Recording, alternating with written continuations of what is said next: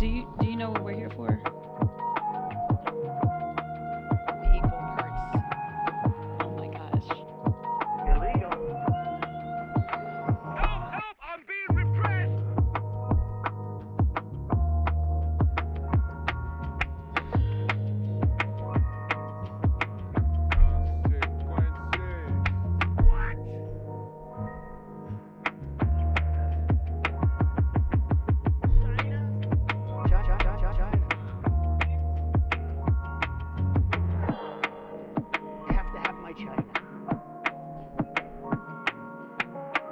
Bold strategy, Cotton. Let's see if it pays off for him.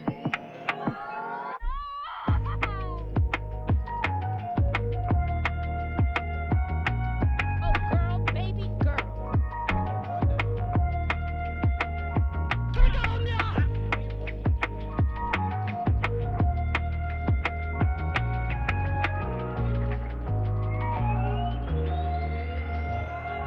He looks good, and he looks hard. Jesus, I say that.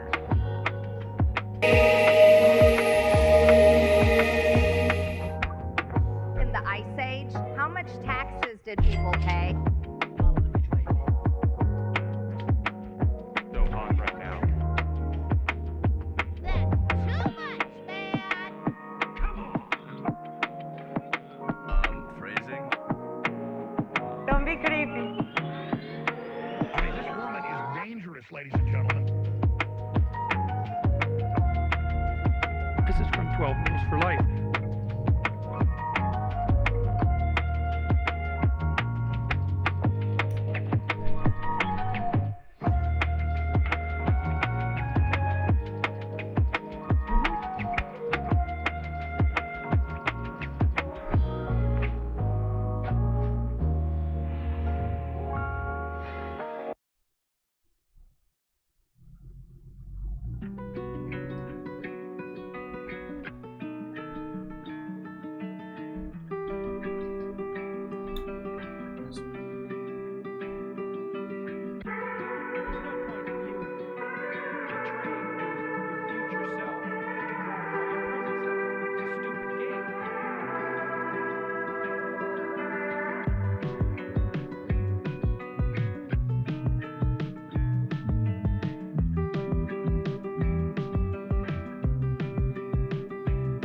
Illegal. I did everything right and they indicted me. I made a huge tiny mistake.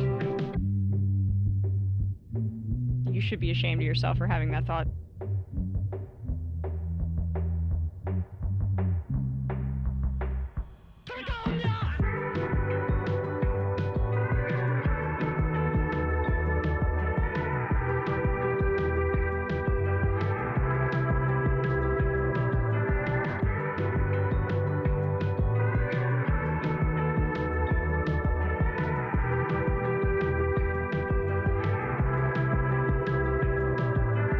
Problem here. The county needs to step up and own it and resolve it and get this water out of here.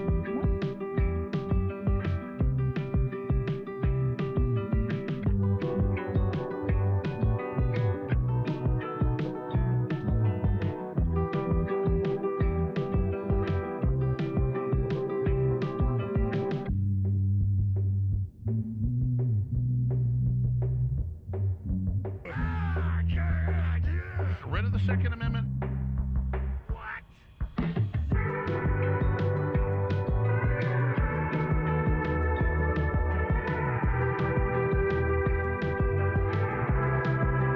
Immediately, if not sooner.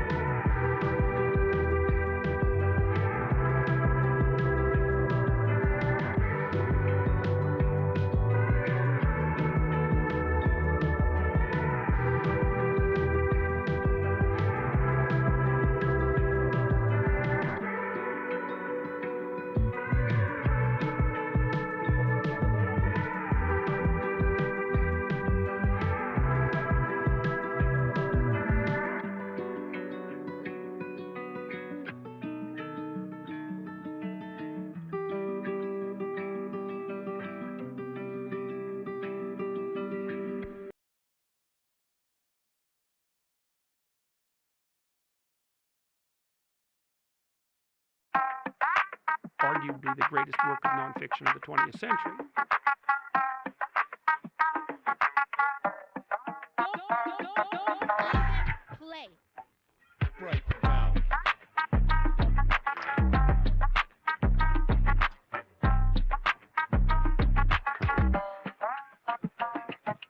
Thanks, Jeff, for the question.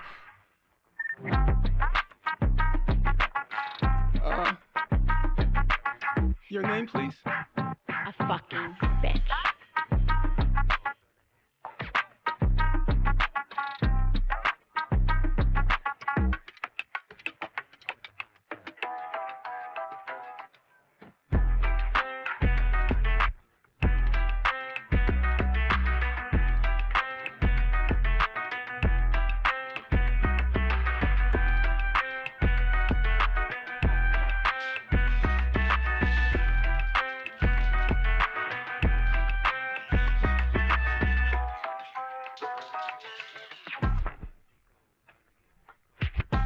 I see that you know your judo well.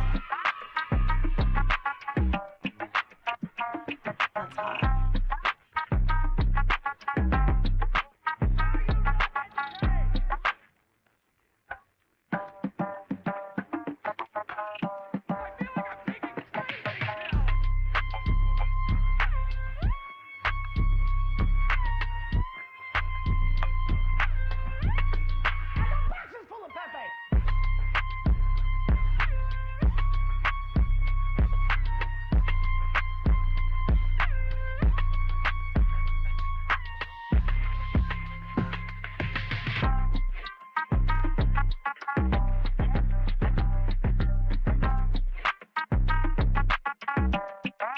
Don't be creepy.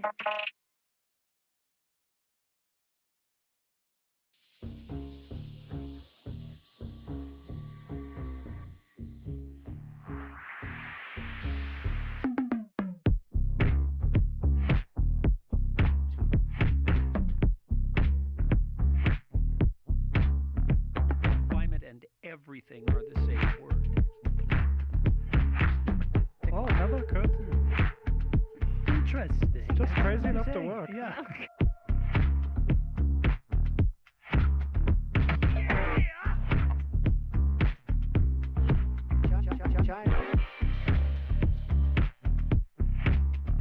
Zuckerbucks.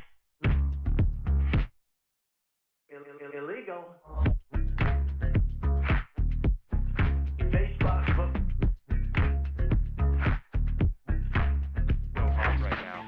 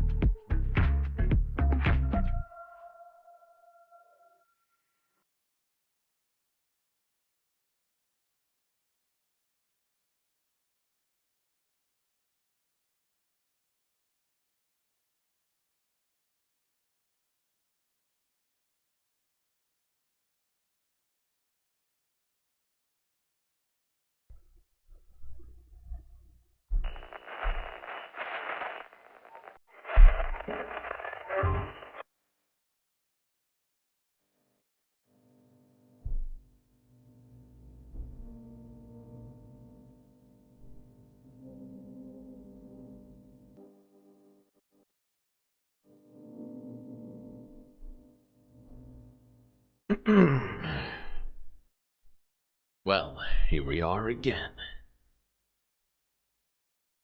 Good to see you, folks. I hope your night is going well.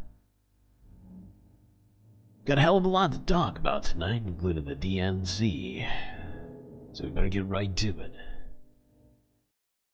Buckle up those seatbelts, space fans. It's time for us to take a little road trip through the unknown.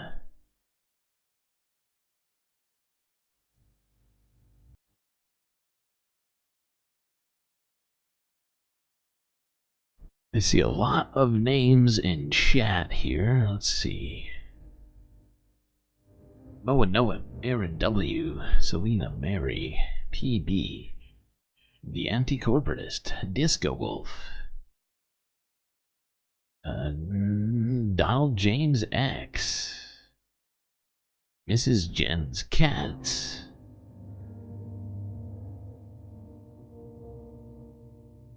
BCat K, Narwhal by Nature,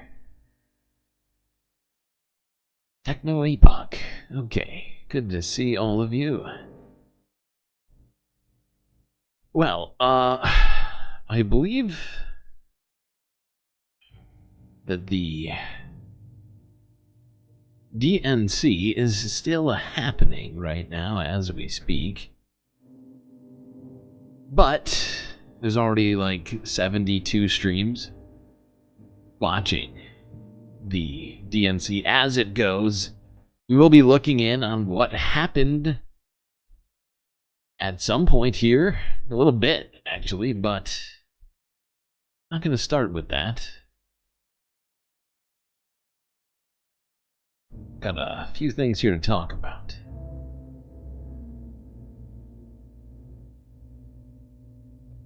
Let's go here to a reminder for all of you who watch this stream late night. This is from PBS NewsHour from 2 weeks ago.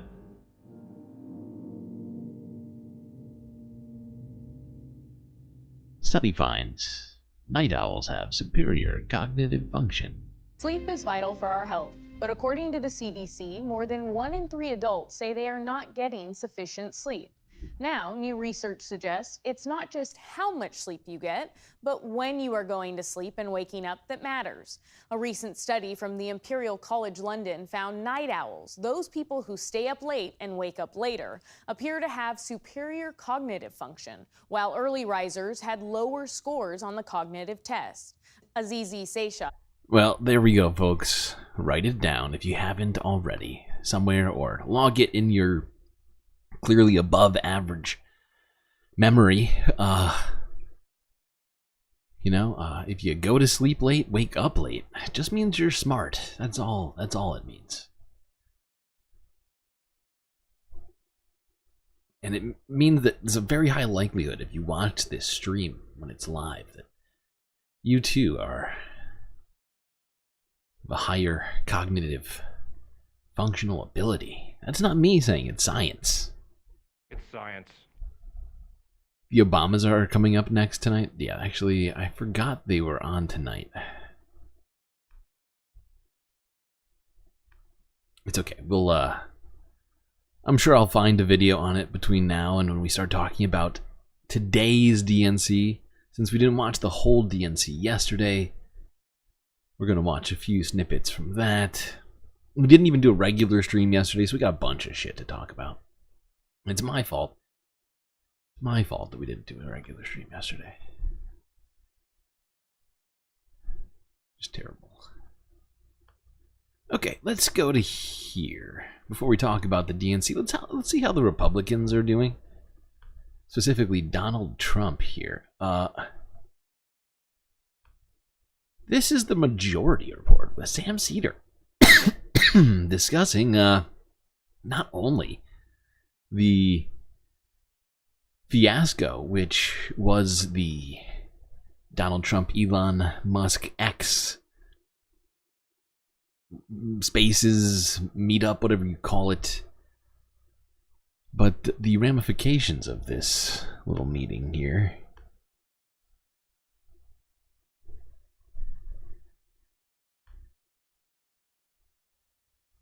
Elon Musk and Donald Trump are talking last night. Uh-huh. And Donald Trump wants to say thank you for Elon Musk, you know, supporting him so much with all that money that's going into that super PAC, and the fact that Emma's so grossed out. invited Trump onto the thing on Twitter. Oh, look at that. That's my wife. But so Trump is flattering Elon Musk for firing workers who were striking for better pay and working conditions, and Musk says, "Well, you're welcome." And hey, Sam, isn't that illegal? well, let's play this clip. Let's call this Exhibit A, actually. This Cutter, I mean, I look at what you do. You walk in and you just say, "You want to quit?" They go on strike. I won't mention the name of the company, but they go on strike, and you say, "That's okay. You're all gone.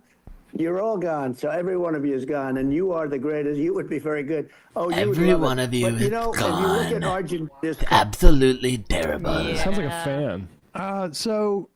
Horrible it turns people. out who have that no idea what's people going have a on. right to strike in this country, and that if you fire them from striking, that is what is known as an unfair labor practice.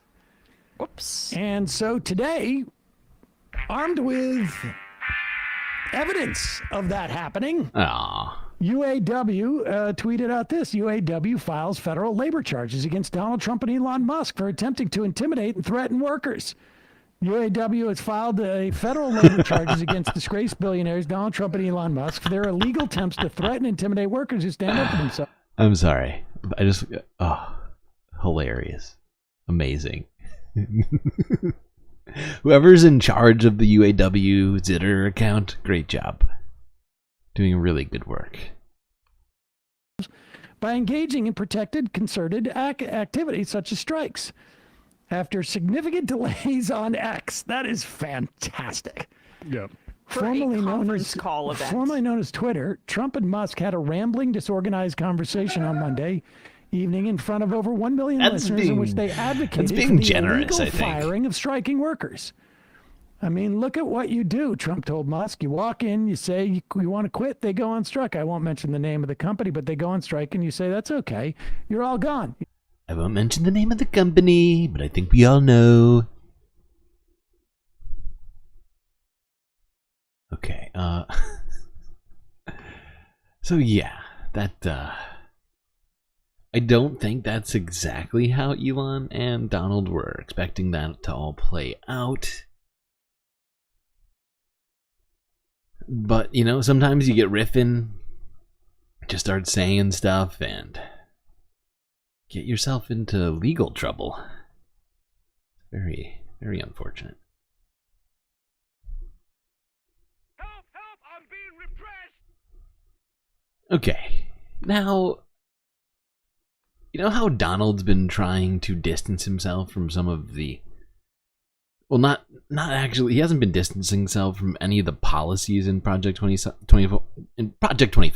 We're just going to call it P25. He's been trying to create space between him and the insane 900-page doctrine of the Heritage Foundation. However, recently he was asked some difficult questions, specifically relating to his appointment of Supreme Court justices who were instrumental in the destruction of Roe v. Wade. Here's what he had to say about that.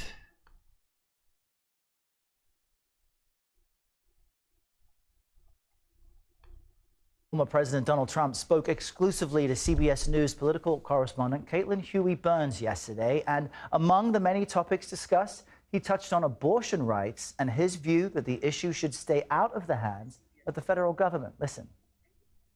The federal government should have nothing to do with this issue, and it's being solved at a state level, and people are very happy about it. So no regrets? No regrets, no. I wouldn't have regrets. Again, I did something that was most people felt undoable. They didn't want it in the federal government. It shouldn't be in. I don't think he understands what that means. Of the federal government. It should be in the state governments, and I was able to bring it back to the state governments, and now the people. Most people thought it was undoable because most people thought that it was utterly insane. The majority of Americans are voting.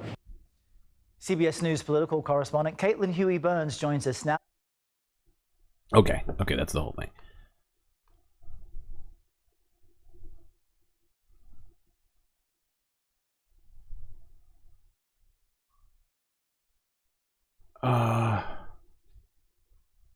Look at this now. We could do this after, I guess. No, let's just do this stuff now. Let's just do the race stuff now. Alright, let's go here quickly to a little channel called CNN.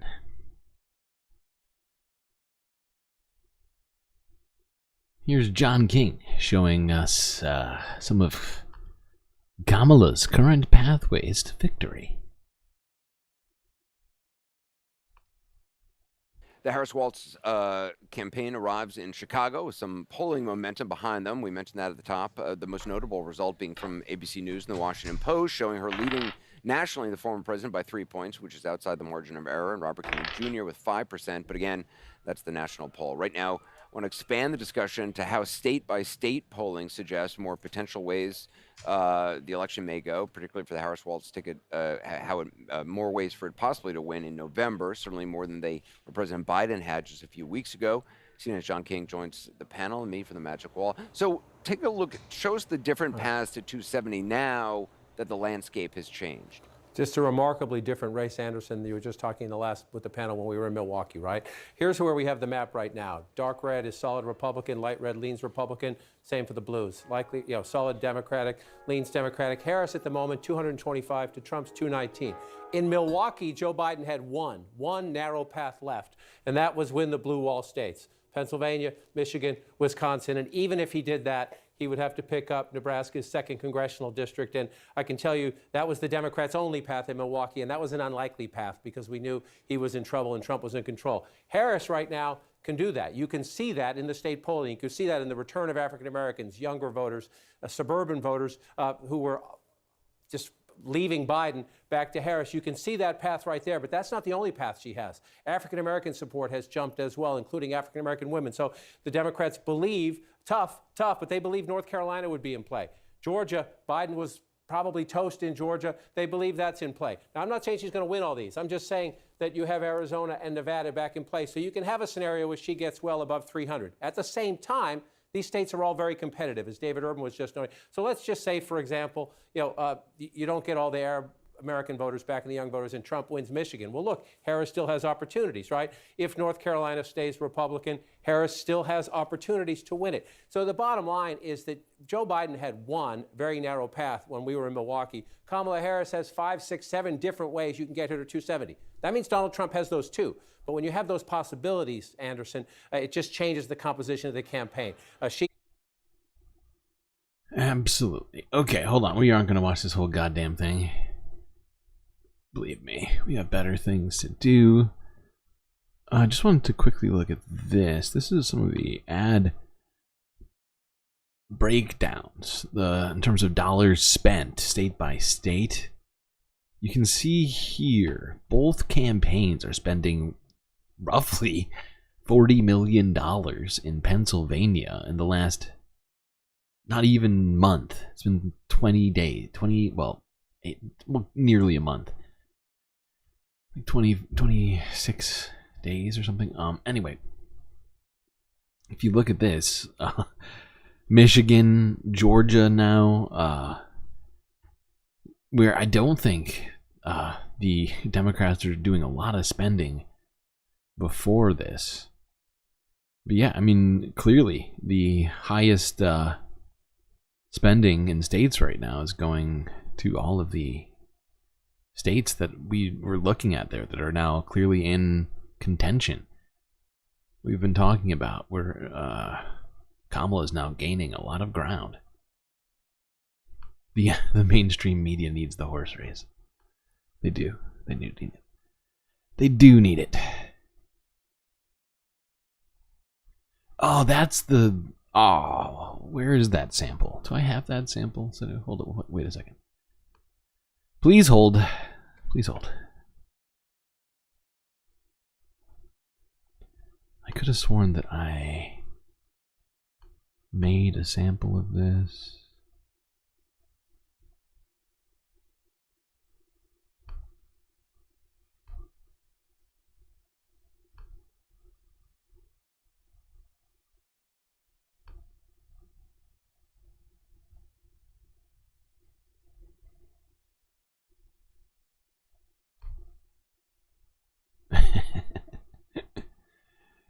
I just could have sworn I made a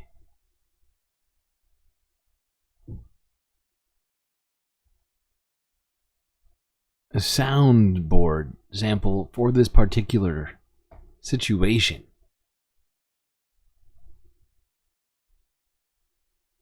Apparently not. That's very frustrating.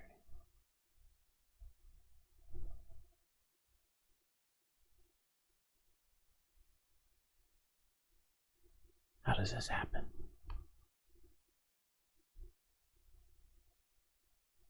What is this? Is this it?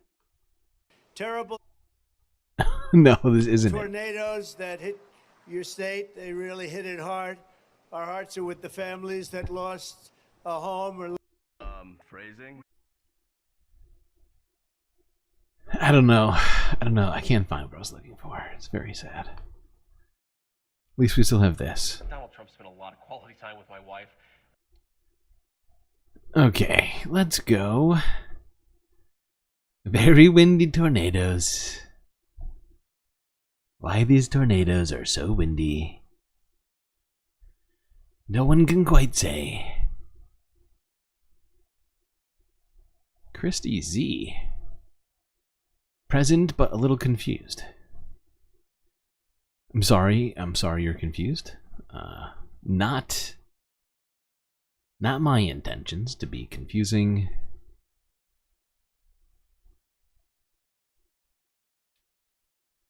Okay, let's go to this. Time-wise, yeah. Let's go to this. This is Democracy Now! From a day ago, where Juan Gonzalez and Bill Ayers discussed on Democracy Now! The parallels and differences between 1968 and now.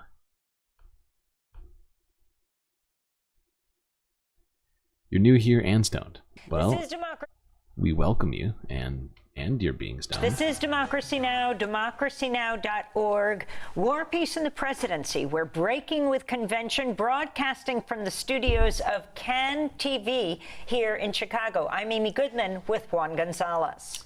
Well, as protesters prepare to march on the Democratic National Convention today, we look back to the 1968 DNC here in Chicago when police violently attacked protesters calling for an end to the war in Vietnam. Much of the police riot unfolded on live national television. The 1968 Democratic National Convention came in the middle of a year of mass protests against the Vietnam War.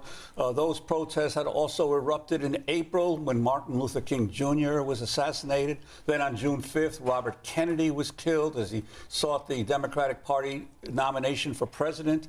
Democrats had to select a nominee after Lyndon Johnson, President Johnson, announced he would not seek another term, and amid fallout over Vietnam. His vice president, Hubert Humphrey, was ultimately nominated for president without competing in the primaries after party bosses arranged for his support from most delegates. Despite months of organizing that brought tens of thousands of people to Chicago during the DNC, Chicago refused to issue permits for almost any of the demonstrations. Instead, protesters were met by an estimated 24,000 police officers, Illinois National Guardsmen, who patrolled the streets with fixed bayonets, and 5,000 regular Army soldiers. This is a clip from the documentary by Newsreel that captures the tension of the protests and how police escalated the situation on August 28th after someone lowered an American flag in Grant Park. The police, under apparent orders of then Chicago Mayor Richard Daley, responded by tear gassing and clubbing their way through a crowd of about 10,000 protesters. Rally is extraordinary. It began for us when one of our brothers quite rightly lowered an American flag to half-mast. No one since then has mentioned the rightness of his act. It followed with an unprovoked charge of the pigs into our space. They're not going to let us out of this park in any organized way. So for the purposes of survival, you should move out, you should float out in small groups and do whatever you're going to do outside of the park around the city. Don't get trapped in some kind of large organized march which can be surrounded. I'll see you in the street. Please, officer. How long would it mean? We are not aware of the conversations that you've been holding here with Captain Green. This is a non-violent march that so far we are only on the sidewalk. We are not even on the street yet, although it is certainly our intention to march to the amphitheater in the street because we think that the street is necessary to accommodate this many people. We're stubborn bastards. We may be non-violent, but we're stubborn. And so we are appealing publicly through the press, through Deputy Commander Reardon. We're even on the sidewalk. There'll be no march today. We've made very clear that we have no conflict. Here, come to me. The order is, sir, that there'll be no march today. Been able to march on the sidewalk? No march today. Well,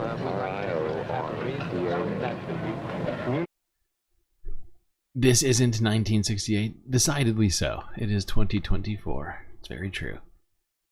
But there are some parallels, like the fact that the sitting president decided to step out of the race amidst protests. Granted, the political climate is certainly different.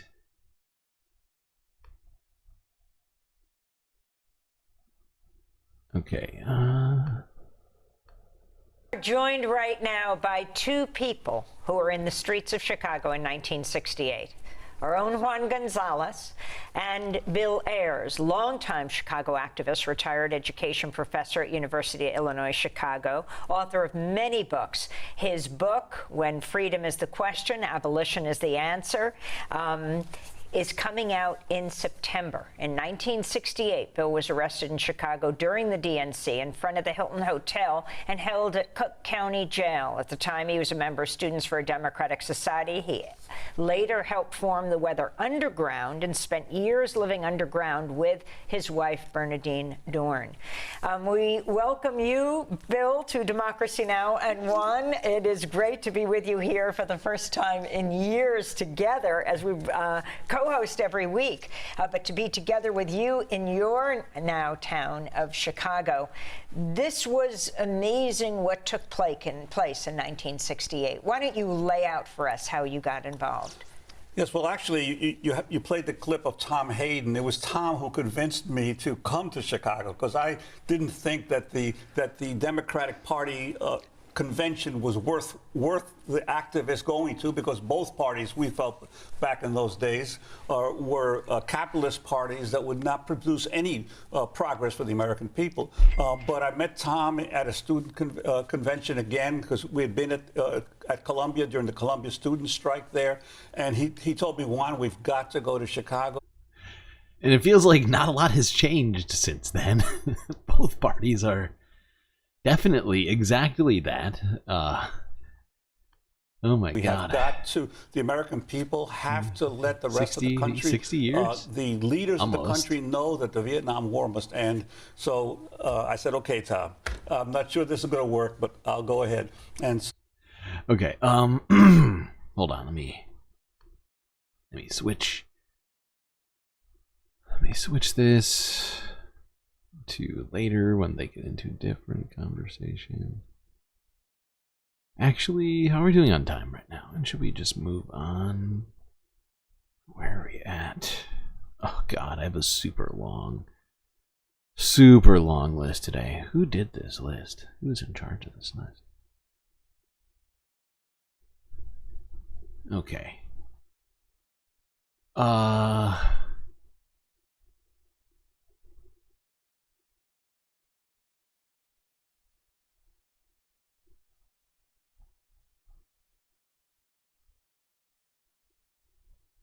Yeah, I feel like that gives us enough historical perspective for now.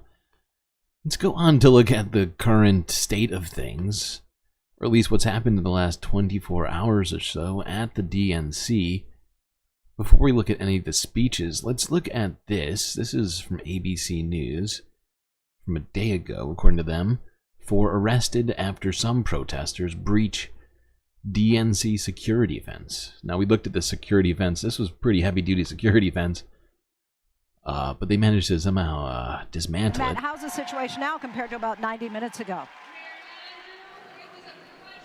It's completely different, Lindsay, and you can see the park behind us has been cleared. There are thousands of people here, and about an hour ago, 90 minutes ago, they had burst through the barricade, removed pieces of the barricade, poured into this buffer zone about 300 yards away from where you are, and I'm standing here with the superintendent of Chicago Police, Larry Snelling. Illegal. When all of those protesters moved into that buffer zone, we saw that some of your officers were ready. What was going through your mind when you saw them pour in there? Just to protect the city.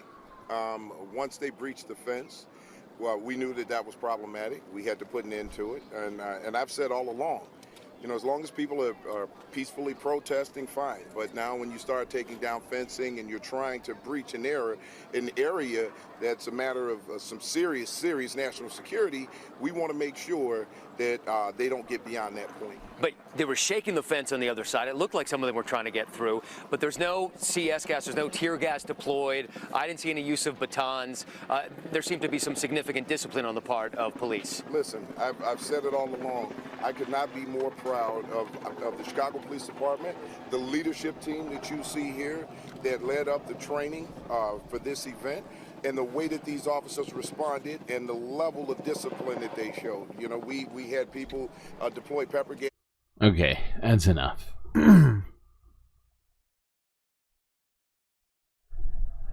Was this guy on the house building show? The ABC guy?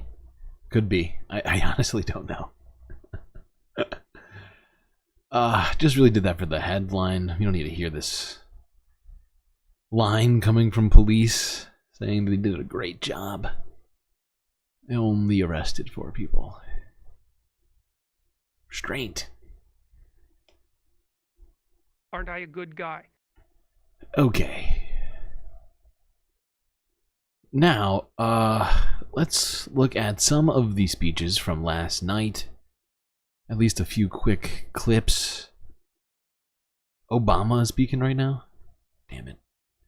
Should we watch Obama while it's live? Alright, we'll watch Obama while it's live. Fuck it, it's happening right as I'm getting to the videos. It only makes sense. Please hold. Please hold. Obama. Obama is a war criminal too. Very true. I almost clicked my own stream. That's not what I'm looking for.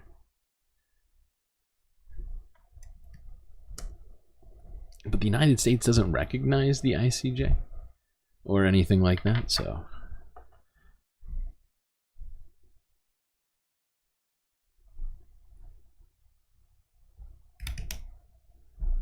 You're listening to it right now? Well, we're about to watch it. Hold on. Let's go here.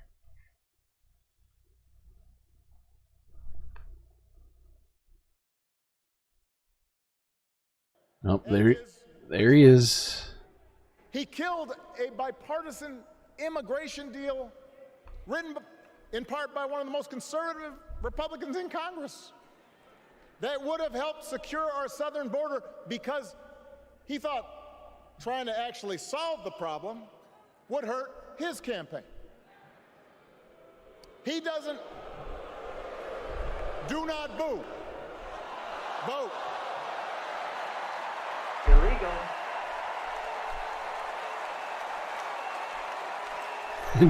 Do not boo. Care if more women lose their reproductive freedom, since it won't affect his life. And most of all, Donald Trump wants us to think that this country is hopelessly divided between us and them, between the real Americans, who of course support him, and the outsiders who don't. And he wants you to think that you'll be richer and safer if you will just give him the power to put those other people back in their place. It is one of the oldest tricks in politics, from a guy whose act has, let's face it, gotten pretty stale. We do not need 4 more years of bluster and bumbling and chaos. We have seen that movie before, and we all know that the sequel is usually worse.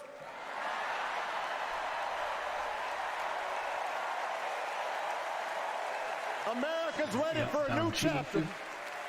America's ready for a better story. We are ready for a President Kamala Harris.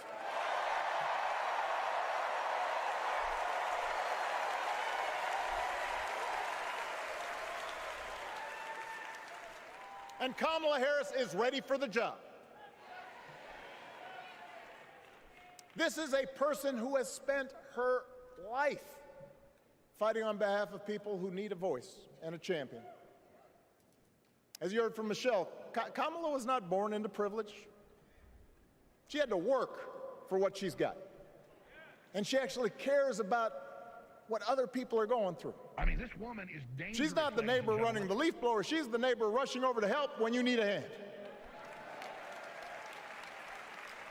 As a prosecutor, Kamala stood up for children who had been victims of sexual abuse. As an attorney general of the most populous state in the country, she fought big banks and for-profit colleges,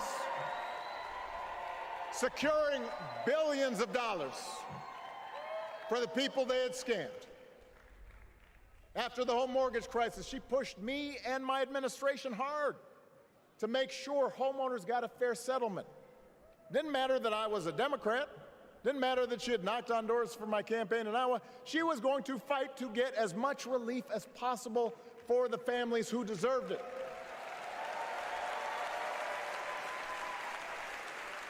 As vice president, she helped take on the drug companies to cap the cost of insulin, lower the cost of health care, give families with kids a tax cut.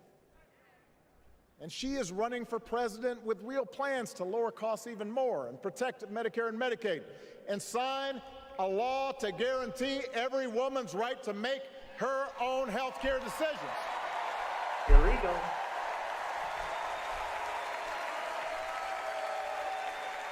Don't even play. In other words, Kamala Harris won't be focused on her problems. She'll be focused on yours. As president, she won't just cater to her own supporters and punish those who refuse to kiss the ring or bend the knee. She'll work on behalf of every American. That's who Kamala is. And in the White House, she will have an outstanding partner in Governor Tim Walz.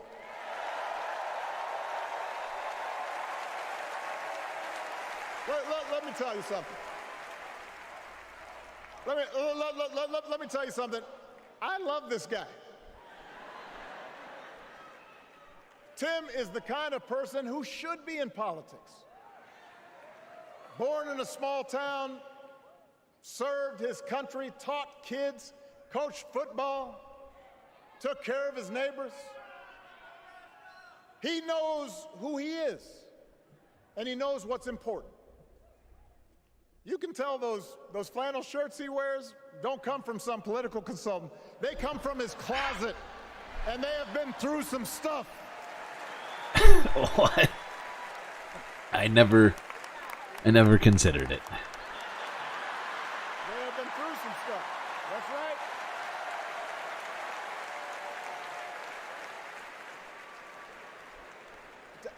Together, Kamala and Who's that Tim Hillary clone? have kept faith with America's central story. A story that says we are all created equal. All of us endowed with certain inalienable rights, that everyone deserves a chance, that even when we don't agree with each other, we can find a way to live with each other. That's Kamala's vision. That's Tim's vision. That's the Democratic Party's vision.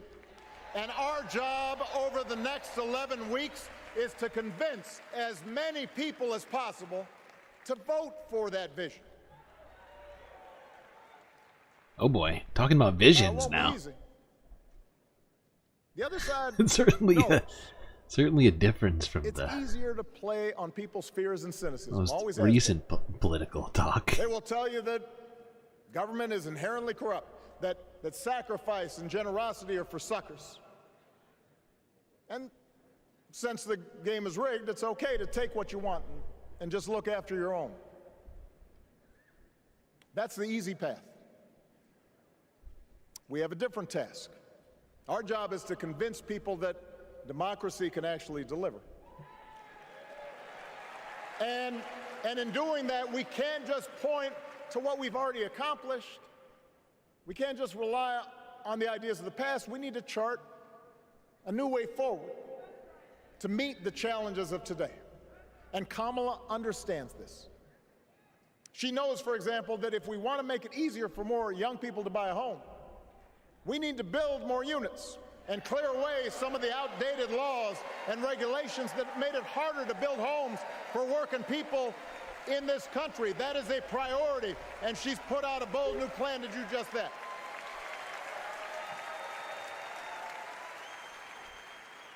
It's been so long since I heard him do a speech. Proud of the enormous progress that we've made through the Affordable Care Act, providing millions of people access to affordable coverage, protecting millions more from unscrupulous insurance practices.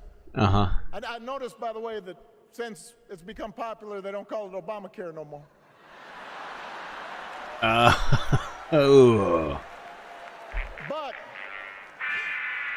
Kamala knows we can't stop there, which is why she'll keep working to limit out-of-pocket costs. Kamala knows that if we want to help people get ahead, we need to put a college degree within reach of more Americans. But she also knows college shouldn't be the only ticket to the middle class. We need to follow the lead of governors like Tim Walz, who said, if you've got the skills and the drive, you shouldn't need a degree to work for state government. And in this new economy, we need a president who actually cares about the millions of people all across this country who wake up every single day to do the essential, often thankless work, to care for our sick, to clean our streets, to deliver our packages. We need a president who will stand up for their right to bargain for better wages and working conditions. And Kamala will be that president.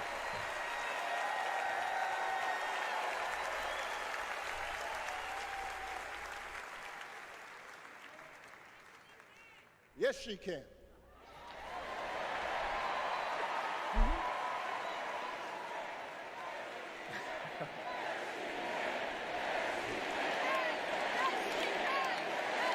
Yes, she can. Harris This Waltz administration can help us move past some of the tired old debates that keep stifling progress. Because at their core, Kamala and Tim understand that when everybody gets a fair shot, we are all better off. They understand that when every child gets a good education, the whole economy gets stronger. When women are paid the same as men for doing the same job, all families benefit.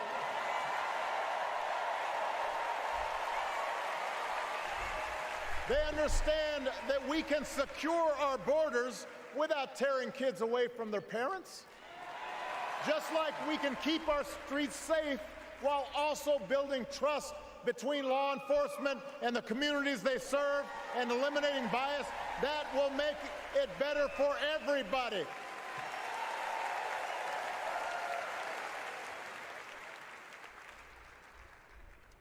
Donald Trump and his well-heeled donors, they don't see the world that way.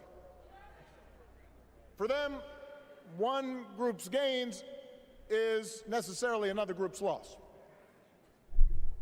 For them, freedom means that the powerful can do pretty much what they please, whether it's fire workers trying to organize a union, or put poison in our rivers, or avoid paying taxes like everybody else has to do. Illegal.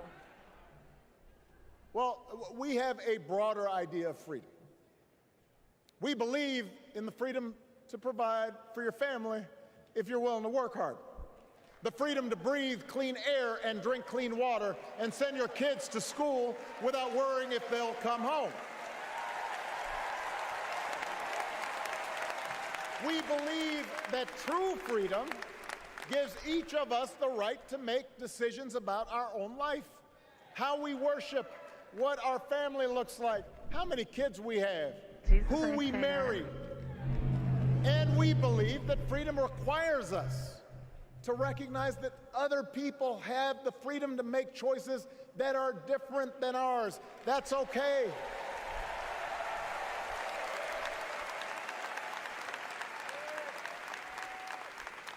That's the America Kamala Harris and Tim Walz believe in. He is going in on this speech. He's already been, I don't know when he started this. We got in late. Includes everyone. It's been going for a minute.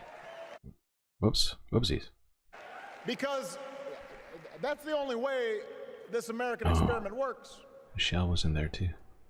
And despite what our politics might suggest, I think most Americans understand that. Democracy isn't just a bunch of abstract principles and dusty laws in some book somewhere. It's the values we live by. It's the way we treat each other, including those who don't look like us, or pray like us, or see the world exactly like we do. China.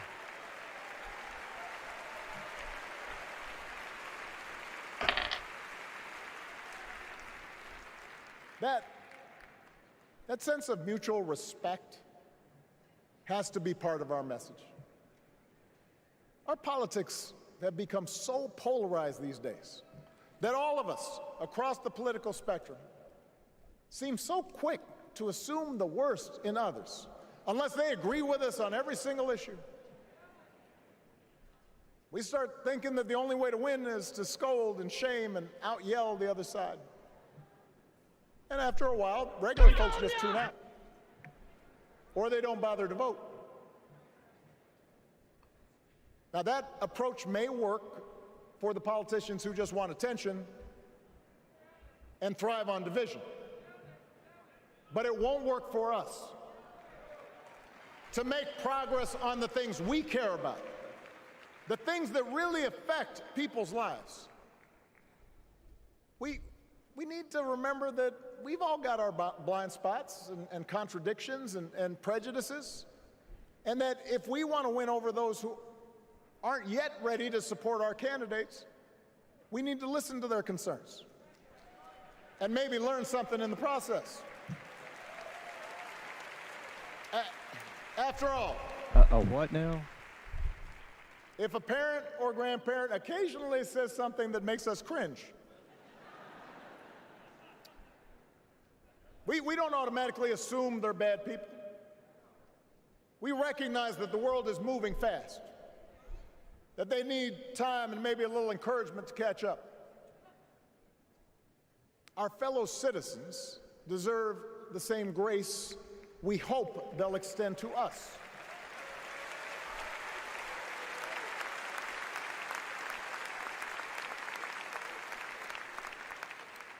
That's how we can build a true democratic majority, one that can get things done. And by the way, that does not just matter to the people in this country. The rest of the world is watching to see if we can actually pull this off.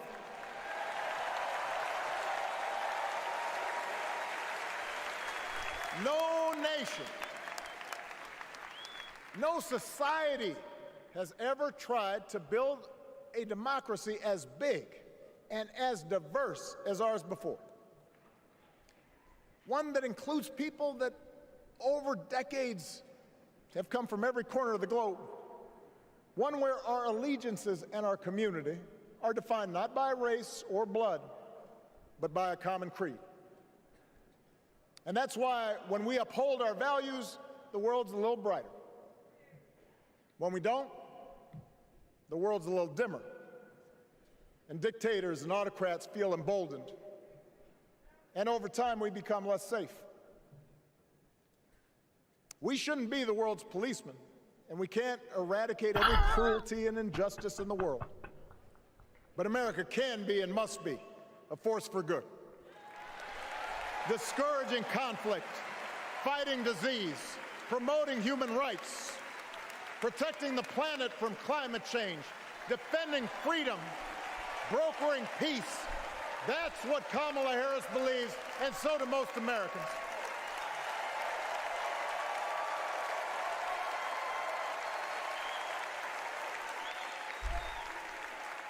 Now,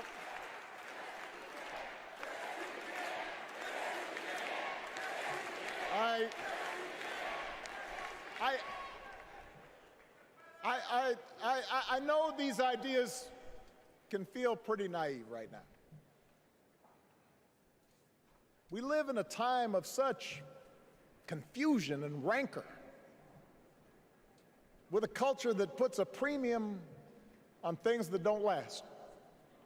Money, fame, status, likes. We chase the approval of strangers on our phones.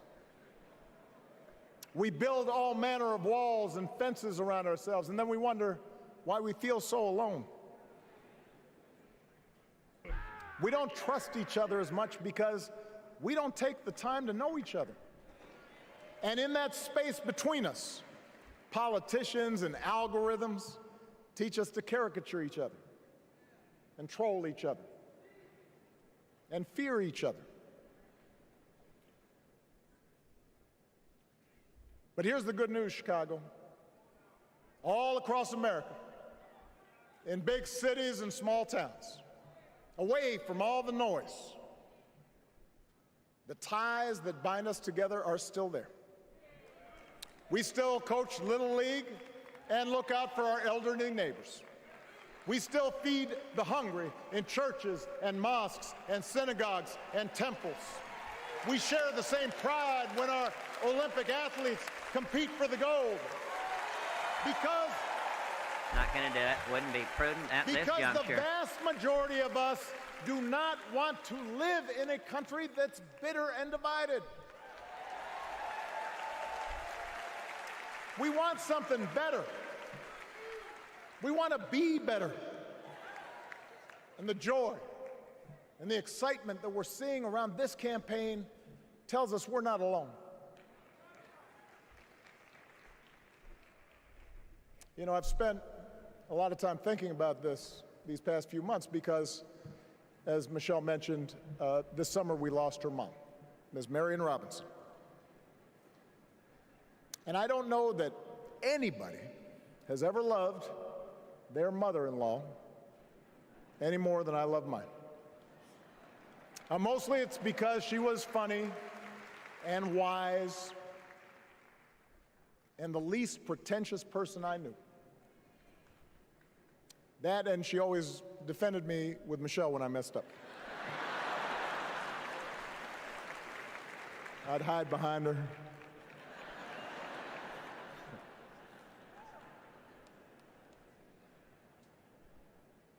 But I also think one of the reasons Mary and I became so close was she reminded me of my grandmother, the woman who helped raise me as a child. Yeah. On the surface, the two of them did not have a lot in common. One was a black woman from right here, south side of Chicago, right down the way. Went to Englewood High School. The other was a little old white lady born in a tiny town called Peru, Kansas. Now, I know there aren't that many people from Peru.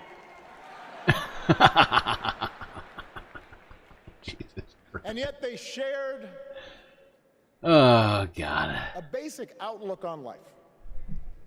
They were strong, smart, resourceful women, full of common sense, who, regardless of the barriers they encountered, and women growing up in the 40s and 50s and 60s, they encountered barriers.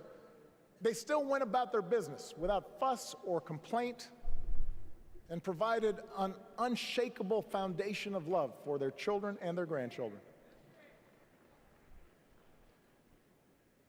In that sense, they both represented an entire generation of war and depression, discrimination and limited opportunity, helped build this country.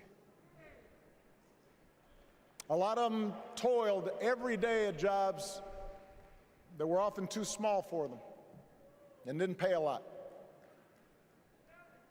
They willingly went without. Just this is going on forever. Keep a roof over the family's heads. Just to oh my God, it's been going for over 20 minutes. Children something better. Come on, Obama. 30-minute speech? But they knew what was true.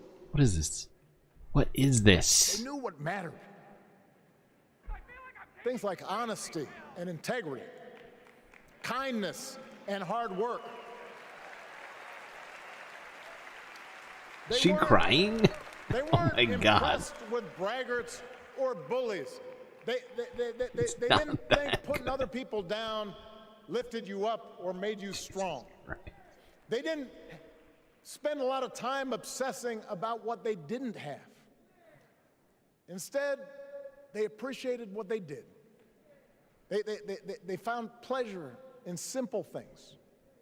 A card game with friends, a good meal, and laughter around the kitchen table. Helping others. And most of all, seeing their children do things and go places that they would have never imagined for themselves. Is he going to recite Dr. Seuss in a second? Oh, the places you'll go. Democrat or a Republican or somewhere in between. We have all had people like that in our lives. People like Kamala's parents, who crossed oceans because they believed in the promise of America. People like Tim's parents, who taught him about the importance of service. Good, hard-working people who weren't famous or powerful, but who managed in countless ways to leave this country just a little bit better than they found it. As much as any policy or program, I believe that's what we yearn for. A return to an America where we work together and look out for each other. A restoration of what Lincoln called, on the eve of Civil War, our bonds of affection. An America that taps what he called the better angels of our nature. That is what this election is about. And I believe that's why if we each do our part over the next 77 days, if we knock on doors, if we make phone calls, if we talk to our friends, if we listen to our neighbors, if we work like we've never worked before, if we hold firm to our convictions, we will elect Kamala Harris as the next President of the United States and Tim Walz as the next Vice President of the United States. We will elect leaders up and down the ballot who will fight for the hopeful, forward-looking America we all believe in. And together, we too will build a country that is more secure and more just, more equal, and more free. So let's get to work. God bless you. And God bless the United States of America. Finally. That took forever. I mean, there was some good stuff in there. Don't get me wrong. I wanted to cut him off like dozens of times. Most of them just to like either correct him or like to add context to stuff. I didn't want to break it up. I was like, oh, it's going to end any second. 30 minutes later. But let's be real. It was definitely better than anything we heard at the RNC, of course. and you know, it's been, you know, it's been exactly what it is. It's a Democratic National Convention. It's for a bunch of delegates and donors, things like that. All the biggest Democratic insiders to tell us about all the stuff they're doing and they're gonna do. Okay, now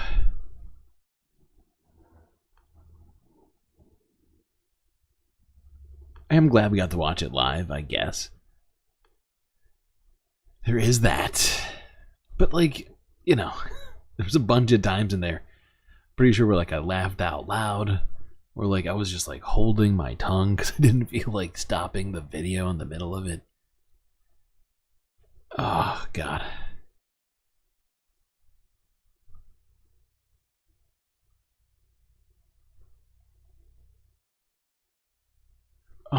Okay, let's go here. Let's talk about yesterday's DNC real quick.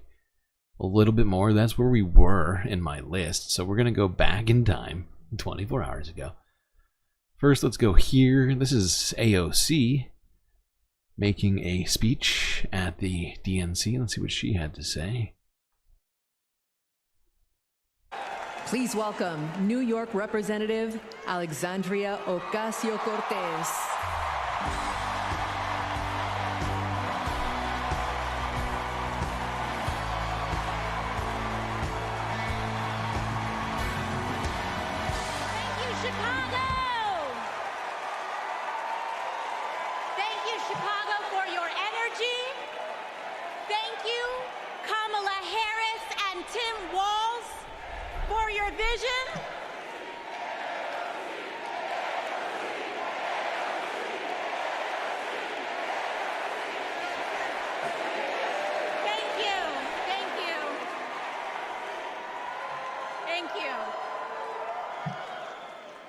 Chicago for your energy.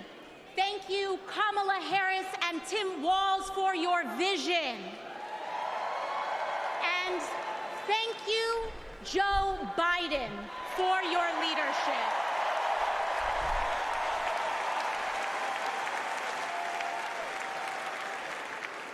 You know, 6 years ago, I was taking omelet orders as a waitress in New York City. I didn't have health insurance.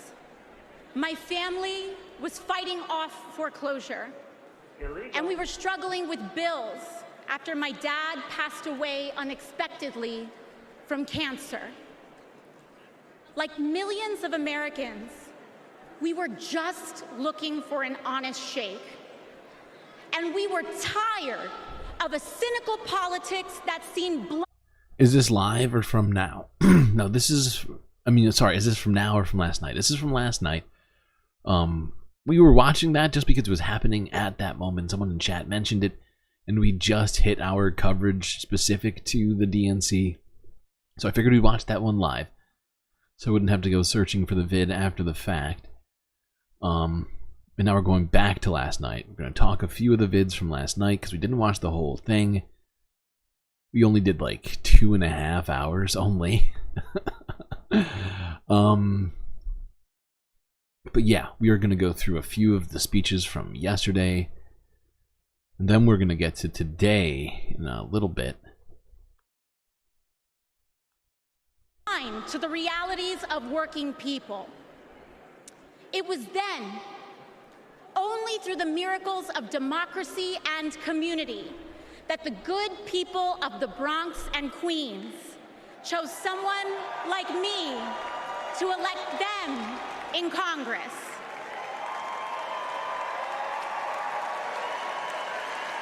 And America, in my heart, I know from that same cloth of hope and aspiration, we will also elect Kamala Harris and Tim Walz as President and Vice President of the United States of America. I am here tonight because America has before us a rare and precious opportunity. In Kamala Harris, we have a chance to elect a president who is for the middle class because she is from the middle class. She understands the urgency of rent checks and groceries and prescriptions. She is as committed to our reproductive and civil rights as she is to taking on corporate greed. And she is working tirelessly to secure a ceasefire in Gaza and bringing hostages home.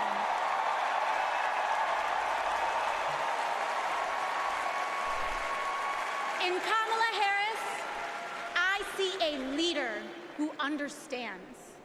I see a leader with a real commitment to a better future for working families. And Chicago, we have to help her win.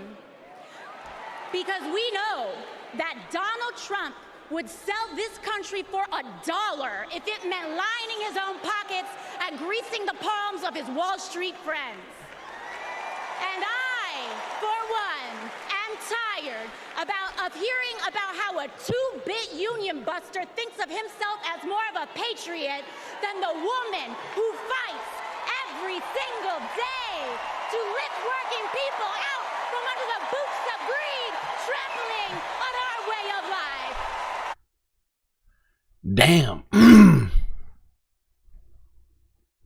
Alexandria Ocasio-Cortez. Bringing it. Bringing it at the DNC.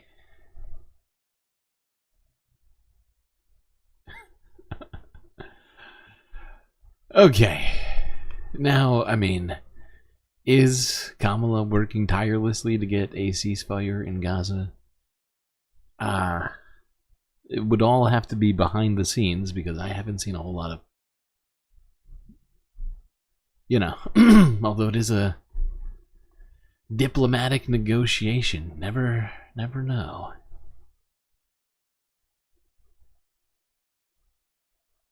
That said, Donald Trump is in office, he'll turn Gaza into a real estate opportunity for Jared Kushner and his friends. Alright, let's go here. RNC had Sean O'Brien.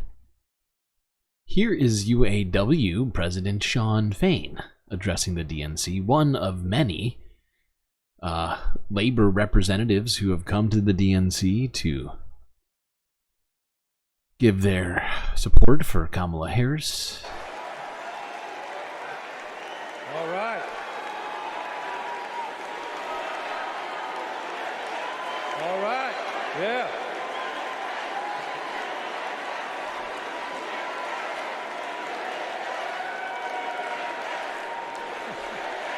Thank you. Good evening, America, and good evening to the people that make this world move, the working class.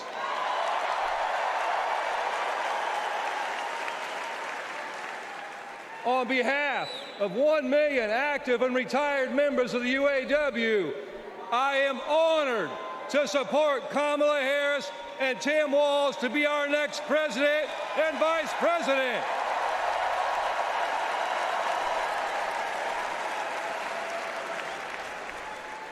And I want to say thank you to Joe Biden for making history by walking the picket line with the UAW.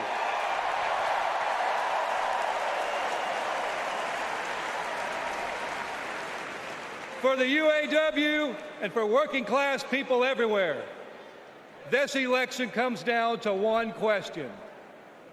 Which side are you on? On one side, we have Kamala Harris and Tim Walz, who have stood shoulder to shoulder with the working class. On the other side, we have Trump and Vance, two lapdogs for the billionaire class who only serve themselves. So for us in the labor movement, it's real simple. Kamala Harris is one of us. She's a fighter for the working class. And Donald Trump is a scab.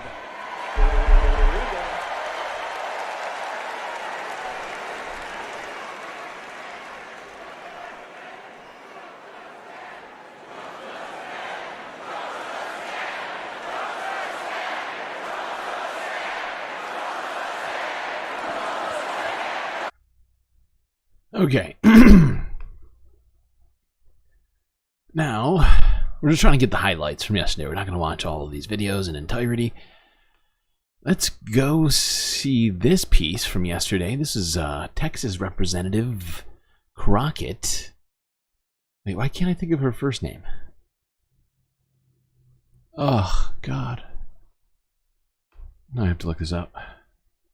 Oh, girl, baby girl.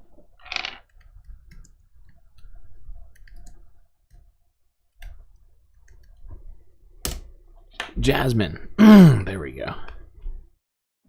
Do you know what we're here for? Let's see her speech here at the DNC. One candidate worked at McDonald's while she was in college at an HBCU. HU. The other was born with a silver spoon in his mouth and helped his daddy in the family business. Housing discrimination, that is. She became a career prosecutor while he became a career criminal. With 34 felonies, 2 impeachments, and 1 porn star to prove it. As women are dying, he is bragging about overturning Roe. And y'all know I come from Texas. And right now in Texas, come on Texas. But right now in Texas, they want to institute the death penalty. That is a problem. While Kamala Harris is fighting for our reproductive rights to be restored.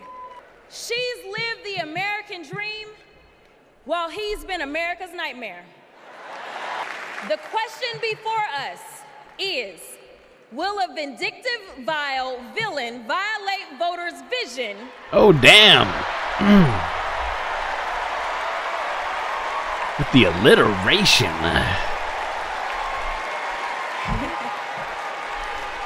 For a better America or not? Okay, okay. Please hold. Remember what the mob chanted? Wait, all right, let's go here. This is Senator? I think Senator Jamie Raskin. I could have sworn. Either way. It's a representative of some state. My brain is broken today, by the way.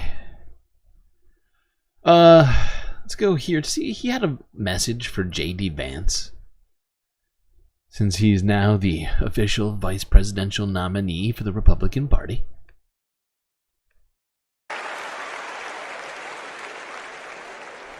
Remember what the mob chanted as they stormed the Capitol and injured our officers? Hang Mike Pence. Someone should have told Donald Trump that the president's job under Article 2 of the Constitution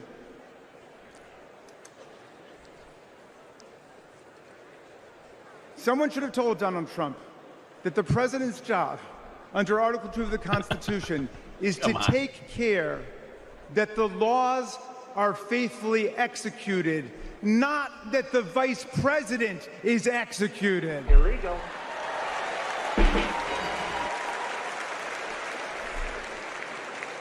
Pence has now joined more than 24 officials from Donald Trump's own administration in denouncing him, an historical record. And Pence is the first vice president in more than 2 centuries not to support the president he served with in a general election.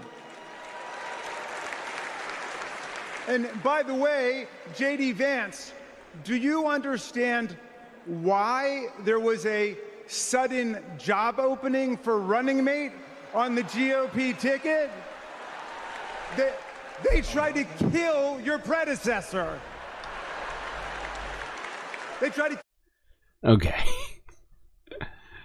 I'm sure JD perfectly aware of that. It's rolling the dice. Usha's fine with it. Donald Trump spent a lot of quality time with my wife.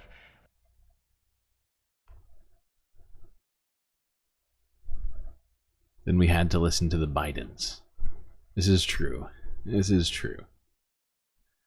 And we're going to have to listen to the Biden, at least the Mr. Biden, for a very short snippet here, as he said something yesterday which I found fascinating. And I figured, is that a fly on the goddamn spaceship? Unacceptable. Okay, yes, let's go here, see what Joe Biden had to say about the protesters.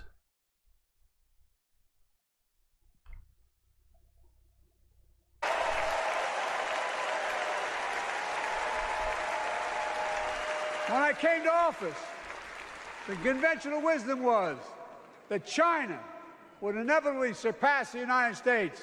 China. They haven't noticed. No one's saying that now.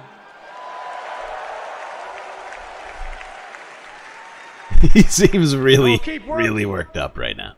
To bring hostages home and end the war in Gaza and bring peace and security to the Middle East.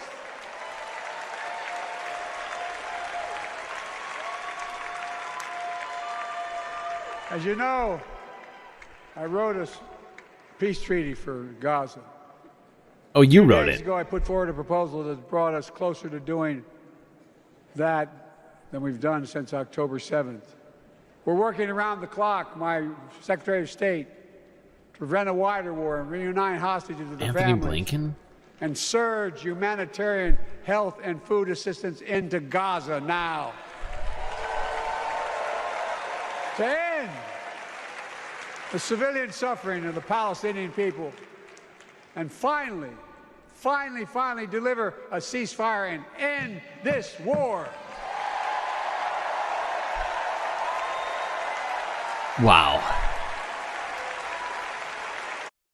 I mean, for him to be saying these things right now, as if, as president, he hasn't had a huge amount of leverage, influence in this matter that he's refused to use on multiple occasions.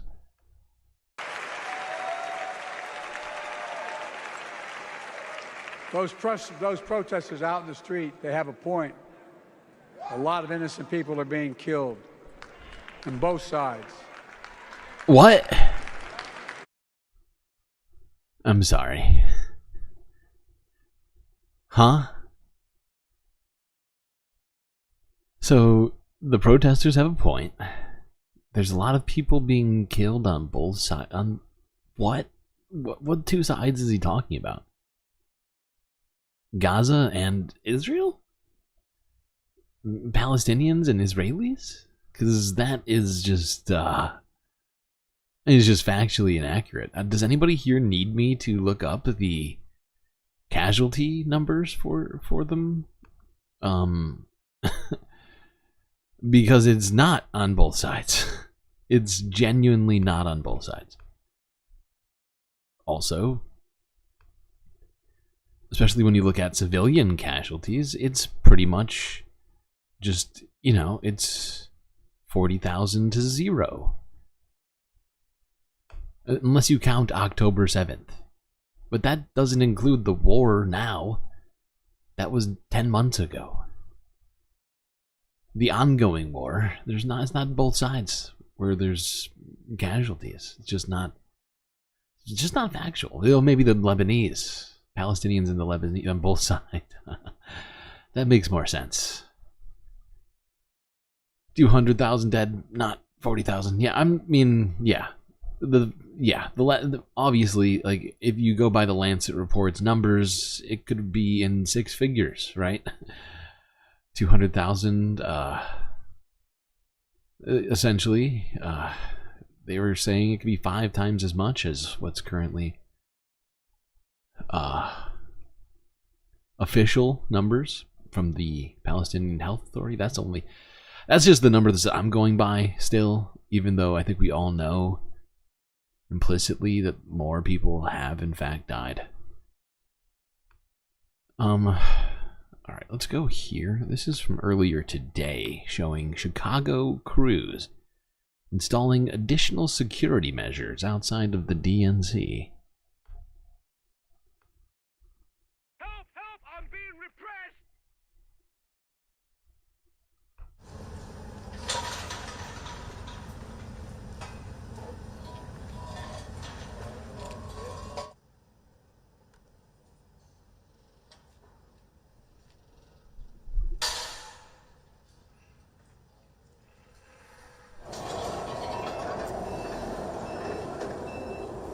It's amazing.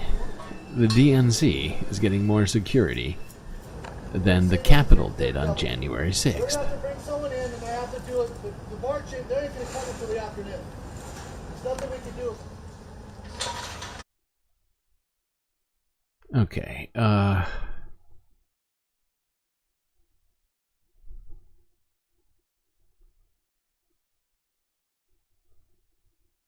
now let's go see some of the protests that were going on here.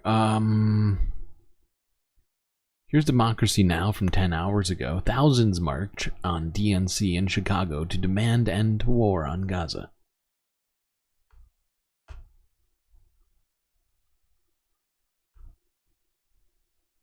The Democratic National Convention opened on Monday with speeches by top officials of the Democratic Party, including an unscheduled appearance on stage by Vice President Kamala Harris and President Joe Biden, wrapping up the night with a 50-minute address. Earlier in the day, thousands of protesters took to the streets to voice their opposition to Israel's war on Gaza and to call on Biden, Harris, and the Democratic Party to end U.S. support for the war. Demonstrators gathered in Union Park for a rally before setting off on a march through the streets amidst a heavy police presence. A few dozen protesters broke away from the larger group and marched toward the United Center, the site of the DNC, and tore down parts of the security fence. Several protesters who managed to get through the fence were detained and handcuffed by police. Protesters are scheduled in Chicago every day this week for the DNC. Democracy Now! Is on the streets. Okay, actually, we're going to go on to this next one. It's midnight in NYC. Getting sleepy. You're welcome for the invite. Make sure, I don't know who invited you. Glad somebody did. Make sure to subscribe. Always remember that. Otherwise, how will you find your way back here to the daily late night space content? Okay, now let's go. This is from Status Coup News from an hour ago, showing police attacking Palestinian protesters outside the DNC. This was streamed live. This was like 11 o'clock at night. Or at least started at, I guess this started like 9:30. Acknowledge the resilience of the Palestinian people, while our government is the entity funding their genocide. Damn right! We cannot simply speak of our solidarity while the U.S. war machine continues to spread death and destruction. Right. We must also act upon our solidarity. In Chicago, a city with a strong revolutionary legacy, including the rise of the Black Panther Party, and the city where Fred Hampton was murdered by the same police force that face off against us today.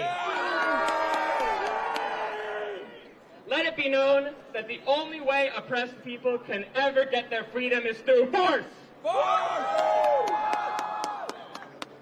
10 months of peaceful protesting has not stopped the Democrat-controlled government from sending a $20 billion arms package to Israel, which they will fight the next war with. Murder! No. Okay, hold on.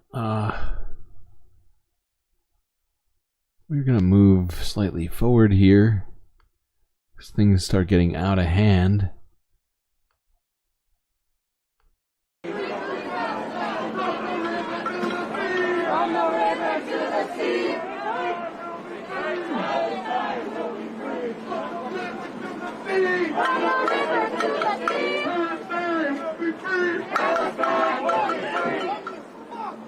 Huge ass tombstone right now.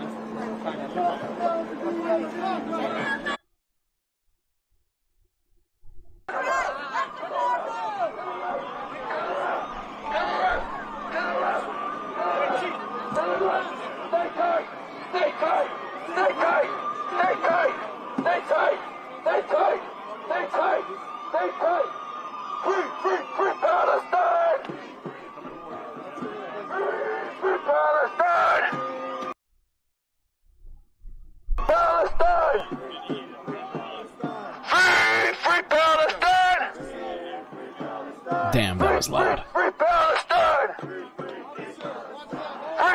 Free Palestine! Free Palestine! Free Palestine! Stay tight! Stay tight! Link arms! Stay tight! Link arms! Stay tight! Link arms! Stay tight! Go back! Go back! Go back! Go back! Go back! Go back! Go back! Go back! Get over here! Get over there! Get over there!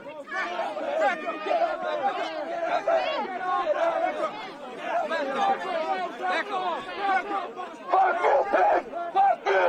Why you got him, huh? Fuck you! Fuck you! Fuck you! Fuck you!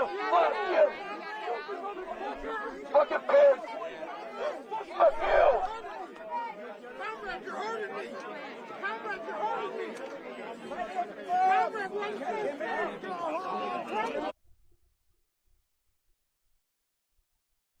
Alright, they're pulling the bike. Jesus, that's a lot of cops. It's just manners not to megaphone at head level. That's true. It's very true.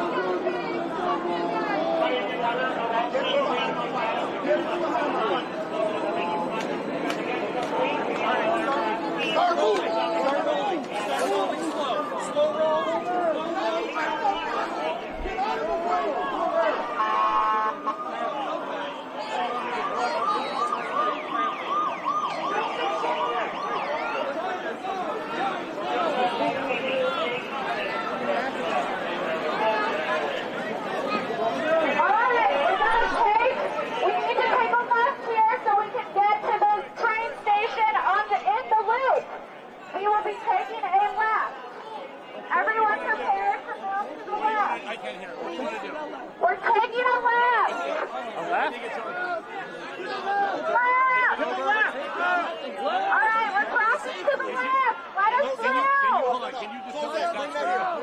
What do you want to do? All right, where do you want to go? Where's our final destination?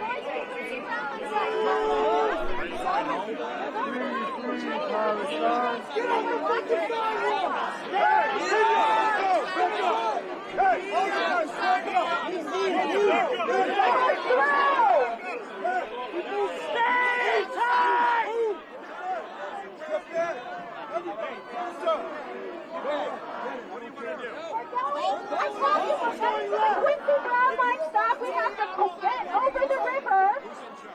We are all going to the train together. Let us go. Don't Let us go. They'll arrest whoever's in charge. Let us go. Let us go. Let us go. Where do you want to go? We want to take a left. Three times. Can you just talk to me? No, three times. Three times. Here, tell me. We're going over there to the kids. So let me just say this. Where do you want to go? He wants to talk to you. Go ahead and talk to him. Talk to him right here. Negotiate with Butcher. Okay. So you let it go. Let it go. Go ahead. Let it go. Yeah, let it go, man. Come on. What do you want to do tonight? We're going. We are leaving.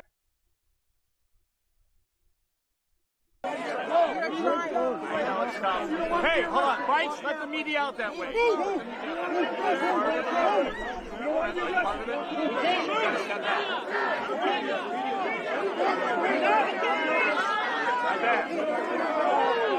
Step back, all right? Step back.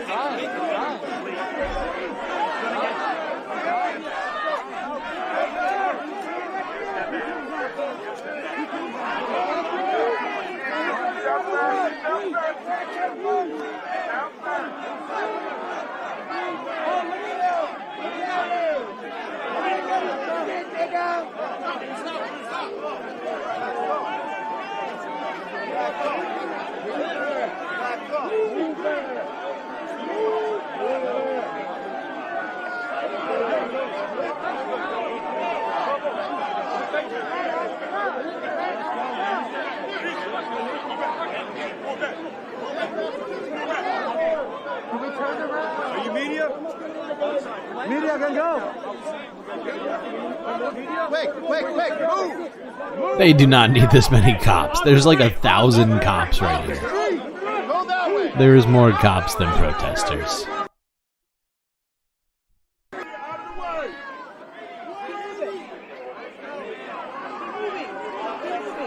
Oh my God.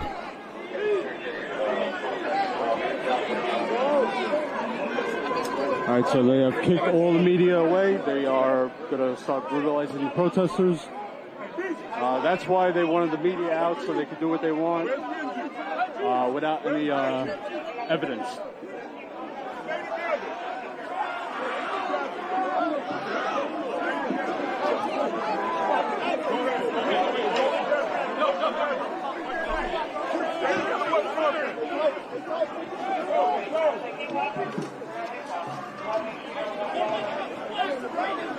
Jesus Christ.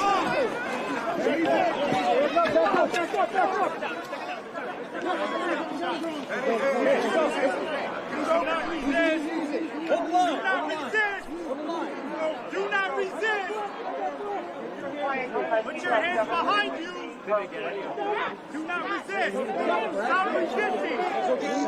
Stop resisting. Stop resisting. I'm not. Put your hands behind you. I'm not. I'm not resisting. I'm not resisting. What the fuck is wrong with you? What the fuck did I do? Just listen. I wonder how much it costs to have 1,000 police officers out here for the whole night. Ugh.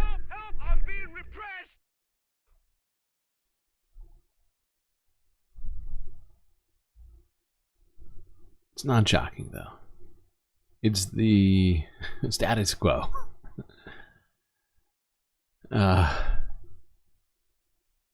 You know, it's what we've seen at all of these protests is either them trying to get the media away or even outright attacking them.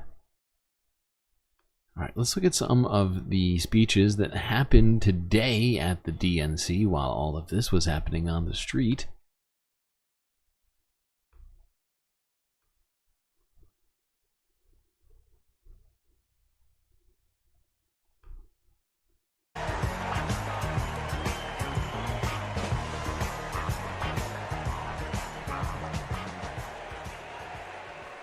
Fellow Democrats, welcome to Chicago! We're a great American city in a proud blue state. Our patriotism was formed in frost and in fire, and in the steel we forged to survive both. Our love of country has been a tapestry of faith that weaves from Abraham Lincoln reuniting a house divided to Barack Obama declaring blue states and red states make one United States.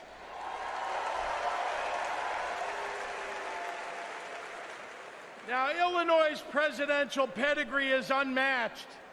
And given that Vice President Kamala Harris spent some of her early life right here, I speak for the entire Illinois delegation when I say we claim her too.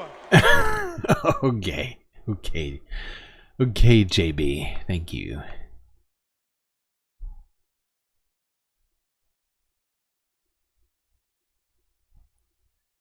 All right. Enough Pritzker. Let's go here. This was Jason Carter, who I've literally never heard of. Grandson of Jimmy Carter.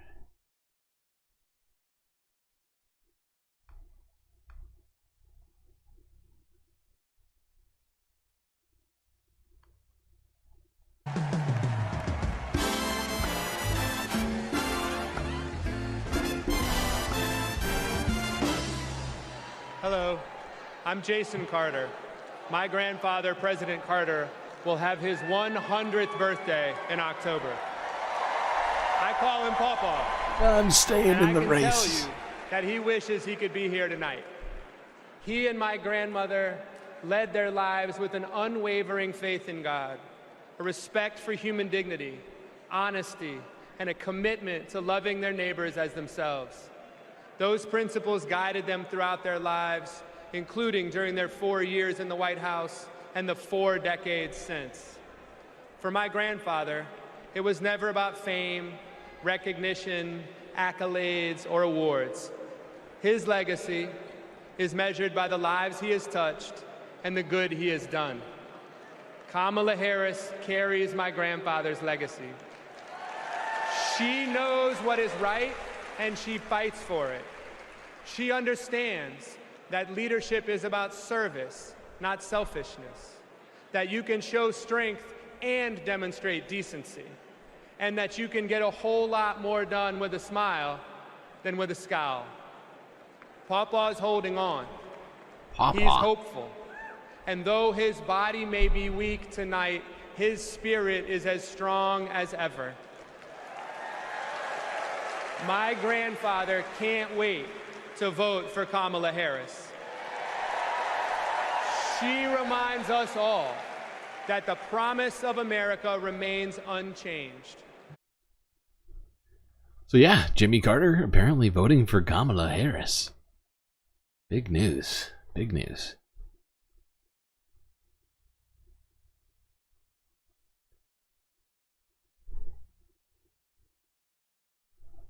Jimmy Carter, my very least favorite president. Aside from Barack Hussein Obama, the absolute worst.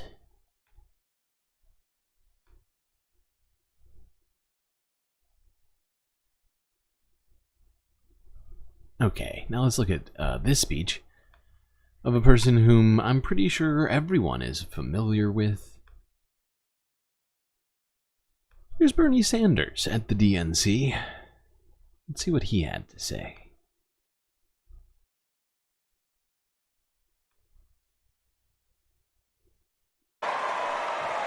Thank you. Thank you. My fellow Americans, it is an honor. It is an honor to be with you tonight because we're laying the groundwork for Kamala Harris to become our next president. And let me tell you why that is so important. I want you all to remember where we were 3.5 years ago.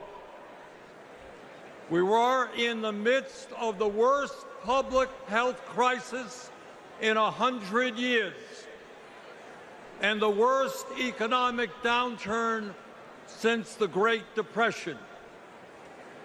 3,000 Americans were dying every day, and our hospitals were overwhelmed with COVID patients. All across the country, businesses were shutting down. Unemployment was soaring. Workers were losing their health insurance. Schools were closing. State and city budgets were running out of money. People were being evicted from their homes. Children in America were going hungry. That was the reality the Biden-Harris administration faced as they entered the Oval Office. A nation suffering, a nation frightened, and people looking to their government for support. And within 2 months of taking office, our government did respond.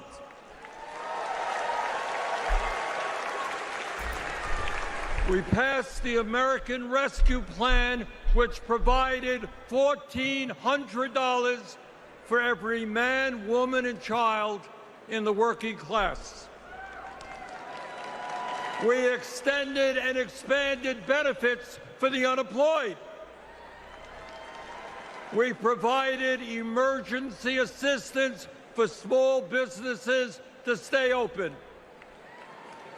We guaranteed health care coverage to tens of millions of Americans through one of the largest expansions of Medicaid in history.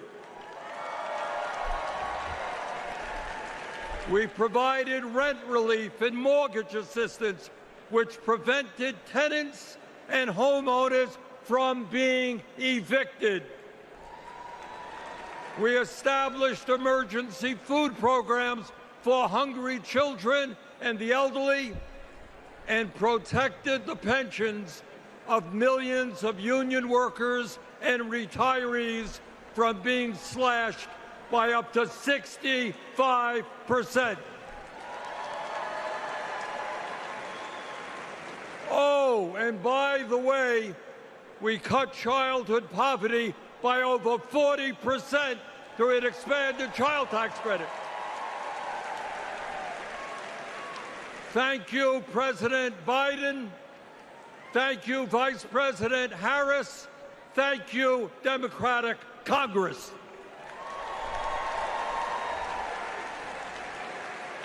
Now, I say all of this not to relive that difficult moment, but to make one simple point. When the political will is there, government can effectively deliver for the people of our country. Okay. Let's keep moving. Still got more stuff to talk about. Can't just talk about the DNC all night.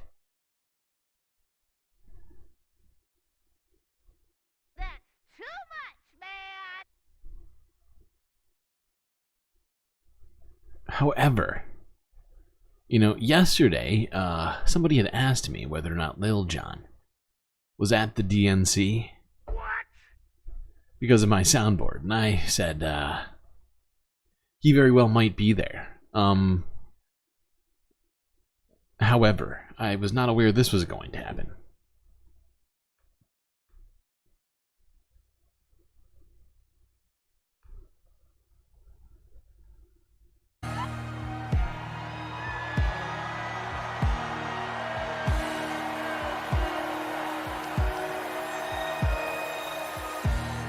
Georgia, how do you cast your vote?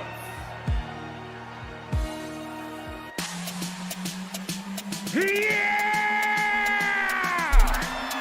Ladies and gentlemen, we are here tonight to officially nominate Kamala Harris for president. Five in line, another round of shots. DNC, turn out for what?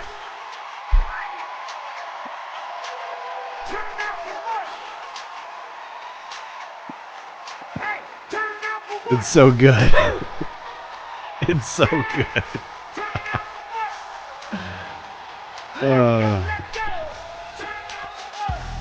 Hey, everybody get your hands up.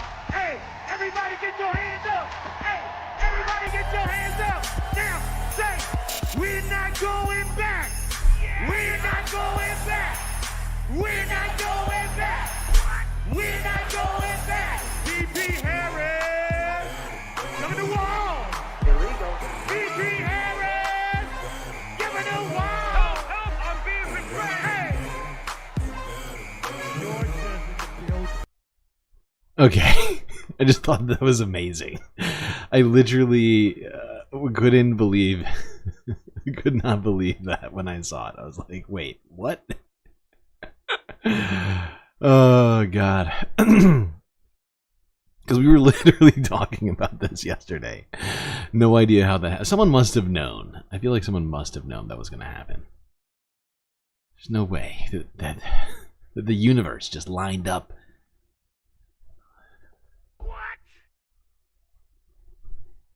But I gotta say, he's definitely more current than, I don't know, say, Hulk Hogan. That's Lil Jon. You don't know who Lil Jon is. He's on my soundboard.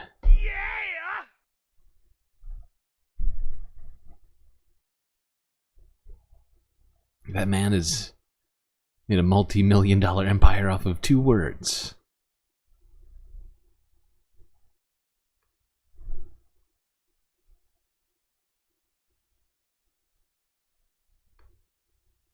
Okay, let's go here. This is the Associated Press from a day ago. George Santos gets emotional after pleading guilty to wire fraud and identity theft.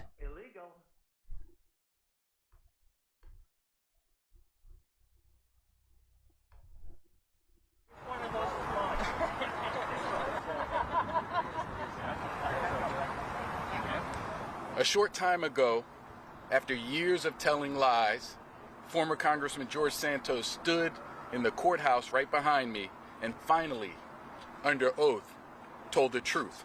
Illegal. And that truth is he is a criminal. Santos pled guilty to committing serious crimes involving fraud and identity theft. He also admitted to committing all other crimes he was charged with in the superseding indictment. As a result, he'll finally be held to account for his actions. Pleading guilty is a step I never imagined I'd take. But it is a necessary one because it is the right thing to do. It's not only a recognition of my misrepresentations to others, but more profoundly, it is my own recognition of the lies I told myself over these past years. Oh. That's what he's most sad about right now. That's what's getting him all choked up. He was so mean to himself. And that makes him sad. It's a great day for being sad. So yeah, there's George Santos. Emotionally reading off a statement to the press about his apparent regrets.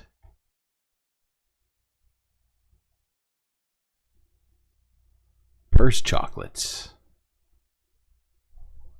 Talking about purse chocolate, huh? Okay,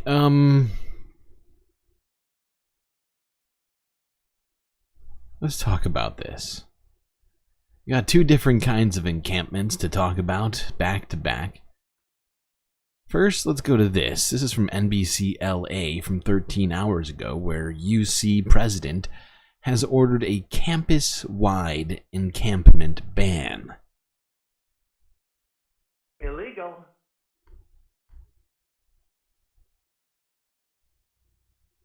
The president of the University of California today directed the leaders of UCLA and 9 other campuses to enforce a ban on encampments and face masks during protests. Now, the message comes as the UC system prepares for a new academic year and tries to prevent more protests like this one at UCLA in the spring. Last week, a federal judge ruled the existence of protests weren't the cause of this scene here. I think we all remember what the cause of this was. It was insane right-wing and pro-Israeli agitators coming out and attacking students on the property. Many of them weren't even students. Just a bunch of them were just middle-aged adults who happened to disagree with the children, or not even children, the students, politically. Decided to do some violence because it was a Friday night or whatever, you know? No, it's disingenuous, absolutely. But it's also, you know, it's exactly what the UC president is doing, though. He's being disingenuous, too. Oh, God. So, I think we can all sort of see ahead to the future. Campus, I think UC's semester is going to be starting in at least, like, the next few weeks. Almost definitely in the next few weeks. People are going to start coming on campus very shortly. It's almost the end of August. It's that time. School is in the air. Which means that very likely,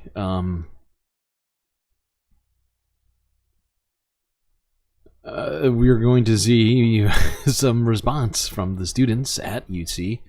And the UC president, does that mean just UCLA? I think it means just UCLA.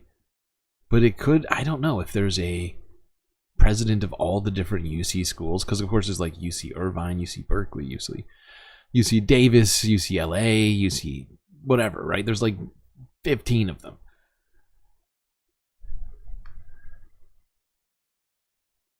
Although I do think this is specifically for the UCLA campus. All right, now let's go to talk about some different encampments, which have actually received approval instead of a ban. However, these are not protest encampments. These are city-sanctioned homeless encampments in San Rafael, which I believe is in the Bay Area. Let's go to this. Cron 4 from 21 hours ago.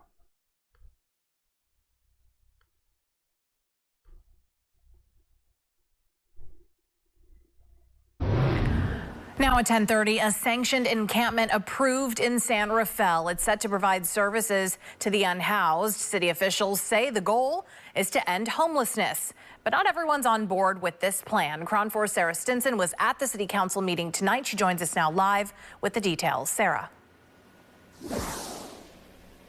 Noel, tents can be seen all across the city of San Rafael, even on the property of City Hall. Take a look. And what they're doing here to prevent more people from living on the streets is approving this plan that they approved tonight to build a city-run encampment for 47 people. However, some people who live near the encampment site are not in favor. Many expressed safety and health concerns. I no longer feel safe walking down Anderson Drive. People who live in San Rafael speaking up at a city council meeting Monday night about concerns over encampments that have popped. Okay, we can move on from the Karen complaints. There's a bunch of them. Everybody complaining that homeless people exist. I can't believe homeless people even exist. How's that possible? It's I'm not grateful for the fair. amount of space that I've been allowed to stay on. Mark Riviera lives in a tent next to the Falkirk Cultural Center. He was set to be evicted on Monday, but a judge granted a temporary restraining order stopping the city from sweeping his camp. It's demoralizing. It's you get a sense of impending doom from the minute you first get posted with a notice. Homeless advocate Robbie Powelson helped him file a lawsuit. He's happy Riviera doesn't have to move, but he's frustrated with the city's new encampment plan. The city is going to be spending per person $4,000 a month to have them in tents. For the same price you could be putting people into 1- 2-bedroom apartments, they're going to be having people in small tents, not even big tents. Yeah, it doesn't seem like a great solution, not gonna lie, especially considering how much they are supposedly gonna be spending on it. Doesn't all make a ton of sense to me, but I think they should just be figuring out ways to just sanction, to allow people to just exist, regardless of the Supreme Court ruling on the Grants Pass case. Like, it, you know, we need to figure out ways to have that not continue being the law of the land everywhere, which, I mean, considering what I'm saying, it might be a little much to ask, but I would like to see more constructive sort of legislation on this problem we talk about practically every day. Now let's look at this as a dramatic shift has occurred in something we talked about at least a couple of times earlier within like the last week or so. Let's go to this. This is from CBS New York from 16 hours ago. Disney changes course on wrongful death lawsuit.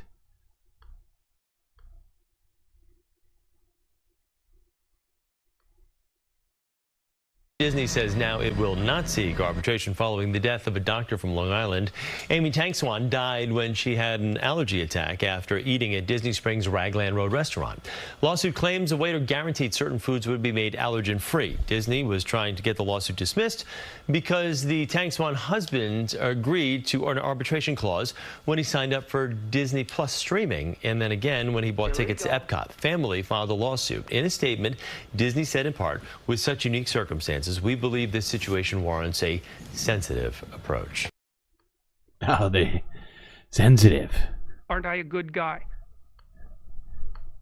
Now, my estimation of all this is that Disney realized that trying to use this clause in a wrongful death lawsuit in which they were clearly negligent was never going to win. It was never going to win in an actual lawsuit, right? They were hoping to get it dismissed.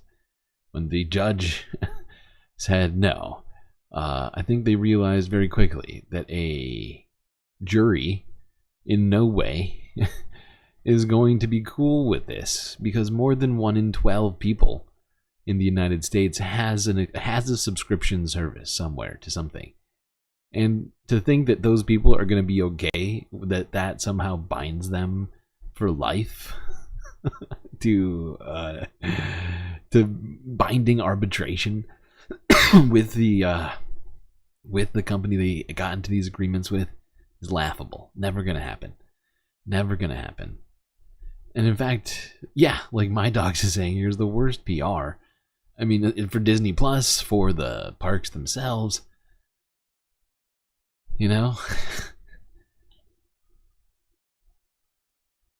Like, hey, don't ever sign up for Disney Plus unless you want to go to the unless you want to go to the parks and not have any right to sue Disney for their blatantly negligent behavior.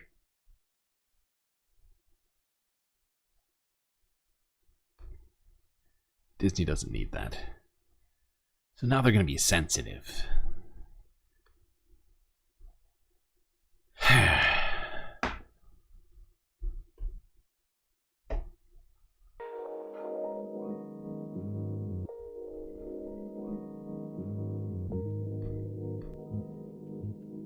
Okay. Well, I hope everybody is having a good time so far, enjoying the show. If you haven't already, make sure that you like and also subscribe. Super important, really helps out. Still gotta get to 500 fucking subs. Still sitting in limbo on YouTube with only 242 and unable to be a real channel. We're not a real channel. It's like I'm like Pinocchio. I'm not a real boy. Not a real internet boy. So if you're not subscribed, hit that button. Now, if you've done both of those things and you still want to do more stuff to help support the Galactic News Network, well, my suggestion to you is to become a Patreon subscriber for just a few US dollars a month. Gain access to some super sweet galactic benefits unseen by the rest of the goddamn Milky Way. Stuff like adding pics and GIFs to these sweet scenes here, sitting poolside and or otherwise. Alright, chat. Enjoy this galactic intermission. Perhaps grab yourselves a snack. I'll be right back.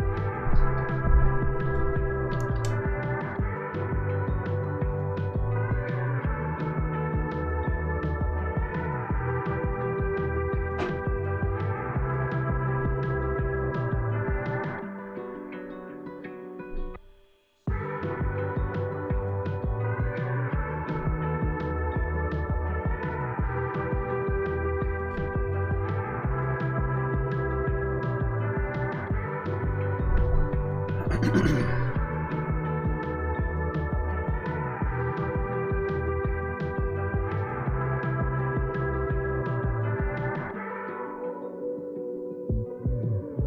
the way, I have been working on trying to get something going on in the background, which hopefully you'll all be able to see soon.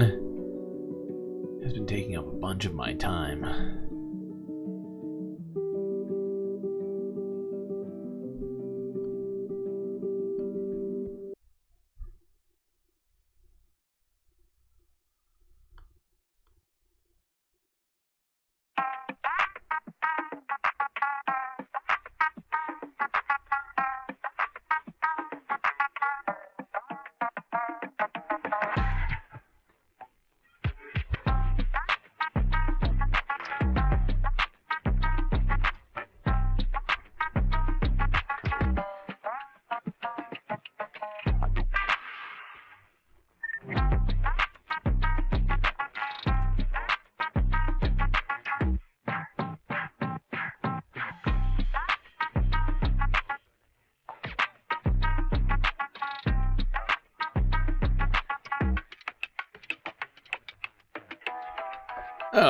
Okay. I'm back.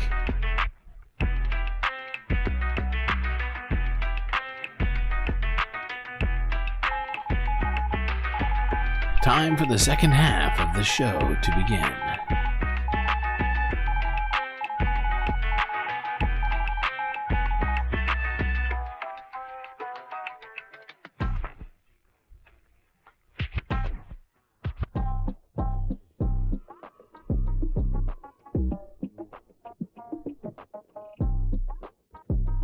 Let's get into the environmental stuff.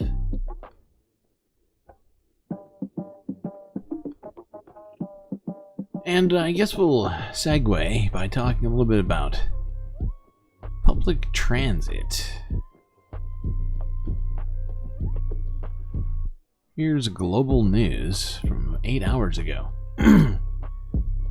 Public transit systems in Canada's major cities in dire straits.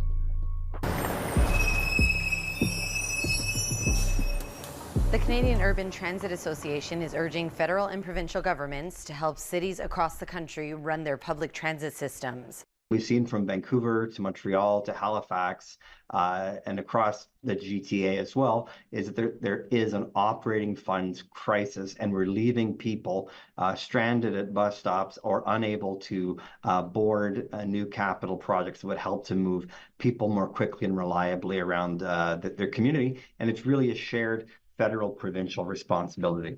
And as municipalities work toward their budgets for next year, the CUTA says Canadians are the ones who could suffer if they make cuts. The domino effect could be delays in opening projects. It could be delays in placing bus orders for an aging transit fleet across Canada.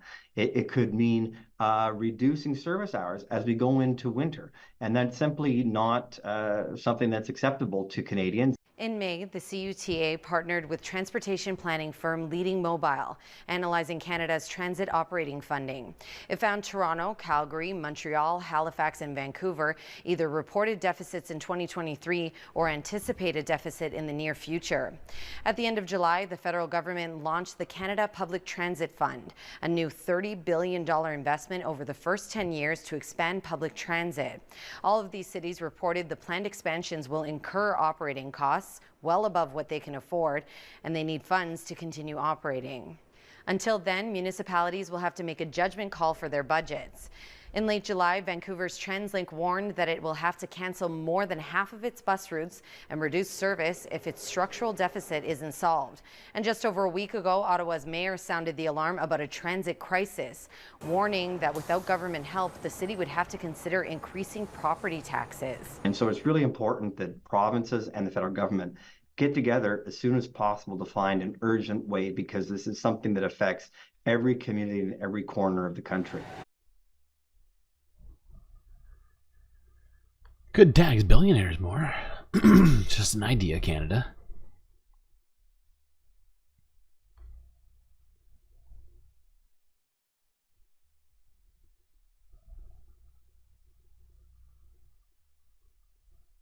Okay.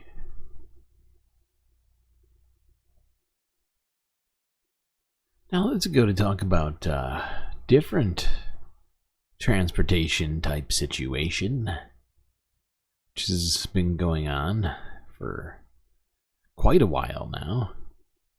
I think we're actually going to talk about this again later too in Europe. Let's go here. CNBC from 3 days ago. How Chinese EVs are taking over Mexico.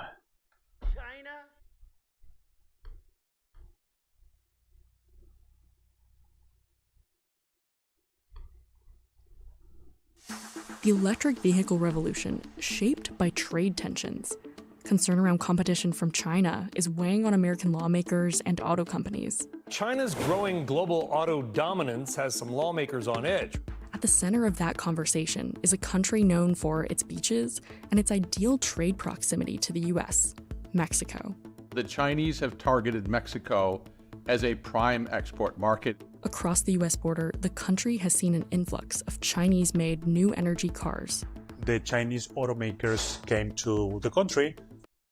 Now, the fact is that the United States has made BYD cars, and basically every single Chinese-made car illegal in the United States. Very aggressively. And now, some Chinese automakers, including Tesla rival BYD, are announcing plans to build factories in Mexico. But for the US, there's concern this might be a part of a larger strategy. The Chinese would love to access the US market because there are profits to be made in the US market. Getting in directly to the United States market is tricky because of the tariffs and other obstacles. And so I think many of these Chinese automakers look at Mexico as a backdoor in the United States of America. Washington has built a wall to block cheap exports using tariffs, but experts say these may only be buying time. This is the Chinese version of a Godzilla. Get ready. This thing's coming and it's going to shake up the world. So how has Mexico become a hotspot for Chinese auto companies? And will the country become a pathway for these cars to drive into the US? Okay, hold on. Let me just switch. Can't watch this whole freaking thing. Although these CNBC videos are always really well produced, but have like terrible, like they like really great production value, terrible talking points. But they are informative sometimes in some ways.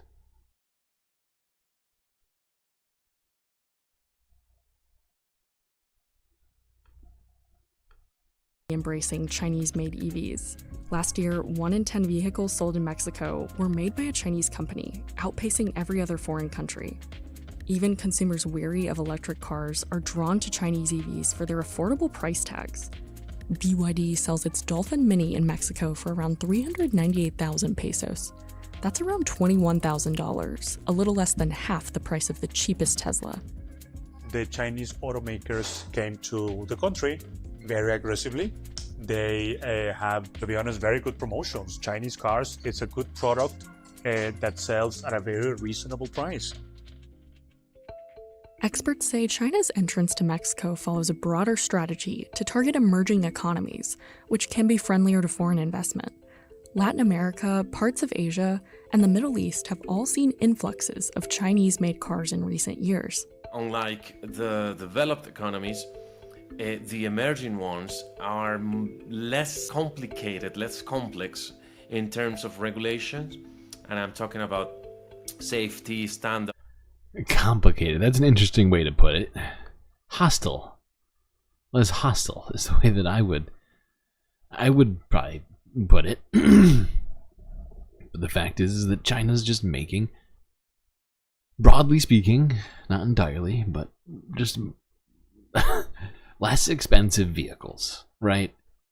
And it's cutting into the potential profit margins of companies in Europe and United States.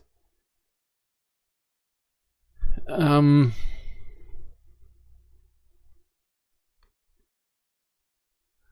on, I'm trying to talk and look at the same time. Yes, let's go here. Plans to open EV factories in Mexico. Mexican states Durango, Jalisco, and Nuevo Leon have even offered incentives to Chinese automakers to open manufacturing operations. These include tax breaks, free land, and help hiring labor. Experts say this process of nearshoring, or bringing production closer to the final target market, would benefit both parties. For Mexico, the factories would bring jobs and limit the cost of importing so many cars. For Chinese companies, they could increase a foothold in the North American market. But this is what has Washington worried. Mexico is already a manufacturing powerhouse, serving as a hub for many international auto brands. Tesla has been exploring manufacturing sites in the country, although plans are on hold for now. This started in the mid-90s with the signing of the North America Free Trade Agreement, or NAFTA, which removed tariffs on many goods traded between the US, Mexico, and Canada. The big winners were auto companies. The most recent iteration of the trade agreement was enacted by Donald Trump in 2018. It's called the US-Mexico-Canada Agreement, or the USMCA. First, the Germans came, Audi, BMW, and then the Japanese came, Toyota, Honda, and then lastly the Koreans came, Hyundai, Kia, and others. Some people now are arguing that the next wave is going to be driven by Chinese companies. Mexico is an attractive production platform, not only for Chinese companies, but for other companies as well, in part because of that free trade access that it has to the Americas. So yeah, I mean, this is sort of already happening right now, right? The shift is already happening. That he's saying is going to happen. I mean, it's really underway to some degree, and the West, the United States, Europe, they're all kind of trying to stop this because it threatens the profit margins of their own companies.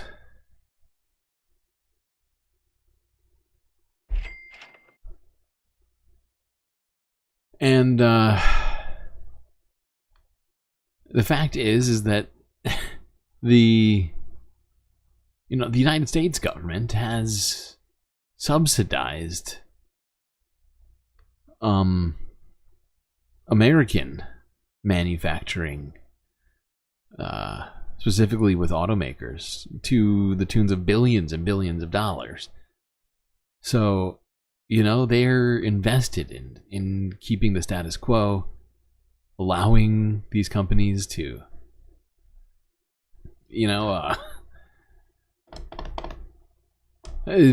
jack up prices on Americans, not try to lower costs. And that's just where it's at. I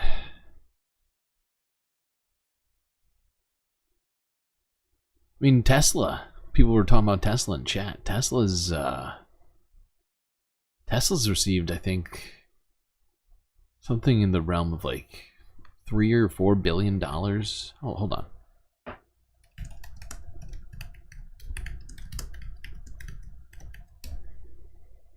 $3 billion in government subsidies. All right, now let's talk about climate change more directly. Specifically, the downstream effects of climate change. Let's go here to Mark Lamont Hill. This is from 11 hours ago. As the winter rolls on, we can expect to see more impacts of climate change. Recent polling from Gallup says black Americans are more vulnerable to extreme weather. 14% of black Americans say they have to relocate because of extreme weather, like hurricanes, wildfires, and tornadoes. That's compared to 8% of white Americans. Black people are less likely to have the resources to relocate. We're also more likely than white Americans to have an impact in our lives because of flooding. And we're more likely to feel less confident that the government, the local government, would properly prepare us for a natural disaster. And let's be clear, climate justice, it's a human right. And tonight, we're talking with one of those women, one of those extraordinary people in the world who's working to make younger generations more passionate about the work to achieve that justice. Joining me now is Leah Thomas. She's an environmental activist. She's also the author of The Intersectional Environmentalist: how to dismantle systems of oppression to protect people and planet. Leah, so good to see you, so good to talk to you. First of all, let me just say thank you for the work that you're doing. It's so important and so under-celebrated. That's why we wanted to have you here on the Griot. Talk to me about intersectional environmentalism. What is it? Absolutely. Intersectional environmentalism pulls from intersectional theory and just explores how communities of color and low-income communities are more impacted by environmental injustices. So that's everything that you mentioned, like the floods and natural disasters, and also a lack of green spaces, increased air pollution, etc. That's helpful. So when we say intersectional theory, just from our audience, help them understand what are the things that are intersecting. Like when we say we're dealing with the environment, it's the environment in relationship or in connection to what? Yeah, so we're looking at the environment and specifically environmental hazards in relationship to race or other identity aspects. And you could also include things like gender and income. But race is the #1 indicator of whether or not someone in the United States is going to experience an environmental hazard or injustice, followed by or sometimes overlapping with income. Wow, that is powerful. Of course, we read some statistics going into this conversation about that. But for a lot of people, it's hard to wrap their minds around the idea that black people could be more susceptible or more vulnerable to environmental hazard. Since nature is colorblind, the environment is everywhere. What are the circumstances, what are the conditions that lead particular communities to be more vulnerable to, say, climate change or to other kinds of harm? Yeah, absolutely. As an environmentalist, I'm often met with this question, and people are like, trees are racist, the air is racist. But that's not necessarily the case, but housing discrimination and all of these other things and systemic inequality leads to the communities that are most impacted by social injustice also being. Yeah, and we talk about this stuff, maybe not enough. We do definitely talk about this on the regular. The fact is that, you know, low-income communities, black, brown communities are oftentimes under-funded when it comes to preventative measures when it comes to climate change, like you know, infrastructure and other sorts of things like that. You know, you see some of the things that are being done in the very, very high property value areas. New York City getting huge huge changes, walls and all sorts of other sorts of flood prevention being put up in the what is it, the south side of Manhattan. See it in a bunch of other places, but then you look in certain communities and there's basically no investment in these sorts of things. And then you talk about having the resources to relocate from places that are, you know, it's just true that the worse that the environmental situation continues to break down, the, you know, the more that people, you know, the black people, poor people, you know, just underrepresented communities are going to feel it. They're going to feel it before, you know, people with privilege.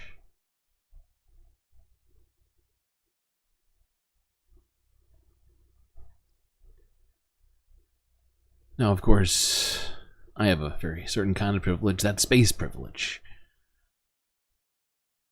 Thankfully, at least for now.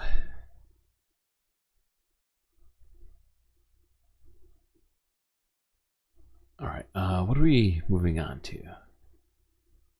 Oh, yes, it is hurricane season still, and we seemingly got missed by Ernesto, aside from Puerto Rico, which got smashed pretty bad, losing power across half the island. However, the remnants of the storm have hit a number of different places. Let's start here in New York. And NBC News from Wobegon. Powerful storms bring historic rainfall and flooding to the northeast.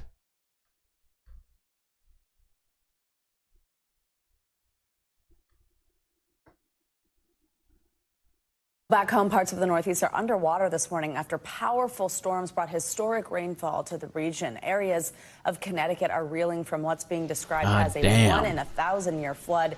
And get this, it dropped over 10 inches of rain in just 12 hours. The fast-rising water submerged cars, washed out roads, and even stranded people. In some spots, the water rose so fast that rescue crews couldn't safely move in and help those in need. And the threat for showers and storms continues in the east this morning. This morning here in studio with us, we have Michelle Grossman with the latest. Hi, Michelle. What can people expect today? Hi there, guys. Great to see you. Well, we're going to see more of the same. That heaviest rain that fell yesterday into this morning has moved off, but we still have that cold front that's going to linger right near the coast, tapping into some tropical moisture. So we do have the threat for still some downpours. We're looking pretty good at this hour. We do have some heavy downpours where you see those darker colors along the Great Lakes here, portions of Massachusetts too. We're seeing those reds, the oranges, the yellows. The heaviest hit was Connecticut. Still seeing a few showers there, but see where that pops up right in that last frame. So okay, hold on. Let's go on. Got more videos of this. Fox 5 New York from Wobegon. State of emergency declared on Long Island.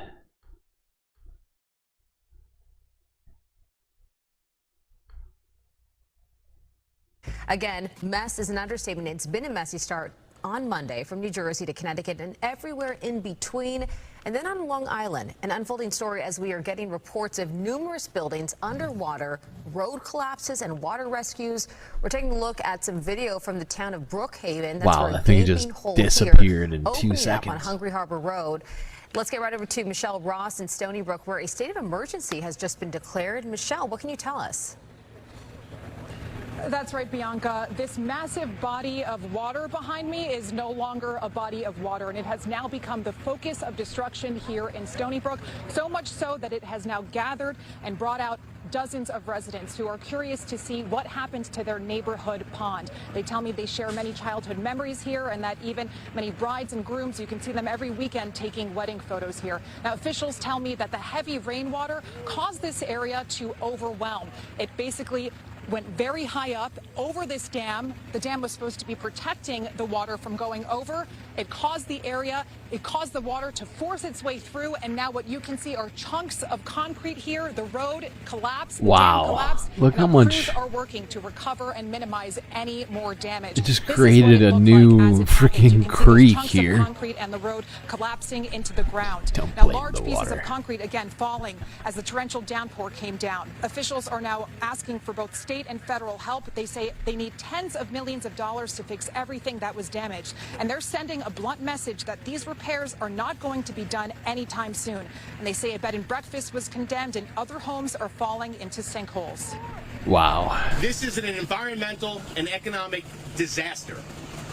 This mill pond, the last time this occurred was over 100 years ago in 1910. Millions of gallons of water, turtles, fish, everything is downstream. Hasn't happened for over 100 years. 115 years almost.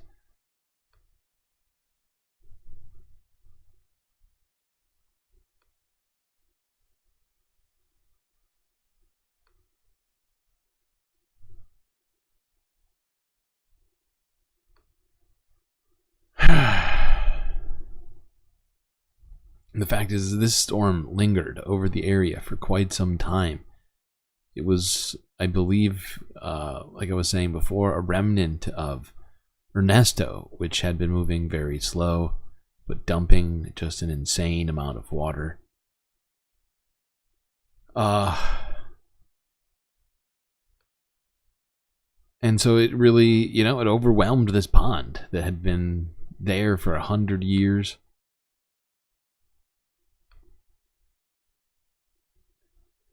Let's go here. This is ABC News.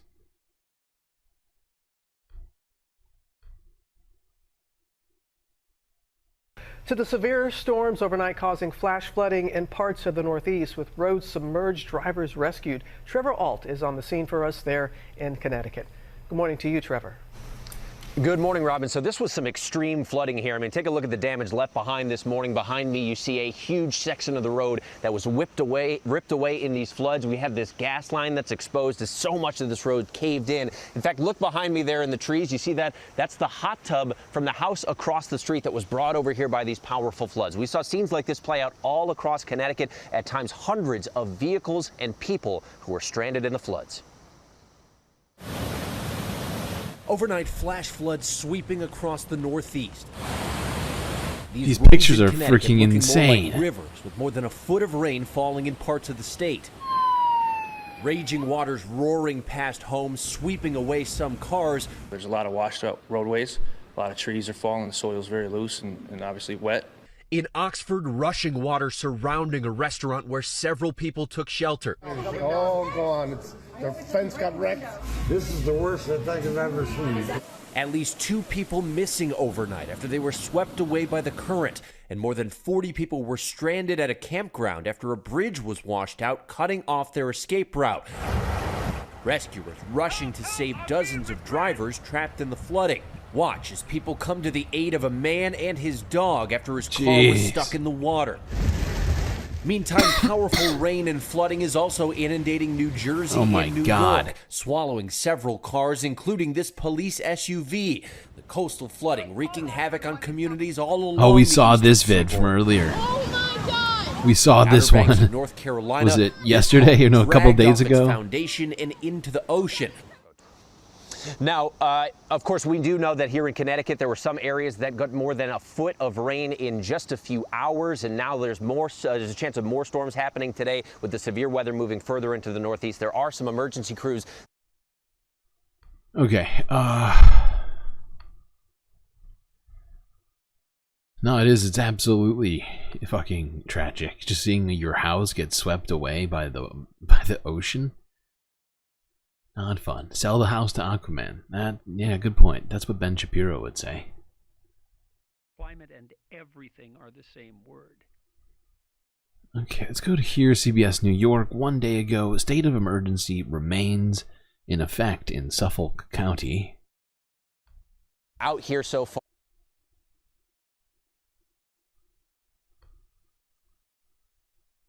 Let's begin here. In Stony Brook in Suffolk County, one of the hardest hit areas, Jennifer Bisram has the latest on the cleanup. A state of emergency for Suffolk County. I woke up at about 3 o'clock and there was an explosion. Sunday's heavy storms causing Harbor Road in Stony Brook to collapse, sending all the water from Mill Pond at Avalon Park flowing into the Long Island Sound. It was quite traumatic, what I saw. Families along Main Street were evacuated from their homes. You got to get out right now. Old bottles and cell phones were taken out of the now empty pond as rescue teams tried to save animals in distress. Millions of gallons of water, turtles, fish, everything is downstream, along with the personal belongings of many of the houses. About 10 inches of rainfall was recorded in the area. Many of these areas were built a very long time ago. Even recharge basins optimally can store 8 inches of water. This is what the area looked like before.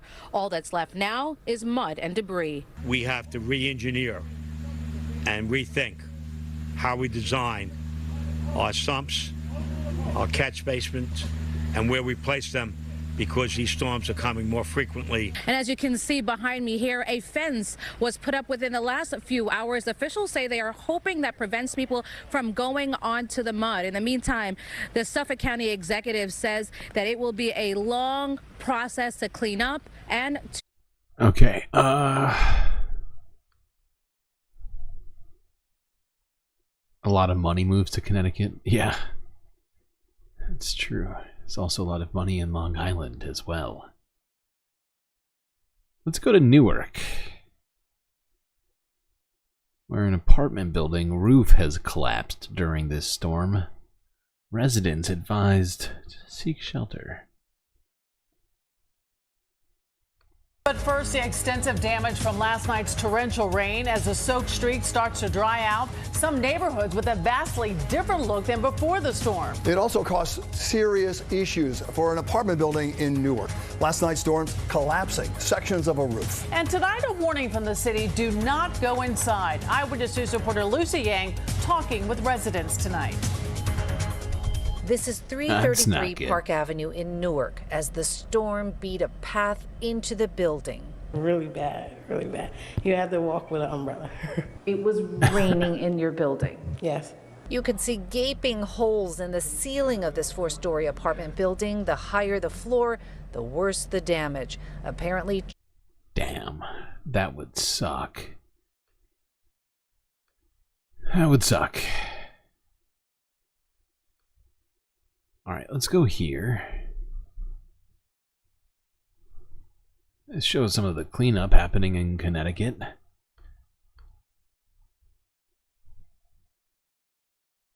But first here tonight, we want to get to that massive cleanup still underway after Sunday's storms that caused millions of dollars in damage. On Long Island, northern Suffolk County, they got the brunt of the storm. Roads are washed away and businesses are still shut down because of the flooding.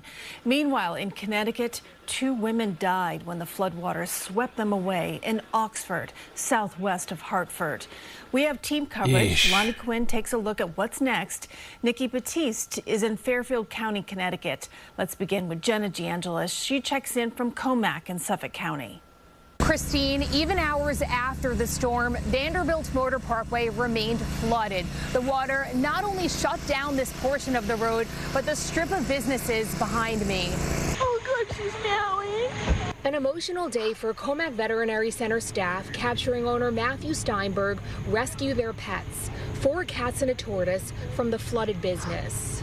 And not knowing what's going to happen with the business or enough, but if they weren't here, and I think then that would have been much worse. He, like neighboring business owners, dealing with damage from Sunday night's storm. I looked on the camera and realized it was like 5 feet of water inside the bakery. Seeing items floating Damn. inside Dortoni Bakery, arriving to water, taking over the parking lot. Yeah, I don't think anybody's gonna want that bread. With crews working all day to pump it out. And hopefully they get all the water out so we can start to assess the damage. The water from a state sump, according to the county executive, which was inundated by the storm. A major catastrophe. Okay, what next?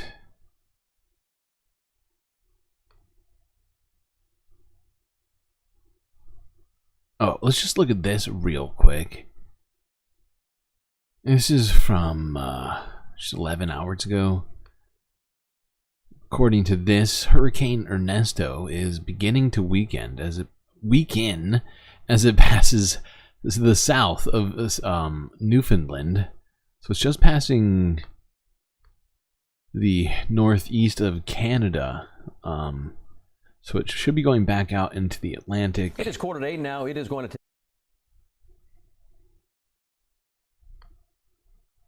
You know, we're starting in Canada with St. John's, an earth cam there from Newfoundland. And we start with that rainy sky because we've got still Hurricane Ernesto. Yes, still a hurricane east of Newfoundland. And it is cruising, moving northeast at 36 miles per hour. It will become extratropical likely later today. It's really far north, but a big part of why it stayed together, those water temperatures in the North Atlantic, some 7 to even 13 degrees above normal. That is one of the warmest parts of the Atlantic Ocean. That's hot. Paris is right. That is hot.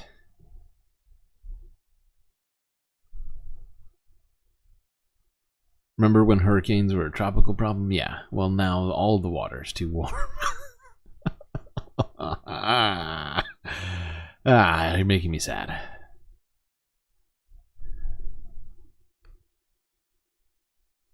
Okay.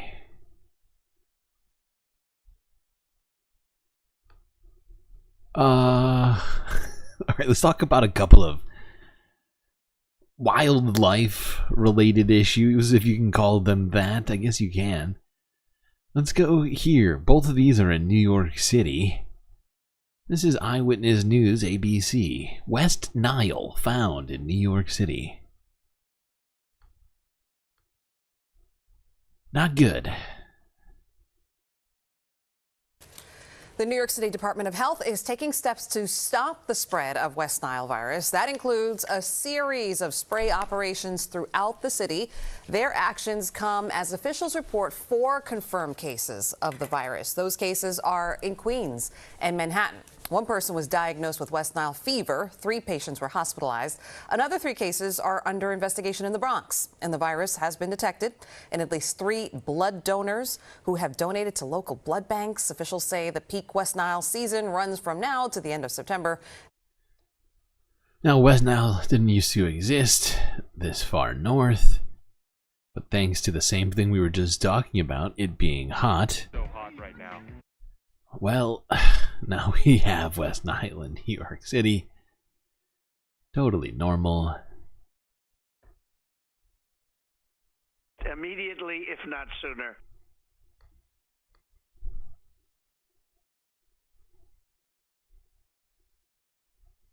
Okay, now let's look at a different wildlife problem in New York. I'm sure you're wondering to yourself, what other sorts of wildlife is in New York?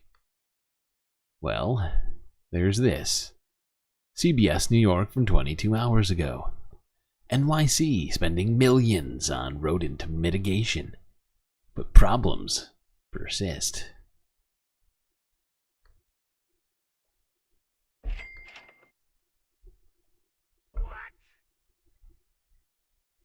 New York City is throwing millions of dollars at its rat problem, from studies on the best way to store trash to a rat czar appointed last year. So why are rodent-related complaints still high? Investigative reporter Tim McNicholas's journey to find out led him to the rat czar herself. Isabel Stenson and her neighbors live in Fort Greene, Brooklyn. But here at Carlton and Atlantic Avenue, Look, this is what I'm talking about. you might hear a different name for the area. Rat Central. It's mad Oh, rats. damn, that one was Rats that big. look like cats. That's how big they are. Yeah, no Swarm the kidding. block from an open trash room at a private co-op Look how big he is. And then they come there and they go home and bring the food to their family. to NYCHA's Atlantic Terminal houses next door. He said, I'm on candy game.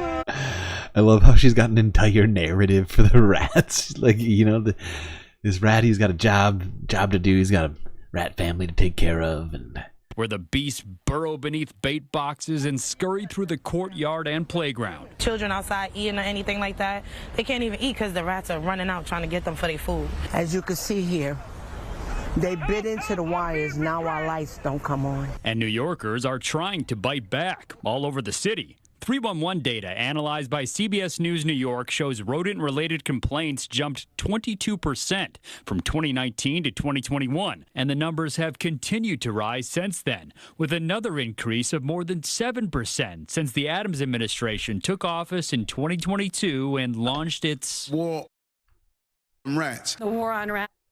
the war on rats. So yeah, Mayor Adams decided to start something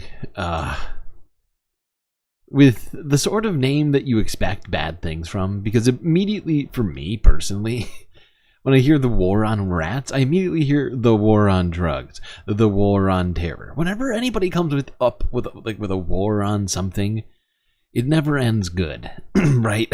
Like, it always seems to be a bad omen, right? And, you know, it's probably not shocking coming from a guy coming out of the police department, guy like Eric Adams, doing a war on drugs 2.0 here. And it's millions of dollars spent. I wonder how it's been going. War on rats. In the first 7 months of this year, there have been more than 24,000 rodent-related complaints. Last year, Adams appointed Kathleen Karate as New York City's rat czar.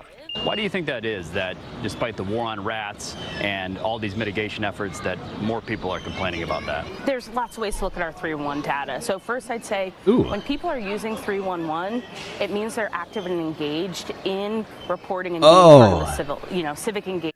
So I love that. I love that explanation. That is perfect. I mean, there's lots of ways to look at this data.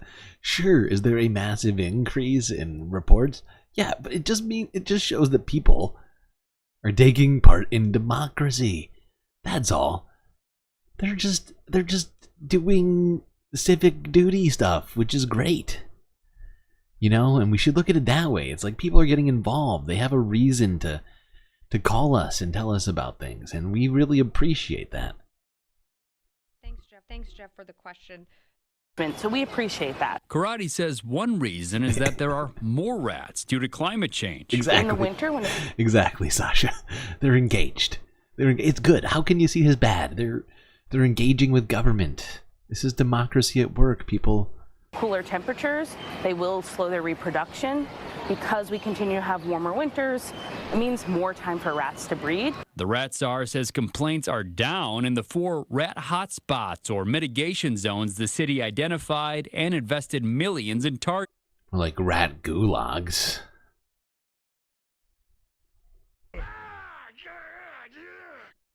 Okay, all right, enough of this. But yeah, I mean, technically, it has been hot, and it does help with the rat breeding. Definitely helps.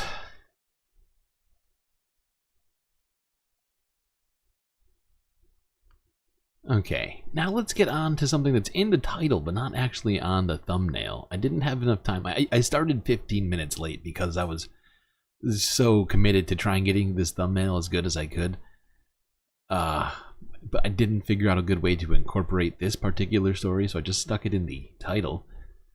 Let's talk about this as a billionaire and a number of other people are lost right now at sea after this multi-million-dollar yacht left Sicily and sunk in the ocean, or in the Mediterranean? If it was Sicily, it would have had to have been I think it had to have been the Mediterranean. After they were hit by a not a typhoon, what's it called? A water spout, which is an ocean hurricane. It's not an ocean hurricane, god damn it. It's an ocean tornado. So essentially they were hit by a tornado out on the water. Anyways, let's get into this. Here, we'll start it off with this.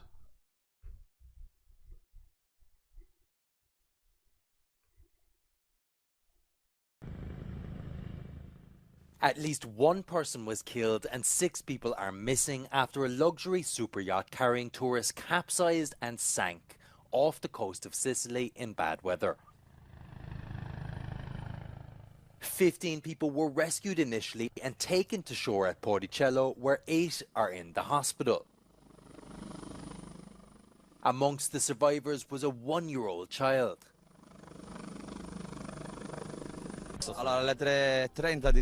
We went down to the boat while waiting and I saw these flashes of lightning and I didn't like the sky. So we stopped inside the docks waiting for this disturbance to pass. Around 4 or 5 o'clock, it hit the town of Porticello, the water spout. It put a lot of fear inside the harbor. The boat went over the side into the dock. The British-flagged 56-meter sailboat had a crew of 10 people he's talking about and his carrying boat. 12 passengers, with British, American and Canadian nationalities, according to the Italian Coast Guard. A helicopter and rescue boats from Italian emergency services were at the scene searching for the missing people. Experienced deep-sea divers were also there to help in the... Okay, alright, this was just our way to get this started. We have a bunch more to talk about. This is... but partially... I'll get to it in a second. Okay, BBC News from a day ago. Tech tycoon among 6 missing as freak storm sinks luxury yacht in seconds.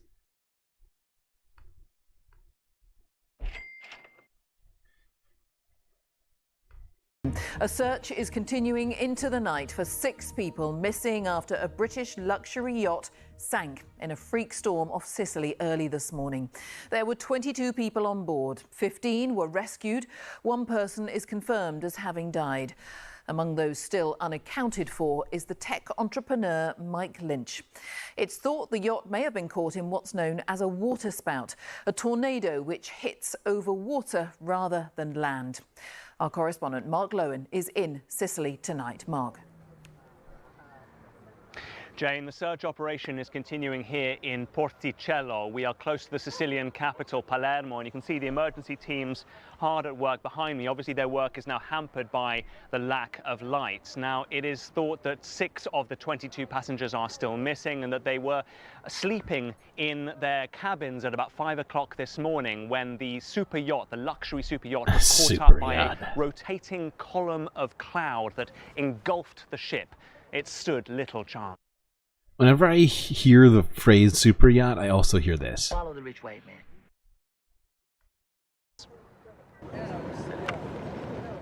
After the rescue, the retrieval, the sea giving up lives it snatched away. Since the early hours, emergency teams have been scouring the site, from the air and on the water where the yacht sank.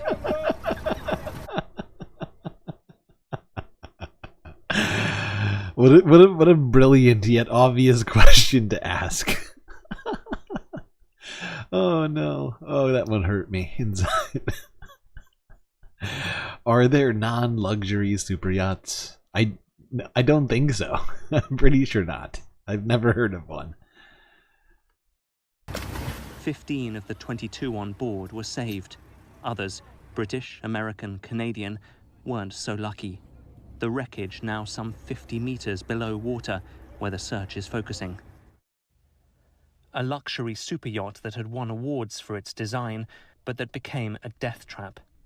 The British-flagged Bayesian photographed last night. Jesus, this thing is fucking huge. In Sicily, before being hit by a heavy storm and a waterspout. They are tornado-like clouds, a rotating column of air, which in this case smashed the mast and capsized the boat. These pictures. Non-wealthy people at sea also have lives. What are you saying, Philip Blair? Non-wealthy sea lives matter? Is that what you're saying to me? Nearby show the force of the winds at around 5 a.m. The yacht couldn't withstand them. Charlotte Golunski, the mother of a 1-year-old who also survived, Goddamn. spoke of holding her daughter. Wow, these are some rich pricks that just had a real, real shitty day and or end of their day. But I mean, this is clearly not a regular plane. This is a fucking like a G6 or something. Jesus Christ. After water with her whole strength. All I could hear around me, she said, were the screams of others. A doctor who treated the baby gave an update. A 1-year-old child arrived in our paediatric emergency room in Palermo together with her mother. The child is fortunately fine. The mother had injuries that we treated. The father had his wound stitched, and he was then reunited with the whole family. The captain of another boat, hailed as a hero for rescuing the 15 at sea, spoke of the nightmare. The other ship, strange enough, it's 55 meters, I think, with a 72 55 meters. They went flat on the water, and then down. With a light. It's almost 200 feet long. That the ship was aside, and then we saw a triangle, so I think she went back down. Terrible moments. Yes, and in the life raft was also a little baby, and the wife of the owner. Among those missing is the British multi-millionaire tech entrepreneur Mike Lynch and his 18-year-old daughter Hannah. His wife, Angela Baccaris, who was rescued, is listed as the yacht's owner. Its chef, Ricardo Thomas, is also unaccounted for. As the underwater search goes on, the fear is that bodies will be found trapped inside the submerged wreckage. Of those holidaying at sea, suddenly engulfed by freak weather that's... Okay, hold on. There's more to this story. We have to keep talking. But first off, if you didn't quite catch it, because I think they mentioned it during there, I was kind of reading chats and listening and watching at the same time. Because I've already technically seen this before, but that fucking yacht cost $50 million. $50 million super yacht. Like, it is insane. And the fact is, this guy sold his company to, who was it, Microsoft? Hold on.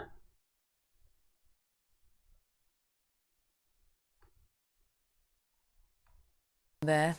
Well, as we've heard, among the missing is the British entrepreneur Mike Lynch. Our business editor Simon Jack explains what a significant figure he is in the field of technology. Mike Lynch has been considered a giant of UK business for nearly 3 decades. A Cambridge PhD student who built a cutting-edge technology company before selling it for £9 billion to American giant HP, who later accused the company Hewlett Packard. of inflating their profits. Right, another that kicked computer off company. over a decade of legal wrangling that saw him extradited in handcuffs to the US to face fraud charges. In June, he walked free, and less than 3 weeks ago described the moment the US jury acquitted him. It's very hard to describe the moment. You're reliant on 12 ordinary people. Until you hear the words, you can't call it. And at that point, it's indescribable the way in which you jump between 2 universes. So this is such a weird story. So weird. So yeah, this guy sold his business for $11 billion to Hewlett Packard. They then complained that they believed he misrepresented his figures, like financial figures, right? And overrepresented his business in sort of like a Trumpian sort of way, best sort of colloquialism to describe what happened here. He overvalued the company, at least according to their allegations. He then was extradited to the United States to face trial. He actually won that trial, was found to be not guilty. Then weeks later, he goes on his super yacht, his $50 million super yacht with his family and a bunch of other people, which we're going to talk about now. I think that's in this next story. Yeah, let's go to this channel 4. This is from 8 hours ago.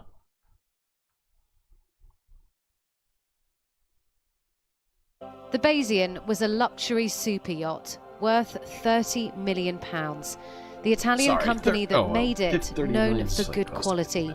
But the boat was best known for this enormous mast. It's a little unstable. It's not an easy rig to work with, so you have to make sure that your I's are dotted and your T's are crossed. The largest aluminium mast and the second tallest in the world, measuring in at 75 meters tall. For those of you in America, that's aluminum. But in the early hours of Monday morning, it was only 30 million pounds. So it's somewhere between 30 million pounds and $50 million. I don't know the exact exchange rate right now for a pound to a dollar. I guess I could look it up right now. What is it? $1.30. So, like $40 million. I think a little bit more.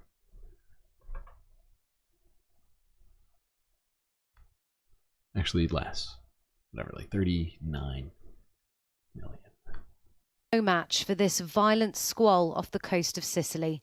This CCTV footage shows the moment that mighty mast snapped, and witnesses say the boat sank within 2 minutes. 6 people who were on board are still missing. Mike Lynch, a tech tycoon dubbed the British Bill Gates, and his teenage daughter, alongside his lawyer Chris Mervillo and his wife, luxury jewellery designer Neda, and Jonathan Bloomer, the chairman of investment bank Morgan Stanley International, Jesus and his wife Christ. What a crew. At first light, divers were back out searching for them. The Italian... So yeah, those are the people that are still missing. But yeah, you got to see this. What did he say? The CFO of Morgan Stanley on the yacht. and now missing. I mean, clearly that's the guy. These are the people this guy's hanging out with. I mean, I feel bad for the girl and the kids. But I'm going to have a hard time feeling bad for this. What did they say? The CFO of Morgan Stanley? Whatever it was. No, I think they said the head of investment at Morgan Stanley.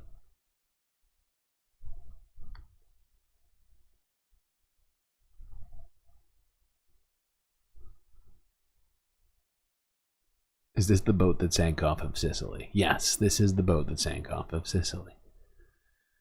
Which we are now done talking about. Feel like that's enough. Done enough. Let's talk about some other stuff. Let's go here.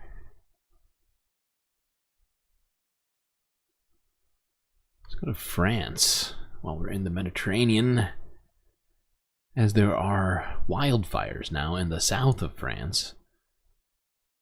11 people injured. This is France 24 English from 13 hours ago.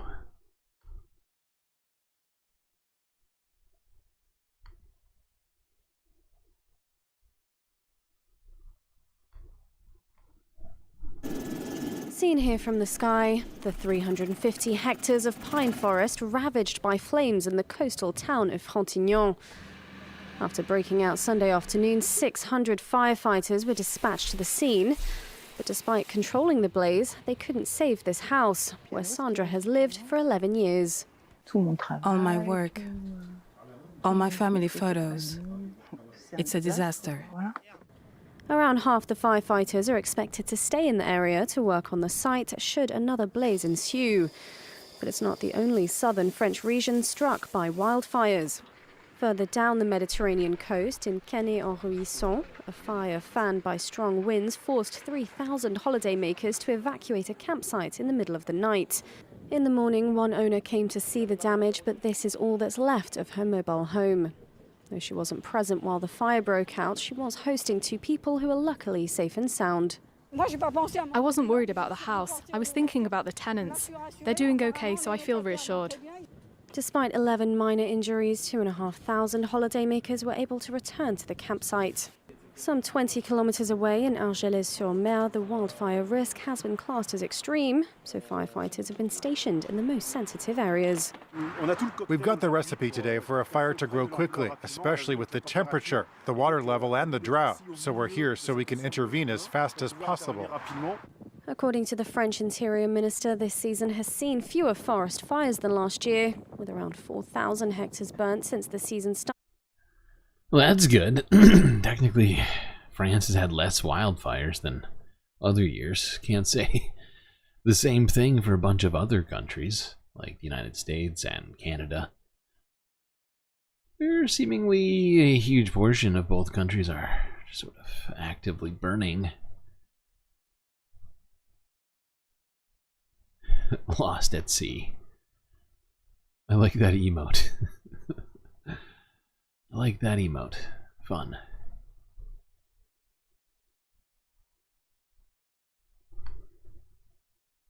Alright, let's go here. This is Russia. Guardian News from 2 days ago. Russian volcano erupts, sending huge plumes of ash into the air.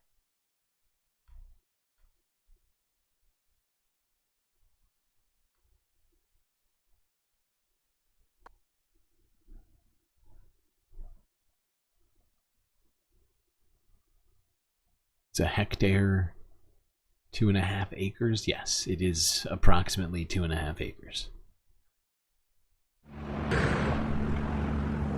5 kilometers in height, apparently, is how high that ash cloud went. Jesus Christ. Oh my God. So yeah, it was a combination earthquake and volcano eruption. Fun times had by all. 2 likes away from 40. So very true. Very close. Okay, let's look at this. This is just honestly, this is one of these videos where it's like, it's in environmental, but We're probably not going to be talking about anything environmental while we watch this. Here's the Associated Press from 4 days ago. Let's go to North Korea, where Kim Jong-un visited flood victims from North Pyongyang. Or not Pyongyang, Pyongan? Pyongan.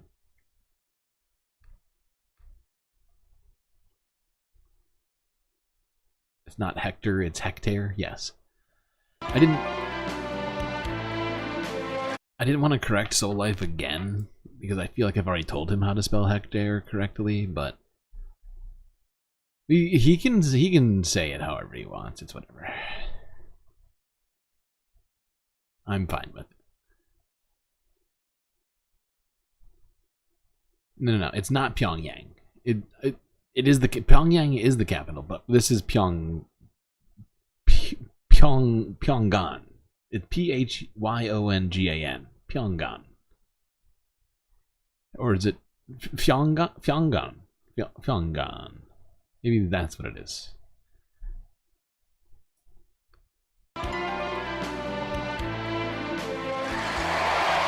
김정은 동지께서 도착하시자 열광의 환호성이 하늘 땅을 진감했습니다.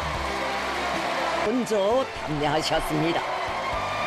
또 따라준 데 대한 감사를 표하시면서 Wow, he's got a really different voice than I was expecting.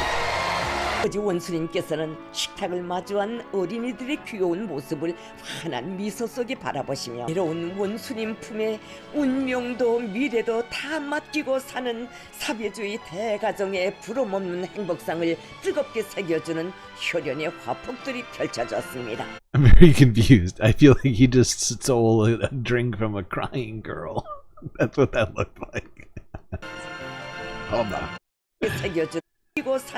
Look, this girl's crying. He's like, I'm gonna drink it anyway. I'm so confused. The narrator has a cadence of someone from very early television. Yeah, no, it absolutely is. Because, I mean, like North Koreans aren't really exposed to the modern world. They're still stuck in, like, oh god, what, like 1950?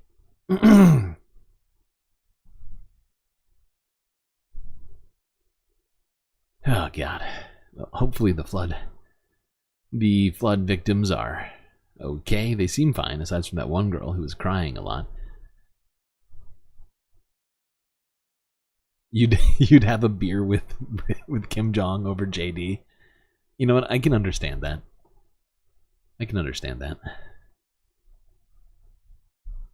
It's a tough choice, but yeah. Yeah. I mean, I feel like there's going to be a language barrier. Unless you speak Korean, I mean, then I guess you're set. Your god emperor is thirsty.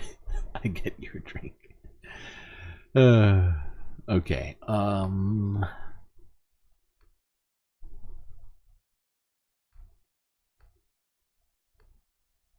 just gonna watch the second half of this thing that we watched earlier. I think it's fucking cool. And also just does have something of a... has a strong message, I feel.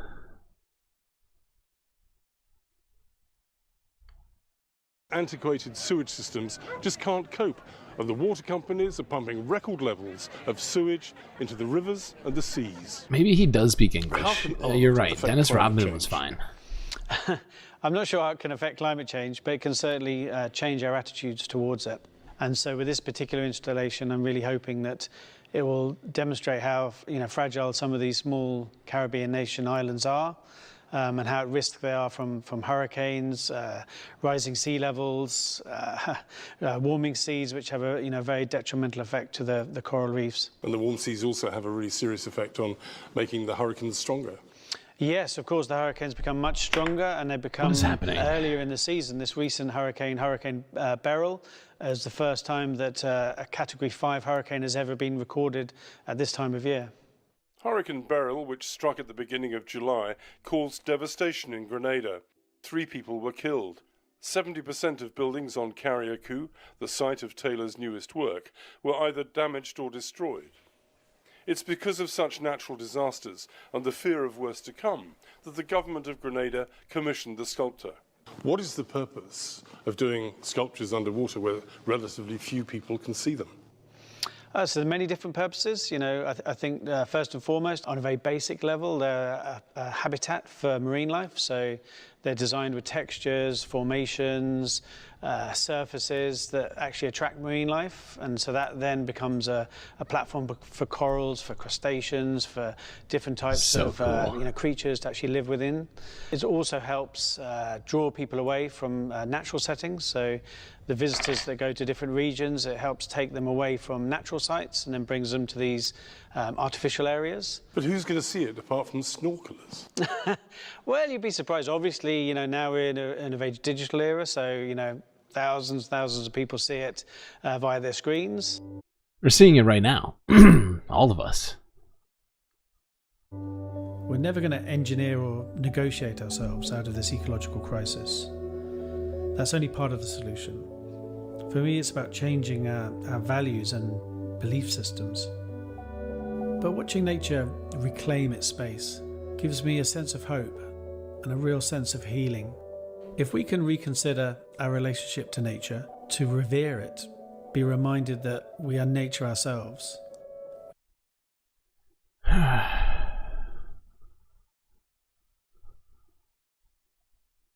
There's something about this sculpture in particular that I find just eerie. And I mean, all of it is a little bit eerie.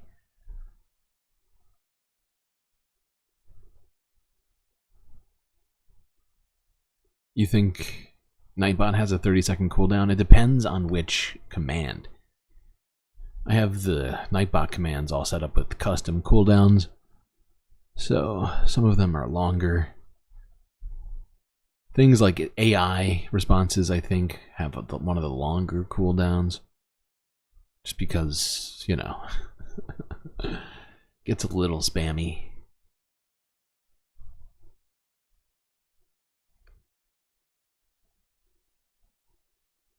Okay. Let's do this. Oh, I didn't update my board again. Son of a bitch. Okay.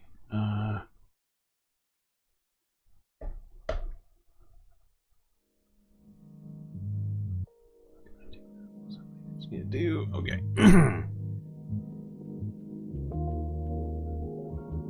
Well, I hope you've all been enjoying the stream so far. If you haven't already, hit that like button and don't forget to subscribe. If you already done both of those things and you want to help the Galactic News Network even more, well, here's an idea. You could spend some hard-earned money keeping this here network alive. On Patreon, for just a few dollars a month, where over 90% of your subscriber dollars go directly to keeping this here show a thing that happens on the reg. You can also do stuff on Twitch if, for whatever reason, you don't want to be a subscriber of things, you just want to donate. Well, you can do bits on Twitch as well as gifting subs. So here's a link for that. Links for Twitch and Patreon in chat.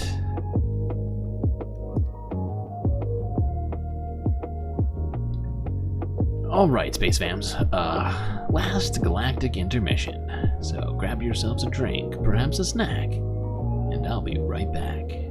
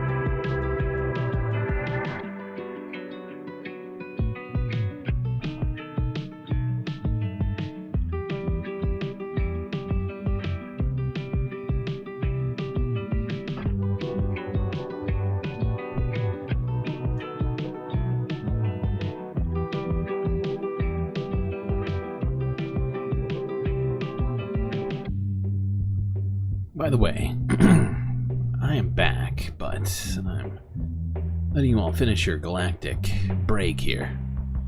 I'm gonna clue you in on a little secret that's happening. I'm working on developing all of the necessary aspects of a vertical stream. So the stream will be on horizontal and vertical, hopefully soon. However, it is taking an incredible amount of time to set up the vertical stream, as I essentially have to redo the process for each one, as it does not allow you to just cut certain pieces of it out. No, it makes you it makes you set up the whole goddamn thing. So I have to do that process for literally every one of these scenes. You don't know what that means. Well, what that means is that each and every one of these scenes, that all these things that you see, like right now, I've put here.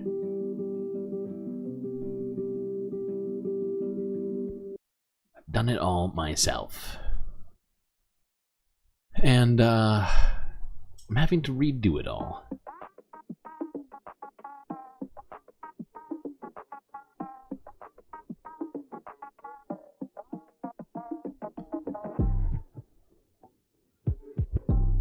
You know, each one of these things that you see are really just pieces that may not be perceptible to your eye, but it's all, you know, it's like a tapestry, it's like a collage. It's like a collage of all sorts of different sorts of things, images, GIFs, video clips.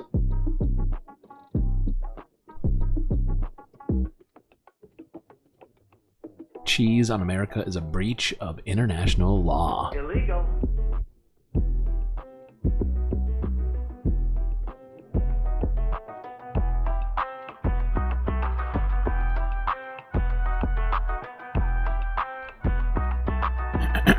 Okay. It's beautiful? Thank you. I mean, you've seen all of these things. It's not new. Let me know it's beautiful when you see the vertical stream. Okay, let's not get ahead of ourselves. It's not definitively beautiful yet. Alright, chat. That's it for the last galactic intermission. It's time now for the final half of the show. That's right, it's time for us to go global. But first, let's talk about space. It's still beautiful? Okay, fine. I accept your compliment.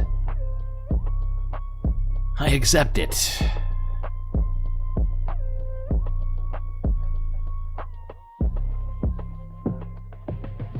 Thank you for the rockets, MIDI doctors. I see you.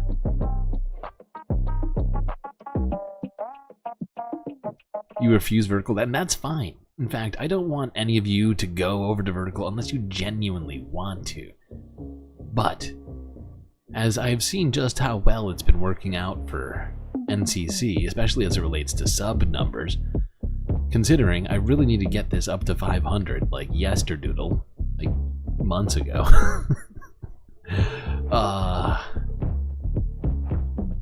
What was I saying? Oh yeah, I figured I would at least get that up and running. Maybe we could get this goddamn channel monetized. I don't know. That's too much. Okay, let's go here. Guardian news from a day ago. Rare blue supermoon lights up night skies globally.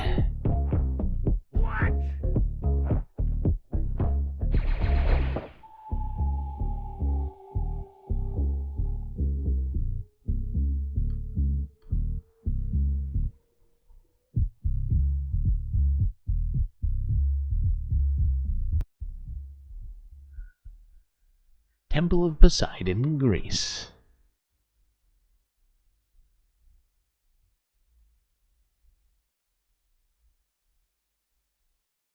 Istanbul, Turkey. Seoul, South Korea. Is it just me, or does it not look blue? Sydney, Australia. Now, it's actually a misnomer. I'm making a joke. It's not actually blue.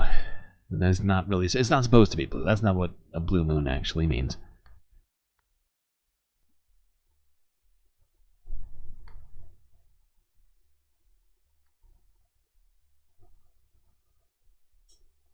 These are the cities of our Earth. They are. They are the Earth cities that we all know. Let's go here to talk about what it is that a rare blue supermoon even means. What does that mean? It's very confusing. A what now?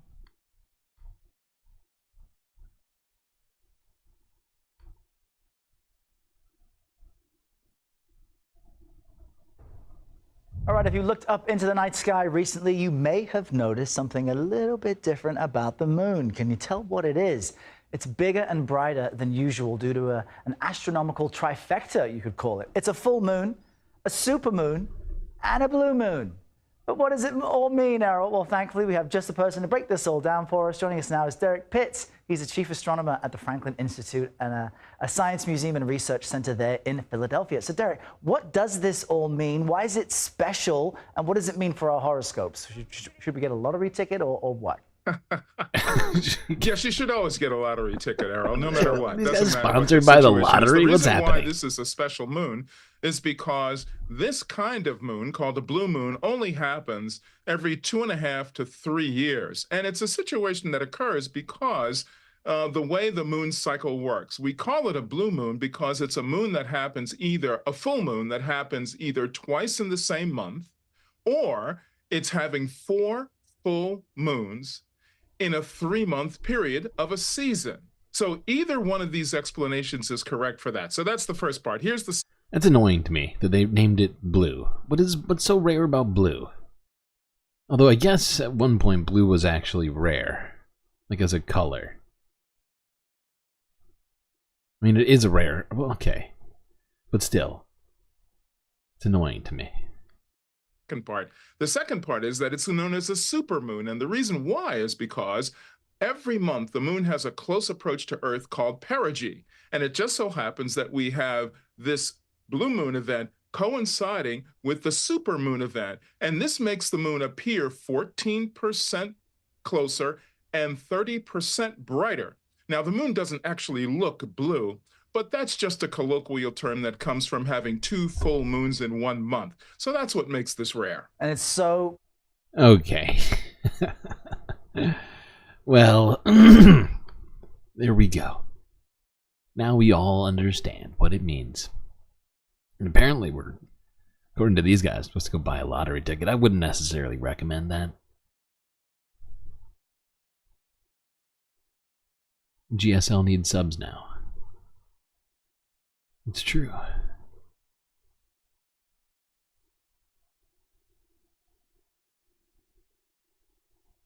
Moan, NCC lost regulars in exchange for noobs. It's the split chat phenomenon.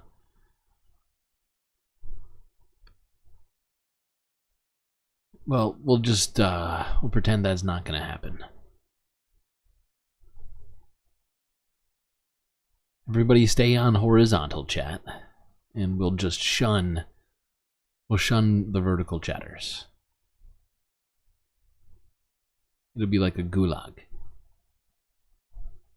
We'll like give vertical chat just like right-wing titles. She gained like more than 3K subs in the last like 2 months. It's insane. Like pretty much ever since she started that. The fact is, I can stop doing it at any time. We just need to get to 500 fucking subs. I don't need 3,000. I need 258. Okay, let's talk about a couple other space things. Here's CBS News from a day ago. Actually, how are we doing on time? 3.5 hours? We got... Oh god, we have a lot of stuff. Well, you know what? I'm going to save some of these other space stuff for another day. Sometimes I run out of good space news anyways. Probably for the best. Let's go to Britain. Let's go to Britain. Across the pond.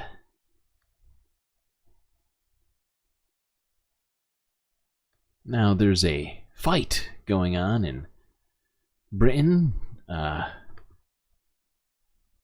for a certain group of people to gain protected minority status. Let's see who these people are. Politics has gone too far. Now, don't worry, I'm not going to launch into a diatribe against immigrants or trans people. This isn't GB News. But one minority group is genuinely taking the piss. Supporters of fox hunting.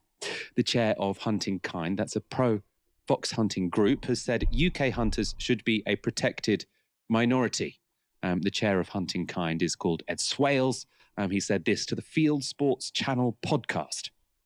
The attack on hunting and the anti-hunting lobby, let's say by the animal rights extremist movement, has effectively been the animal rights extremists person-on-person conflict using the excuse of animal welfare. It's nothing to do with animal welfare, it's just people against people. And therefore, the work we've been doing is in the legal space under the Equality Act 2010, and no work has been done to protect hunting or the minority group of people that partake in it, like us, since that act has been created. There was some work done before in 2007 by the Countryside Alliance. That law has now changed. It's now 2010 Equality Act. And so I've spent 3 years writing a submission, getting it peer-reviewed and getting it put in front of leading counsel, Human Rights Silk, who sits on the Council of the European Court of Human Rights. Okay. All right, we're not going to watch more of this. It's just so dumb. I want to be a protected ethnic minority. First off, you're British in Britain. It's the dumbest thing ever. But the fact that, you know, he thinks being a fox hunter is somehow like something that needs to be protected because of the blatant systemic and societal repression against fox hunters has been, well, it's been historical. It's been written down in many places, none that I can actually think of, but I'm sure somewhere someone was writing that down. I don't want reality. Just ridiculous. 42 likes. Yes. Yes, I know. And the fact is, unfortunately, the streaming software lagged. It's still running perfectly fine. As you can see, it looks fine. The stream looks good. But the software itself is not moving fast enough for me to be able to give you your support character, which is a Sam Cedar, by the way. So remember that, chat, in case I forget. You have a Sam Cedar on deck, which I'm trying to give you, actively trying to give you, but can't. We're being repressed, is what's happening. That's what I'm telling you. And for that, I'm sorry.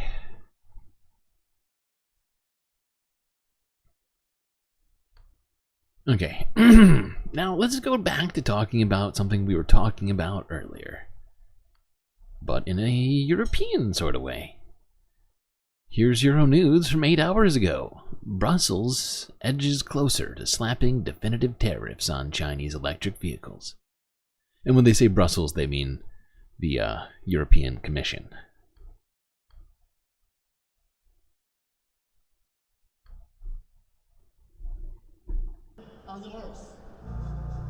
The European Union has taken first steps in imposing higher import tariffs on Chinese electric vehicles. If approved by EU member states, the draft duty rates would mean that Chinese producers would be forced into longer-term price hikes. Discussions over electric vehicles between Brussels and Beijing have intensified in recent months as concerns that China will retaliate and trigger a trade war loom. It is for China to propose a solution that is WTO compatible and that addresses the issues and subsidies, illegal subsidies as we see them, that the European Commission has identified in its painstaking, evidence-based investigation. Now, I would point out that Tesla and many other U.S. companies like GM and Ford have all received billions of dollars of subsidies, but they still continue to sell cars in Europe, no problem. So it's weird. It's a weird defense to use in the case of subsidies for China being the supposed impetus for all of this. Just doesn't really check out. But let's see something else that the EU is trying to do. Because while making sure BYD can't sell their cars in Europe, they do want to make sure somebody else who is manufacturing in China can still sell their cars in Europe. Can you guess who that is? Let's go to this story.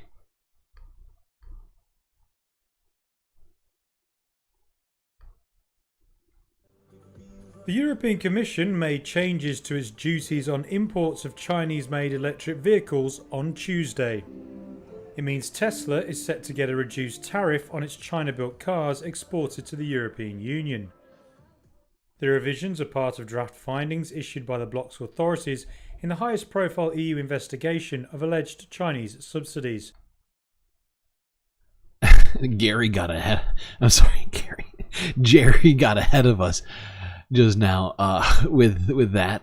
But yeah, speaking of licking Elon's taint, the EU decided, well, we can...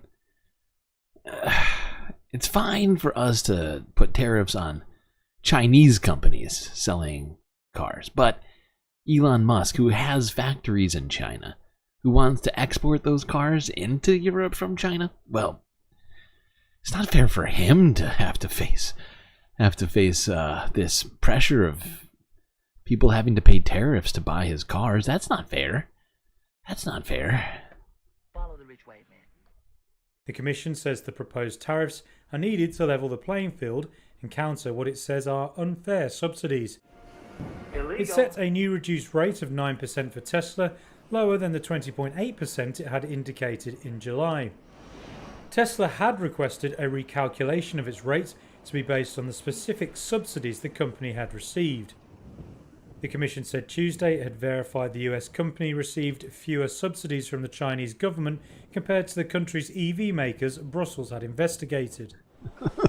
It said... So he still received subsidies from Elon Musk himself. Tesla received subsidies from the Chinese government as well as the US government. But they're still going to get a pass. That's fine. No big deal. Still believed Chinese EV production had benefited from extensive subsidies and proposed final duties of up to 36.3%. It's slightly lower than the max. Was that an anti-jump cage around the building?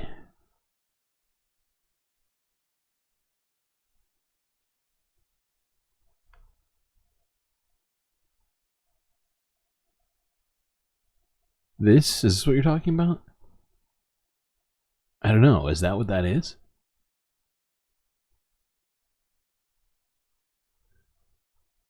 I think that's the EU Parliament building or the EC building. One of the two. It might actually be in the same building.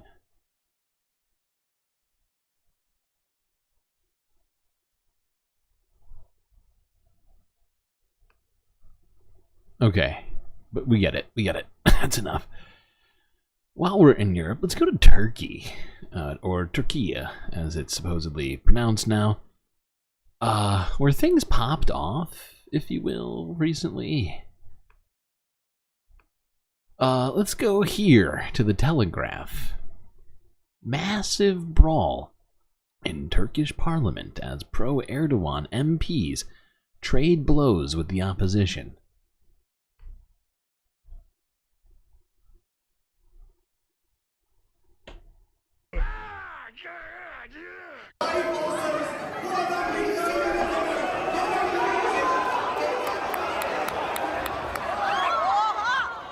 Damn, dude. I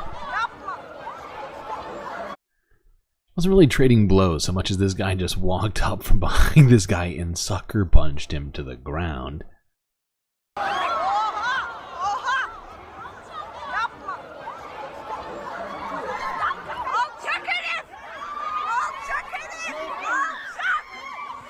Jesus Christ.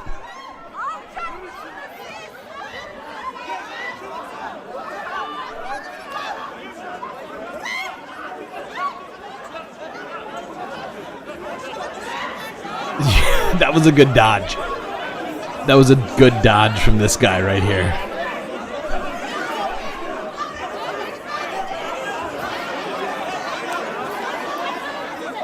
Oh, binders are going flying. Oh boy. The fight began when an MP from the Workers' Party of Turkiye insulted the members of the AK party. His verbal attack, delivered from the speaker's dais, sparked a furious reaction from the AK party. And the AK party is Erdogan's party, if you're not familiar. They stormed the platform with one MP slapping Mr. Sick. Mr. Sick responded by throwing punches at rivals as a mass brawl broke out involving some 40 MPs. Staff members were seen wiping up blood from the parliament floor.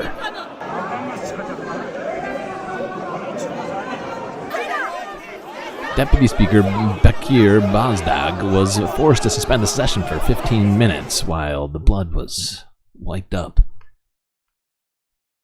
You wish Democrats were this passionate? I'd take 15% of this passion. Although, I wouldn't trade it for being, on board with Erdogan's policies. Because that would, I think, suddenly make us incredibly nationalist and backwards sort of facing party.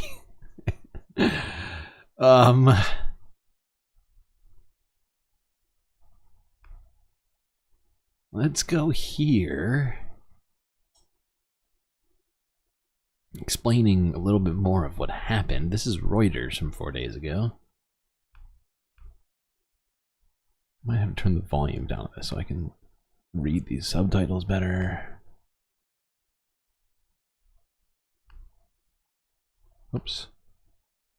Go web go. A fistfight. Oh, she speaks. Parliament on Friday. Disorder unfolded when an opposition deputy was attacked after calling for his colleague, Shan Atalay, to be admitted to the assembly. Atalay is currently serving an 18-year prison sentence on charges of trying to overthrow the government by organising anti-government protests. Oh. Despite his imprisonment, Atalay was elected to Parliament last year to represent the Workers' Party of Turkey, known as the TIP. Parliament stripped him of his seat, but on August 1st, the Constitutional Court declared his exclusion null and void. This footage obtained by Reuters shows MPs for the ruling AKP party rushing in to punch TIP lawmaker Ahmet Şuk at the lectern, and dozens more joining the melee. There's a couple of actual punches in their chat. The white steps of the speaker's. I see and hear what you're saying, but there's at least a few actual punches in there, for sure. And the first one was definitely a punch. The first shot, there's a definite punch that gets landed in there. Like, there is some slapping involved in it, mostly seemingly defensive slapping to some degree. But yeah, there's at least a couple of punches. But you're right, there's also a great deal of slapping. Great deal of slappy slap.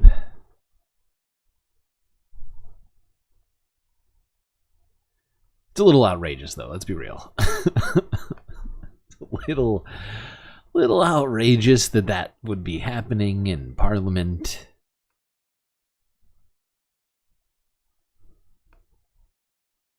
Okay, now let's quickly talk about this. We've been talking about this from time to time, I guess, over the last few months. But this is a piece from Global News from 11 hours ago, where according to them, well, Mpox is not the new COVID, quote unquote, according to the WHO.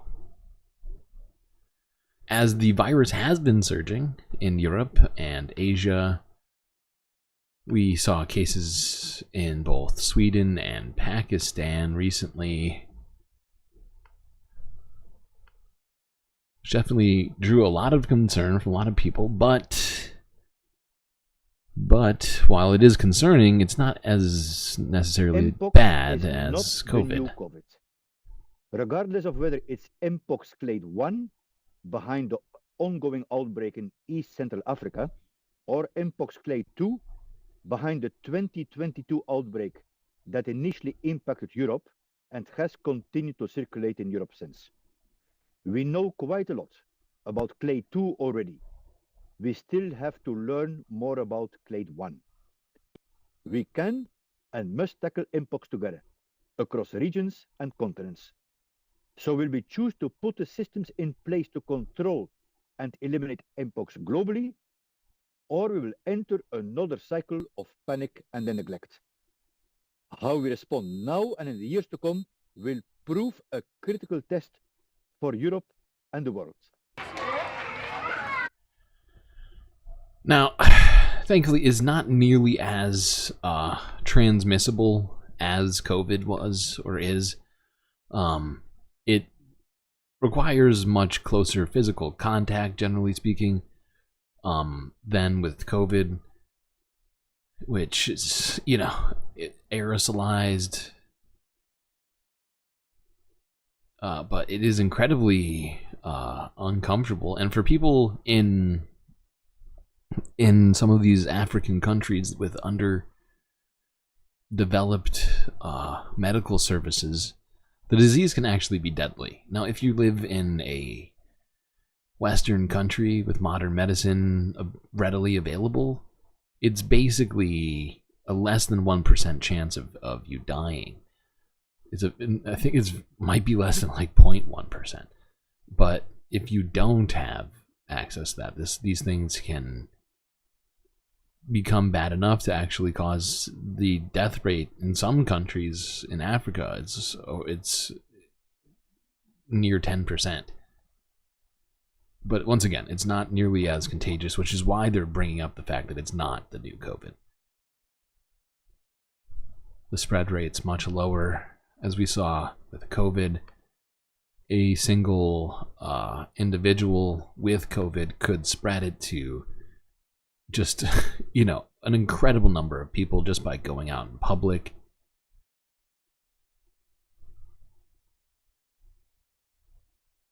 It can also fuck you up if you're immunocompromised. Oh, yeah, undoubtedly. Undoubtedly. Being immunocompromised makes everything worse. I shouldn't laugh. It's not funny.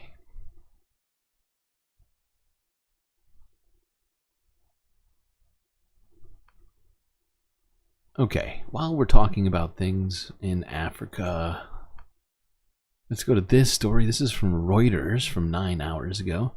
Kenya's cabbies defy Uber to set their own fares. Illegal.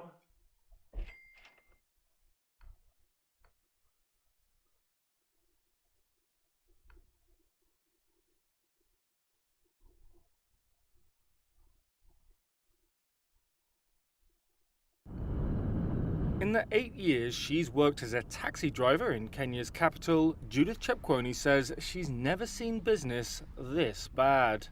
A bruising price war between ride-hailing companies Uber, Bolt and local startups Little and Faras has driven fares down to a level that many drivers say is unsustainable. And that's forced some to set their own higher prices. Chepkwony argues they have no other way. If you stick to the app's rate, she says, you can spend 12 hours working and still not make enough to cover fuel and the loan repayments on your car. The app will take their commission in full. The passenger will be happy to pay the amount they can afford. The driver is left in the middle, squeezed between them, pressed by loans, pressed by the passengers, and pressed by the app. Chepkwony says around half her passengers eventually agree to pay more than the price flashing up on their app. Uber, however, says such arrangements break its guidelines. It's told its drivers to get back in line and urged customers to report instances when they are overcharged. Oh yeah, Kenyans, get back in line. That doesn't sound fucked up at all. That's setting up a clash between the slick, automated world of the international ride-hailing industry and the messier realities of life. Especially coming from people like Peter Thiel. Ugh, gross. Thinking about Peter Thiel telling Kenyan cab drivers to get in line and stop fucking with his algorithm. Ugh, makes me feel just so gross. Ugh, what a shitty person. He's just such a shitty guy. Okay.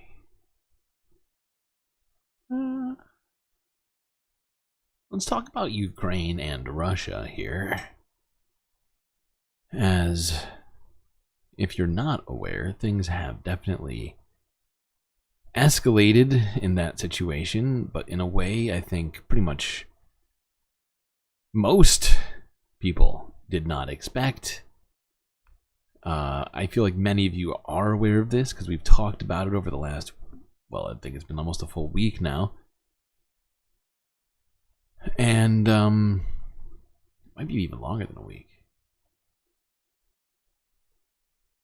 But yeah, things have continued to develop in this invasion of Russia by Ukraine. And I guess we'll start here. This is from BBC News from 4 days ago. Actually, no, that's the wrong one. Associated Press from 5 days ago.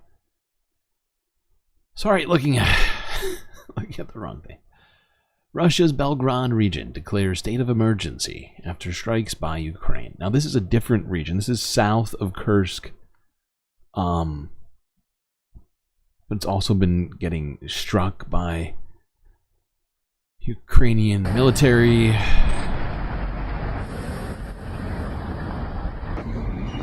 Shit, I think I have to... He screamed, wondering if there were stairs in the building. Because if we had to crawl, we soaked the cloths to cover our mouths. My eyes were hurting because of the smoke.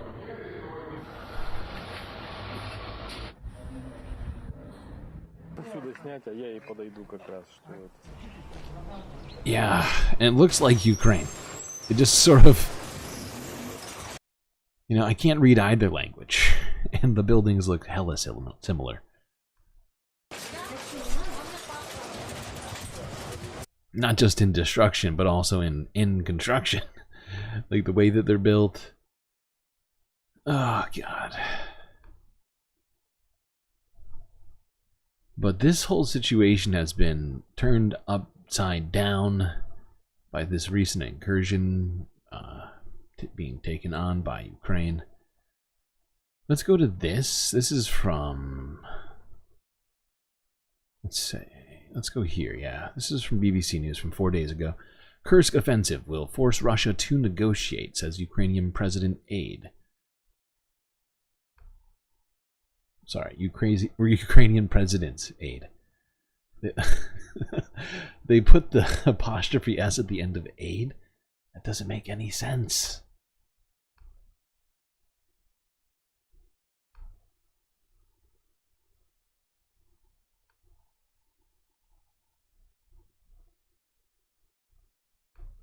Ukraine says the aim of its cross-border offensive into Russia is to force Moscow to start what it calls fair peace talks. A senior advisor to President Zelensky also claimed there are no plans to occupy the hundreds of square kilometers it's captured already, although it has set up a military office inside Russia. On the 11th day of its incursion into Russian territory, Kyiv's advances have started to slow. From Ukraine's northern Sumy region, our Ukraine correspondent James Waterhouse reports.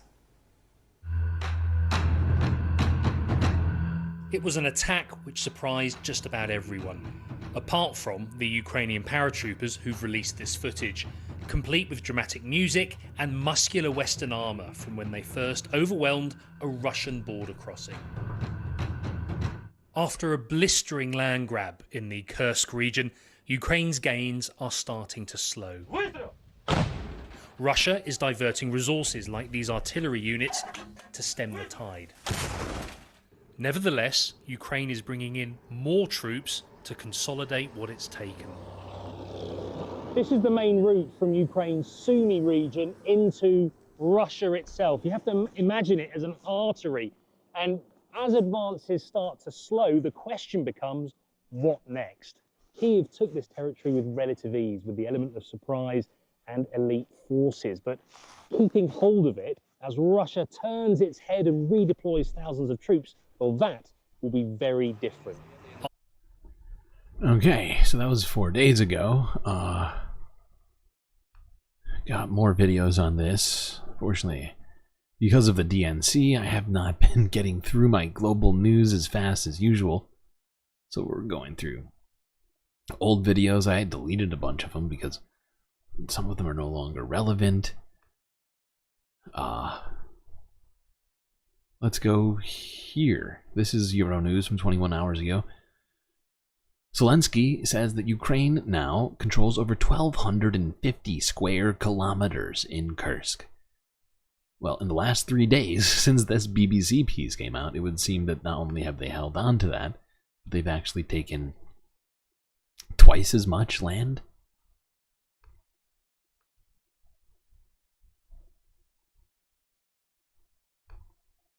Whoops, wrong thing. There we go. Ukraine controls over 1,250 square kilometers in Russia's Kursk region. That is according to Ukrainian President Volodymyr Zelensky.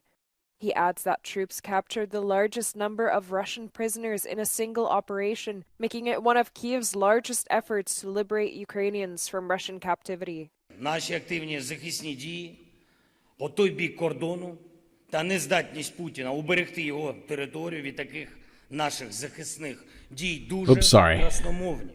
Наш активний... I forgot we don't all speak Ukrainian, do we? Sometimes I'm just sitting here reading, forgetting what my actual job is. Let's try that again. Sorry, hold on. I was also taking... Okay, alright, better.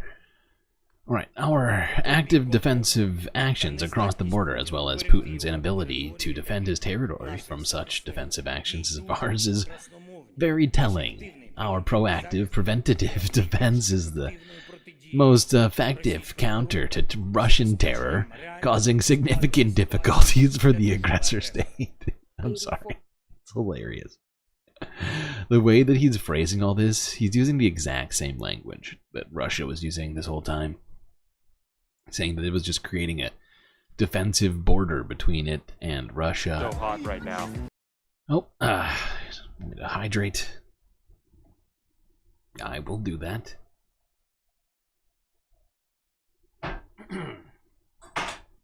Thank you. Okay,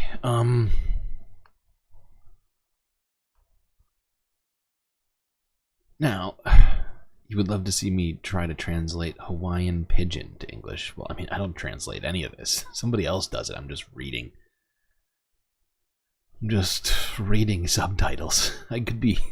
Honestly, they could get away with telling me lies with, you know, kind of impunity when it comes to subtitles.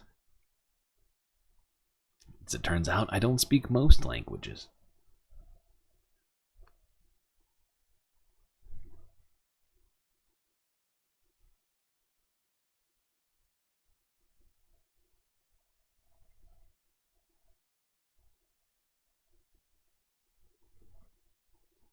Okay. This is from 8 hours ago. Actually, no. This one, sorry. This is 13 hours ago. ABC News. Ukrainian troops moving deeper into Russia.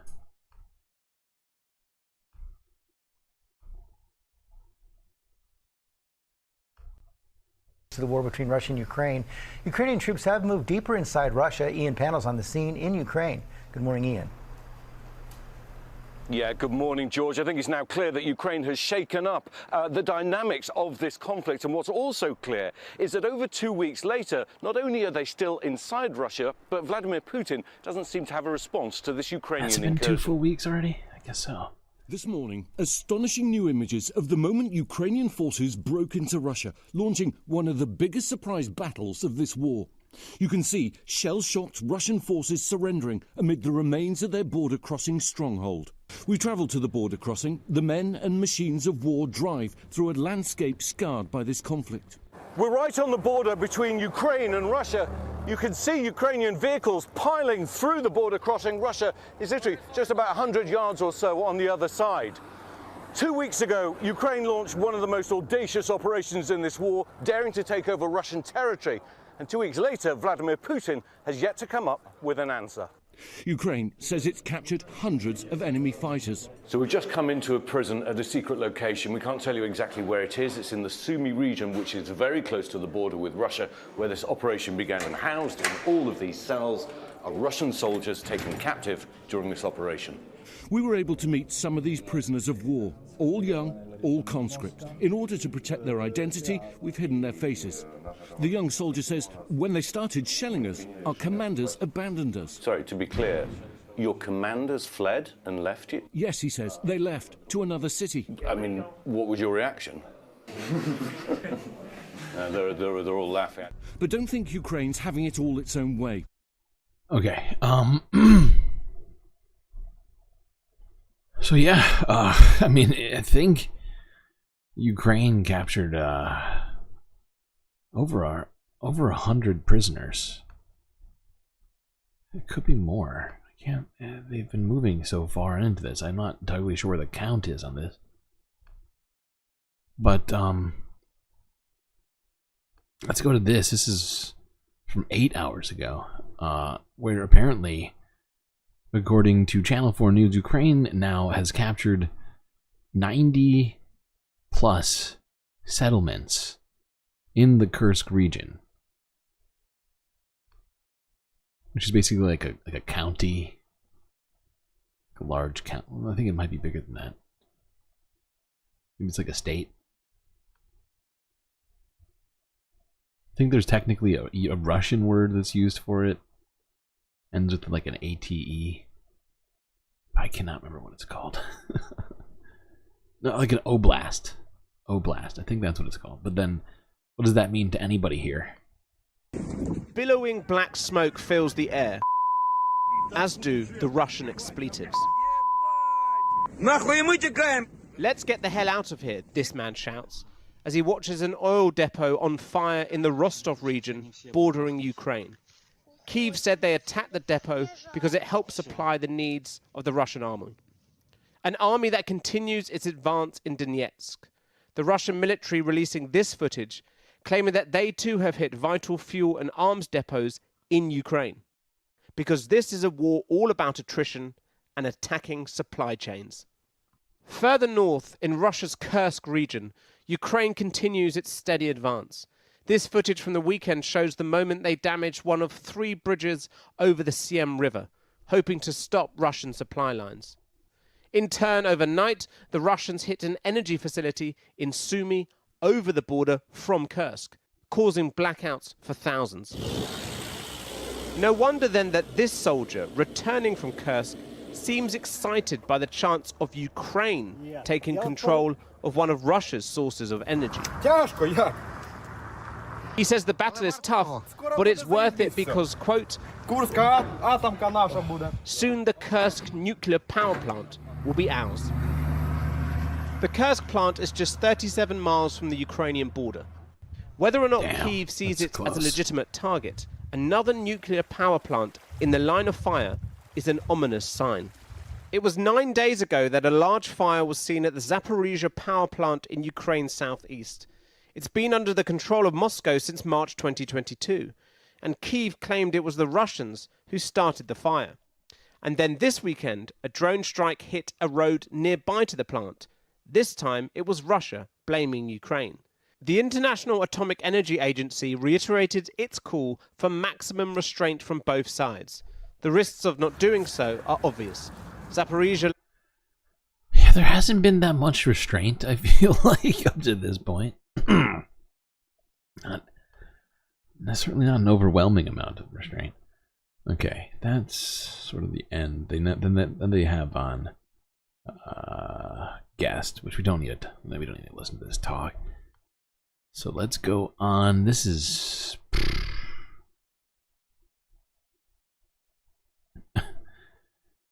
this is the Associated Press from 3 days ago. This is the only one that's out of order.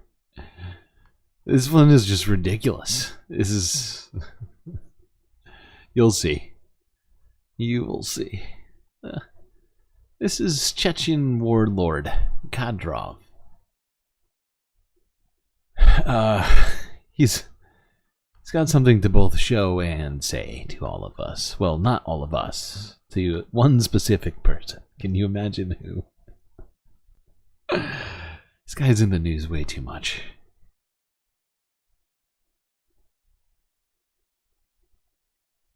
This is in Grozny. This guy is driving around a Cybertruck with what appears to be a machine gun. Like a M. Thank you, Elon Musk, for such transport. Soon it will go to the front line of the special military operation. Personally thanking Elon Musk for this Cybertruck, which apparently he's planning to use. So you can silently... Musk, we'll be looking forward to your visit. I guess you can silently sneak up on the enemy, although he is very shiny. I would point out that he's giving up visibility for perhaps, you know, sound suppression and acceleration abilities. This is the worst timeline. No kidding. This is so dumb. So dumb.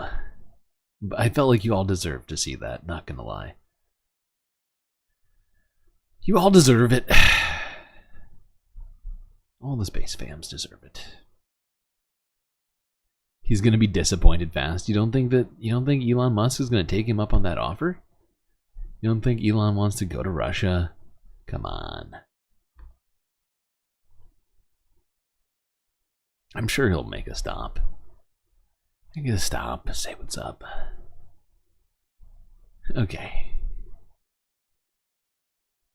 Let's go here. Now this has tangents relating to multiple stories we've talked about in the past month or so. But this is Reuters from 8 hours ago. India, the government of India, has flagged concerns with an apparent Disney Reliance merger. Reliance is an Indian media company. Now let's look at this.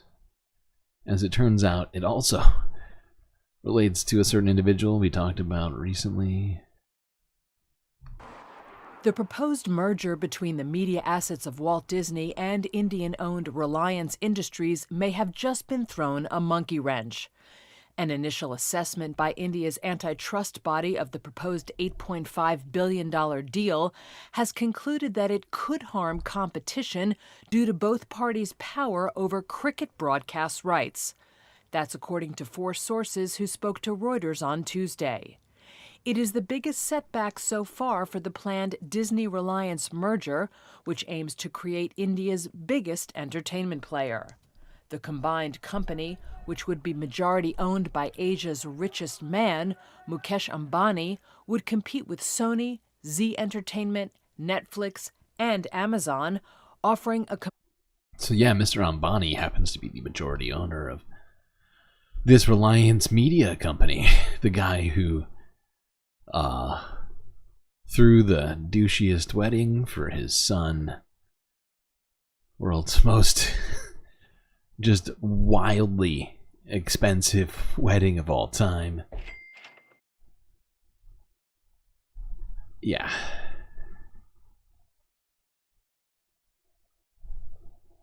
Trying to corner that cricket broadcasting market. That's right. That's right. She totally married him for love.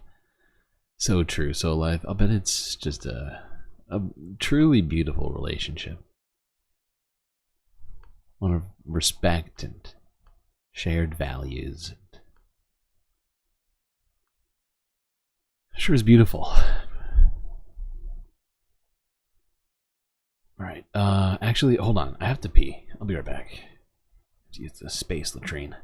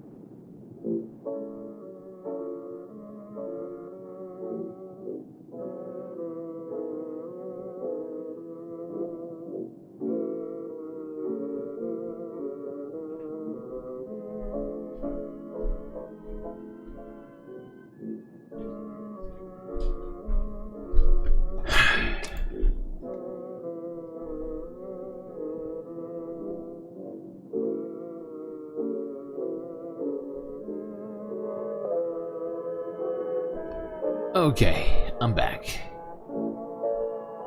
Alright, let's stay in Asia. Got some more stuff to talk about. Let's go to Democracy Now! Here from 5 days ago. End the impunity, quote unquote. Rohingya Muslims under attack by both the Burmese army and rebel groups.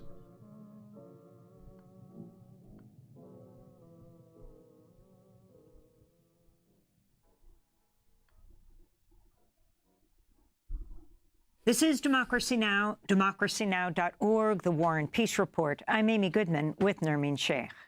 We end today's show looking at Burma, where up to 200 Rohingya Muslims were recently killed in drone strikes as they attempted to flee to Bangladesh. This comes amid intensifying conflict between the military junta and the Arakan Army, a rebel armed group. Survivors of the drone strikes accused the Arakan Army of carrying out the assault, while the rebel group blamed the military junta, which overthrew Burma's elected government in 2021.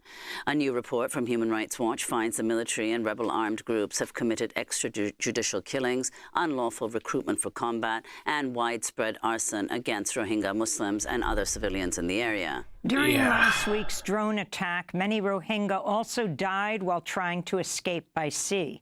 This is an account by one man who lost 5 children after they drowned while trying to flee the attack by Jesus boat. Christ.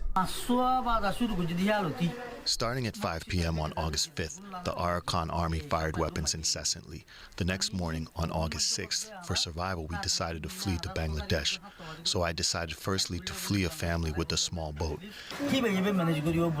Then a big boat will be sent. My family got on a small boat. My sister's family also got on there. While fleeing, one boat sank. The people from that boat dragged down the boat we were on, and the boat we were on sank too. Only 6 to 7 survived out of almost 40. From my family, my 5 children, 4 children from my sister's family were lost, and other elderly youths and women were lost. Thousands in Rakhine State in Burma were forced to flee as their homes were burnt down overnight. This was in May. This is Saifur Rahman, a 30-year... Fucking hell. This whole situation is fucked. The whole situation is fucked. And it makes me really sad that I can't root for the rebels as much as I would like to, considering all of this. But it's a fact. Both sides. But there's also literally like a dozen different rebel groups in, I want to call it Burma, but in Myanmar, that and they all have different sort of affiliations and goals, so you can't even blame all of them at once. It's a very complicated situation. But I figured we would talk about this again just quickly.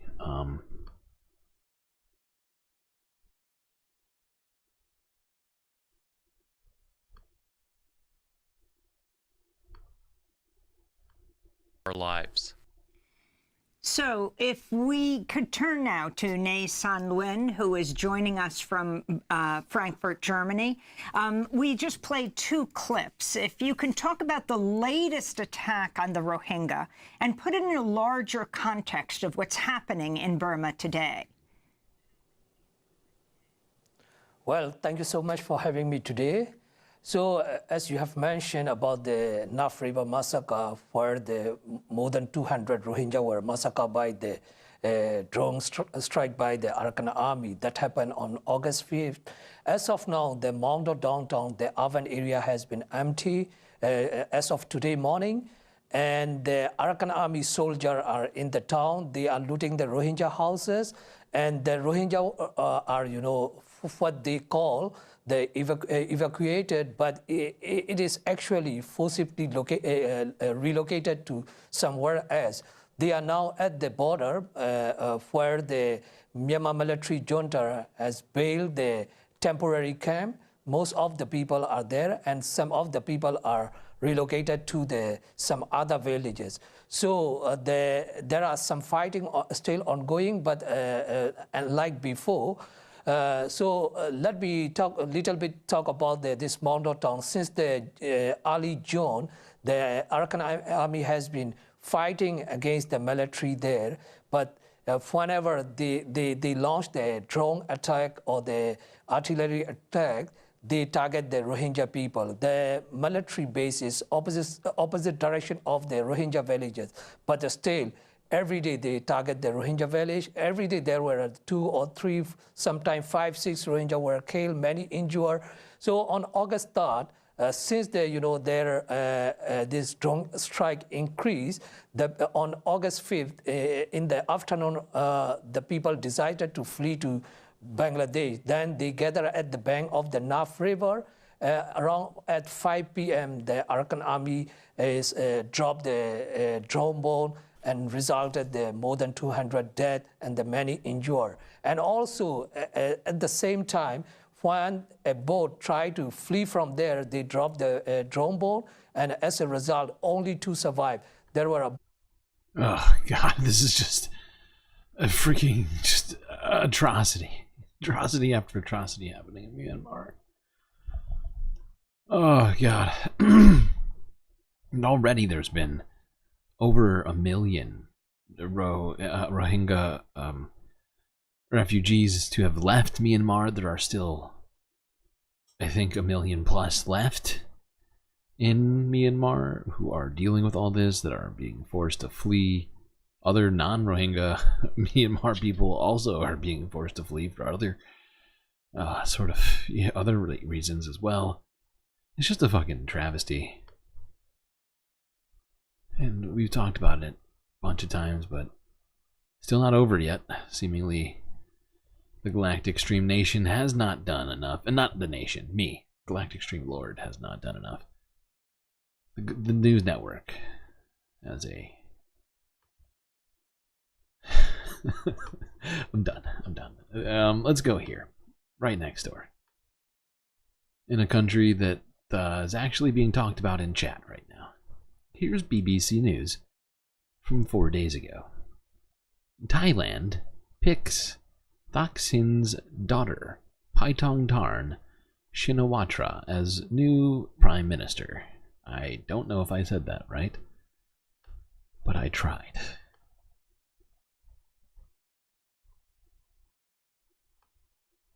To Thailand, where Paetongtarn Shinawatra has become the country's youngest ever prime minister.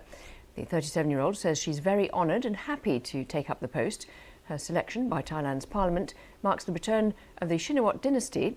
She's the daughter of the billionaire tycoon and former leader Thaksin. The former prime minister, Sethaway was dismissed earlier this week by the Constitutional Court. Well, Paetongtarn Shinawatra has been speaking in the past hour. I talked to my family, and I talked to a lot of people from my party, and I decided that it's about time to do something for the country and for the party as well. And I hope that I can do my best to, you know, make the country go forward. That's what I try to do. And right now, of course, today I feel very honored and I feel very happy. Let's go live now to Bangkok and our Southeast Asia correspondent Jonathan Head. And Jonathan, now I do hope that this situation goes well for her. We just recently talked about how Thailand's monarchy banned its most powerful political party for supposed anti-government sentiments being said at a rally or something. I can't remember exactly. It wasn't that. It was something else, but it was so insignificant. However, that's what happened. Also, she happens to be the daughter of shit. What's his name? Hold on.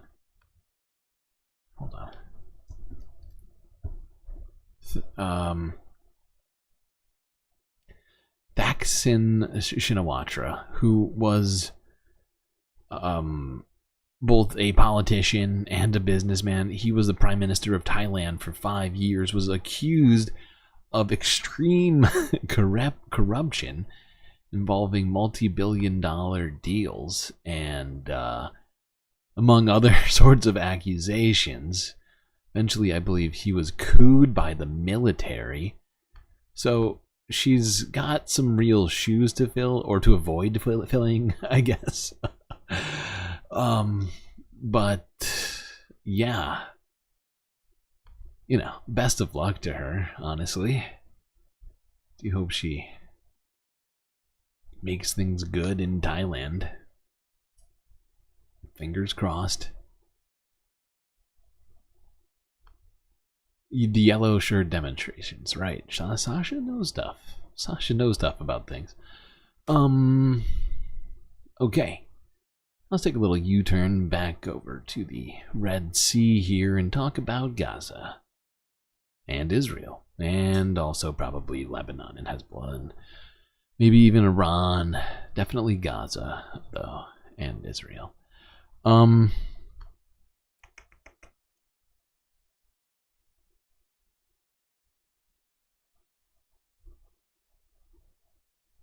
Okay.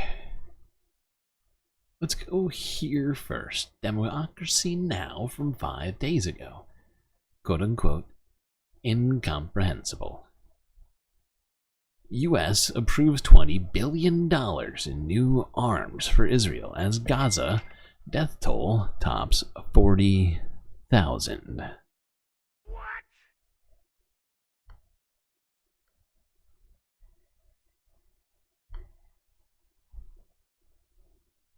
Health officials in Gaza say the official death toll from Israel's 10-month war has now topped 40,000, but that figure is widely believed to be an undercount.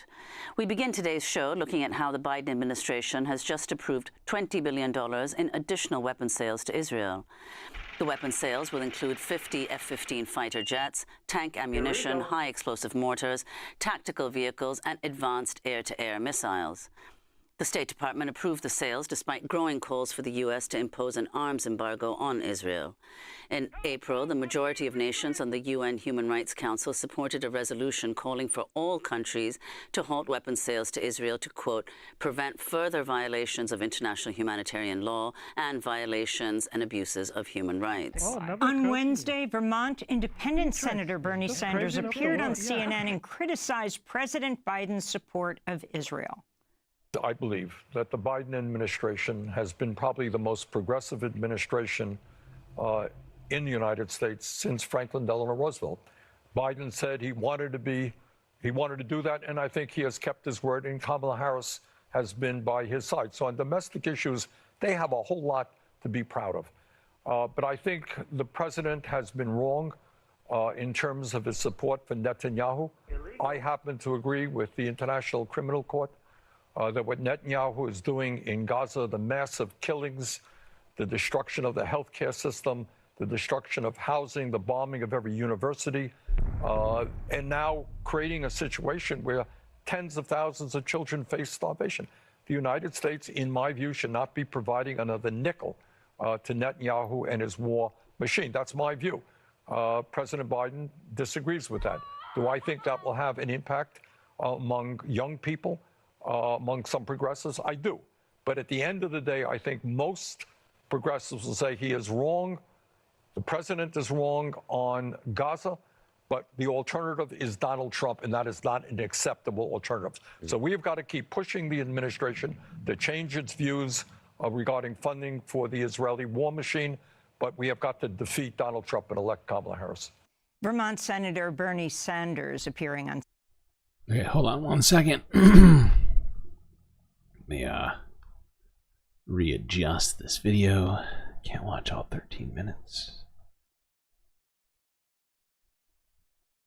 Oh, but she goes straight to the interview. Okay, never mind then. I take it back. GNN. We're joined right now by Josh Paul, veteran State Department official who worked on arms deals and resigned last year in protest of the push to increase arms sales to Israel amidst its assault on Gaza.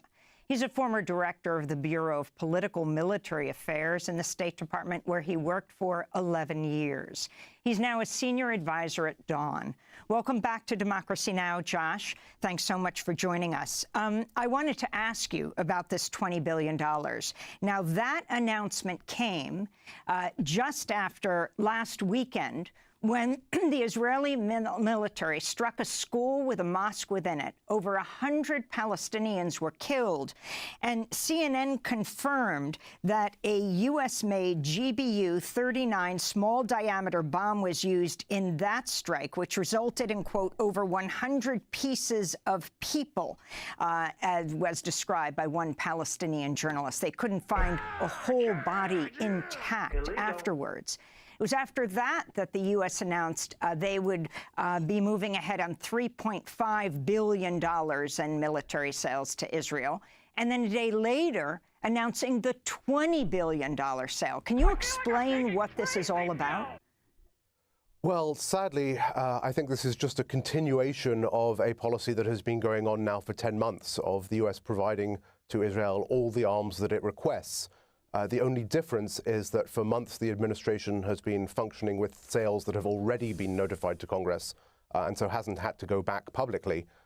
Now it has to go back publicly because it has reached the limits of those previous authorizations. I don't know how one looks at that bombing of the school that you described or the killing of the twin babies that you just described at the top of your show, or indeed at the Israeli government officials who are advocating for the rape of detainees and go ahead and provide these weapons, and then look yourself in the mirror. It is a dark day for American foreign policy and a stain, I think. 100%. Arguably the greatest work of nonfiction of the 20th century. Okay, what's next on my list here? Got a bunch more videos to go. We're 4.5 hours into this puppy.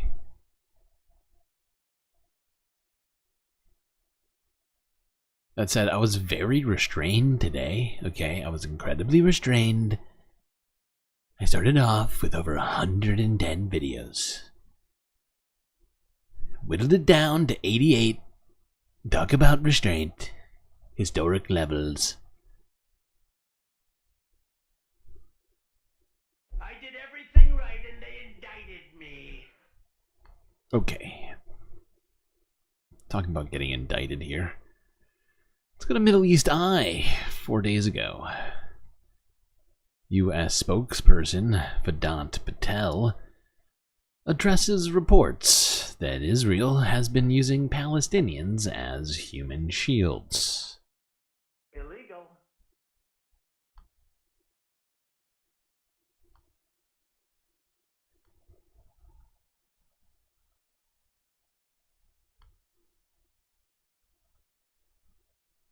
Clicky click. There we go. You often condemn Hamas for using Palestinians as human shields, and there is this big investigation now by an Israeli newspaper saying that the Israeli army has systematically using Palestinians as a human shield because they believe their lives is superior to the Palestinians. So do you condemn the Israelis for using Palestinians for the same purpose that you condemn Hamas? So your colleague Saeed raised this issue before you walked in, and I will just echo that these reports are incredibly disturbing, and we urge Israel to immediately and transparently look into these allegations and hold any perpetrators accountable. But I also just want to stress, as what a nonsense statement. He encourages Israel to investigate itself. He's never said anything even close to that about Hamas or anything Hezbollah has ever done or the Houthis. No. It's always immediate condemnation. And claims of all sorts of stuff. Variety. A whole grab bag of claims they just go to immediately. We've heard them all here, time and time again. As I did with Saeed, that these are just reports at this oh, point. Just so, reports. What we would call on is for Israel to look just into reports. This. It's more than just reports. It's videos. There's videos. There's like there's a bunch of them. There's been a bunch of these. We've seen them. We've been seeing them time. And honestly, I feel like his face is saying a lot. He's sort of just looking off and down. It's bad. It's bad. He knows that he's wrong. He's seen the videos with his own eyes. They were all over the internet. Ascertain what's actually So going what's on. make these reports and the Israel and Hamas using Palestinians as human shields as fact on the ground? Because you're not there and you don't really verify. Nadia, we know with incredible certainty that Hamas has a clear track record of using civilian infrastructure and protected facilities as areas of operation, as bases, and using as civilians as human shields. That is. I mean, Hamas has said time and time again that they don't do that. So maybe we should just let Hamas investigate themselves and see what they find, and rather than coming to these conclusions. But no. It's just this is one of those examples of the clear and apparent, two sides of this thing, the sort of paradox that is the stance of the U.S. government. Claiming one thing about one group of people, but then when it happens with or to a different group of people, specifically Israelis and then Palestinians or Lebanese people or basically anybody in the Middle East. It's and the fact is Vedant, he's trying his best. But he's not being given a lot to work with. Let's be real.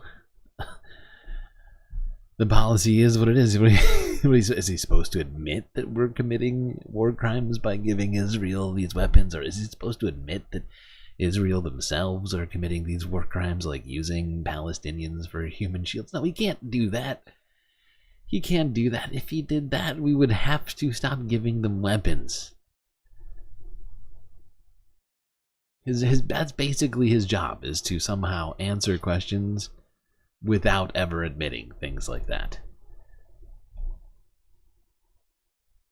Thanks, Jeff, for the question.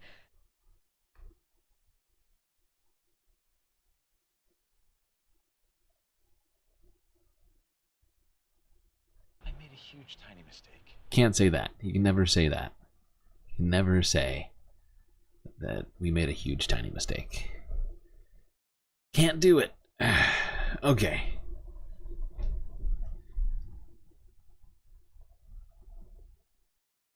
Now, let's look at this. This is Al Jazeera from about 4 days ago. This is a video which Hezbollah has apparently sent to Israel as a message of deterrence, showing them transporting long-range weaponry underground.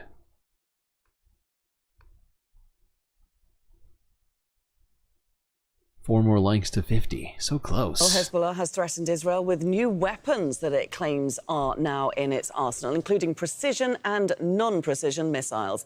The information was released in a video that appears to have been filmed in a series of tunnels. There's been fear of an all-out war since an Israeli strike in Beirut that killed Hezbollah's top military commander in July. Israel blamed the commander, Fouad Shukr, for a previous attack on the occupied Golan Heights. Well, for more on this, let's go live to Beirut and speak to our correspondent there, Zaina Hoda. Zaina, tell us a little bit more about what was in this Hezbollah video message. Well, Hezbollah's message is that Israel will expect a reality it didn't, or face a reality it didn't expect. Hezbollah saying that it has military capabilities, it is ready for war. This really is a message of deterrence. The timing of this video, and we've seen similar videos in recent weeks, the timing of this specific video amid heightened tensions. Hezbollah making it very clear yesterday that regardless of the outcome of talks in Doha on a Gaza ceasefire deal, the group intends to respond to the assassination of its top military commander. So what Hezbollah is telling Israel is that we will respond, but if you respond disproportionately, then we are ready for war. So this is Hezbollah still, through its actions, through its words, saying that it doesn't want full-on war, but it is ready. In this video, it shows what it appears to be precision-guided missiles on... Yeah, acknowledge 40. I know, I did acknowledge 40. I mentioned it. I just don't think you were here, Soul Life. We talked about it. The stream software is frozen. Well, frozen in the way it always freezes. At least it's not affecting the stream quality, right? Nobody's been seeing any lag or anything like that. Knock on wood.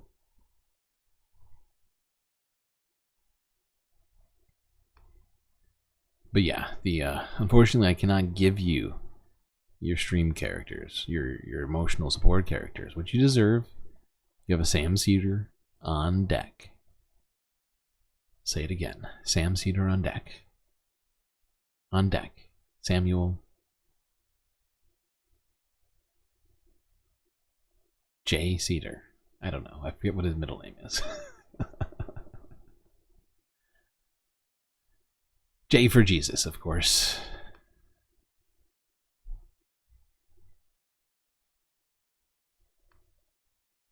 Let's go to this. This also happened 4 days ago.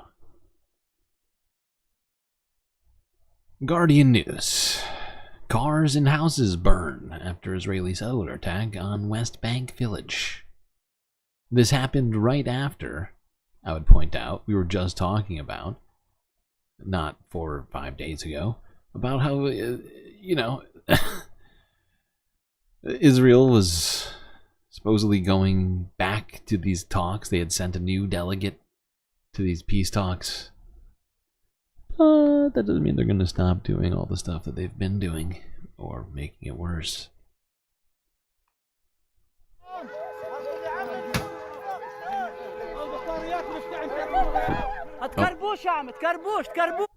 Sorry, gotta turn this down. Been trying to do this more. People mention this to me. You can't hear me talk over the videos, which is fair. Dozens of Israeli settlers attacked a Palestinian village in the occupied West Bank. They burned cars and killed at least one person.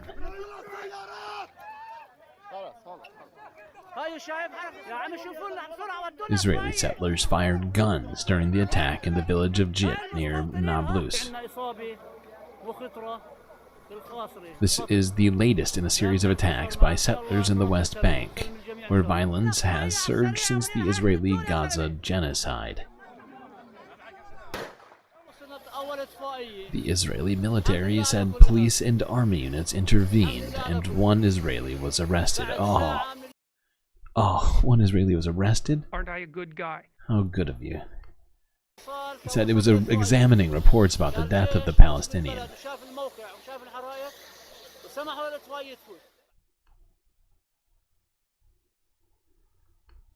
Okay.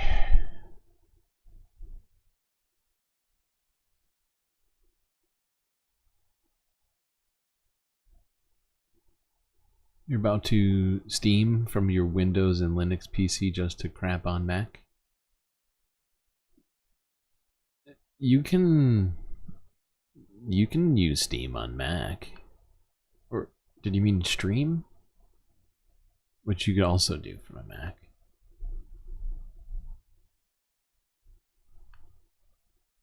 But feel free to flex on Mac. It's a totally it's your right. Not just as a mod, but as an American citizen. Okay. Let's go here. This is a video of hundreds of West Bank Palestinians attending a funeral of the person who was killed in this recent attack in the West Bank.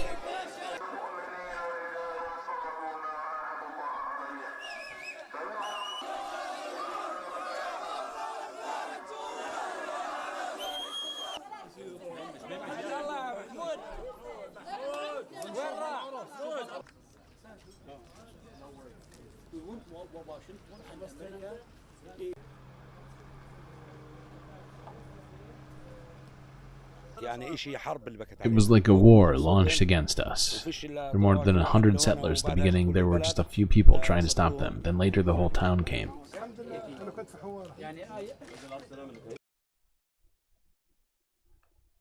Okay.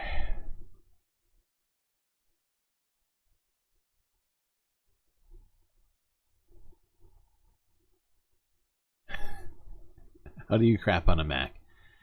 Nightbot. To take a screenshot on a Mac, press Shift plus Command plus 4. Oh, thanks. That's very informative.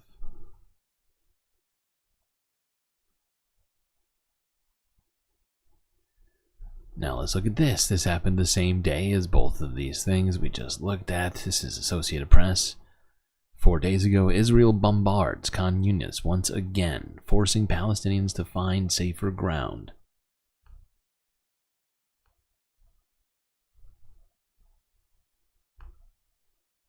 Where is safer ground in Gaza?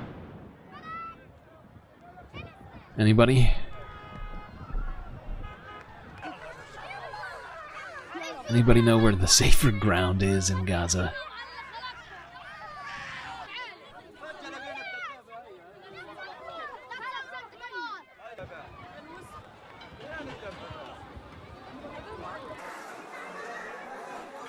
This is a fucking catastrophe. Human-made catastrophe. We are living in a nightmare. When will we wake up from it? We are tormented. This is happening beyond our capacity. We are unable to bear it. What is the fault of the elderly, the sick, the children? What is the fault of the women? Find a solution for us. Where do we go? Every time we go, somewhere they take us out. Jesus Christ, she's the size of a child.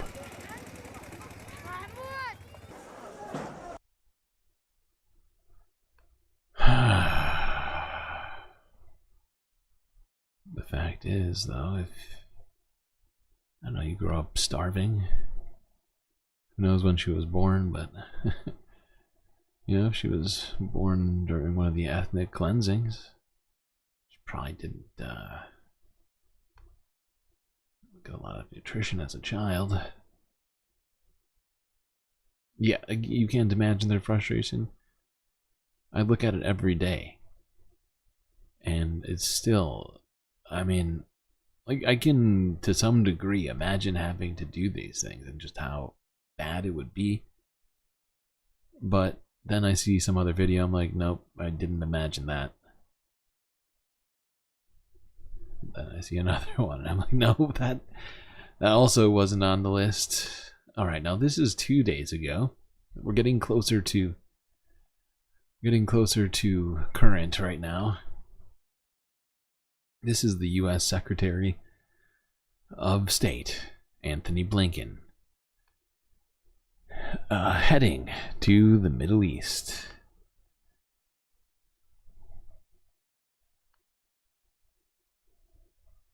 No, we've already kind of talked about him heading to the Middle East. This is just a video of him leaving his fancy black SUV. Get onto this plane here. Oh, look at that. He's taking it seriously. He's got... What are those shoes? Why is he wearing that shoes pants combo? This is like anti-fashion advice. Never wear this.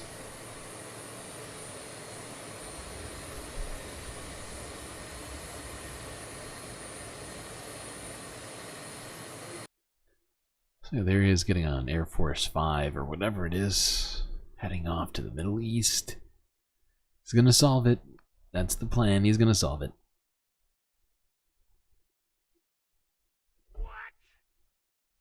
Don't you ask questions, Lil John. By the way, Soul Life, did you see who showed up to the DNC?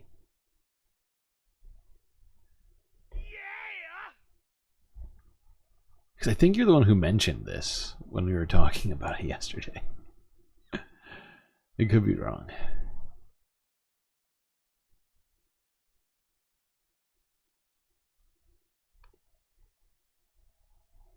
Okay.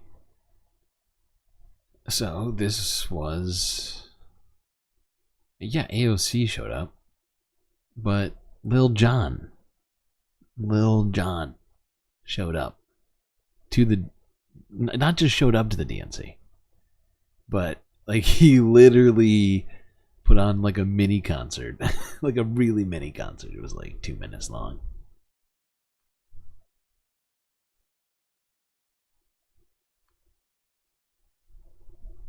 But do you remember me? I said it. He could be there. He was there. Rewatch this video, Soul Life. Go back to our coverage of the DNC earlier today. You'll see it. It's real. I called it. Okay, let's go here. This was basically 24 hours after that video was taken.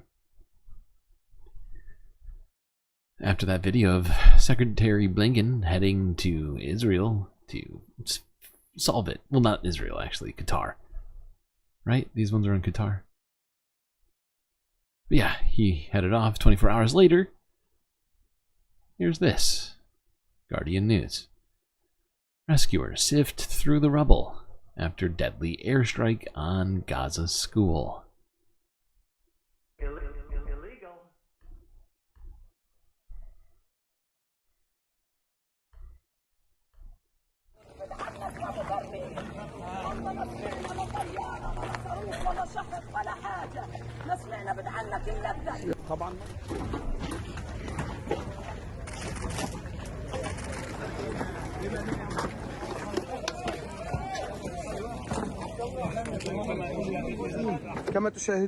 As you can see, the building collapsed completely on the heads of the displaced. The residents and the medical team are trying to recover a number of martyrs under this rubble.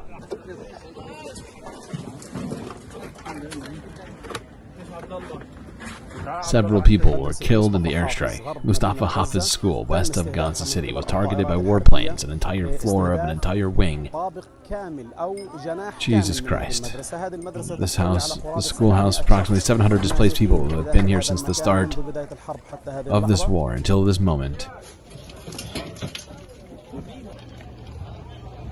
So this is how seriously Israel is taking the peace talks that they are definitely taking seriously. This is how they respond. Attacks in both Gaza and in the West Bank. Killing people, destroying schools, attacks on civilians.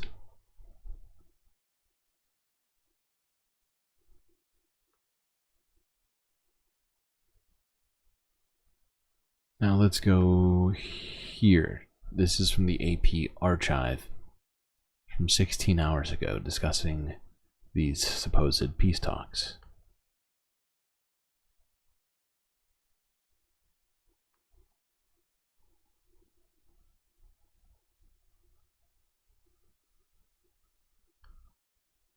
International mediators are holding a new round of talks in Qatar aimed at halting the war in Gaza and bringing home scores of hostages held there. There are still sticking points between Israel and Hamas, including over whether Israel will maintain troops in certain parts of Gaza or whether any ceasefire becomes permanent. Hamas, meanwhile, hasn't said whether it is participating in the talks or not. It accuses Israel of adding new demands to an evolving US-backed proposal that the sides are weighing. Israel denies this, and it has sent a delegation. Multiple rounds of previous negotiations between the sides throughout the 10-month-long war have failed. But reaching a deal now could help avert a wider regional conflict that might draw in Iran and the militant group Hezbollah into the fighting. The talks come as the death toll in Gaza reaches a grim milestone of 40,000 dead, according to local health officials. Ooh, wow. That was very subdued by the AP. They didn't even mention Hamas just now when they talked about that. That's new. That is very new.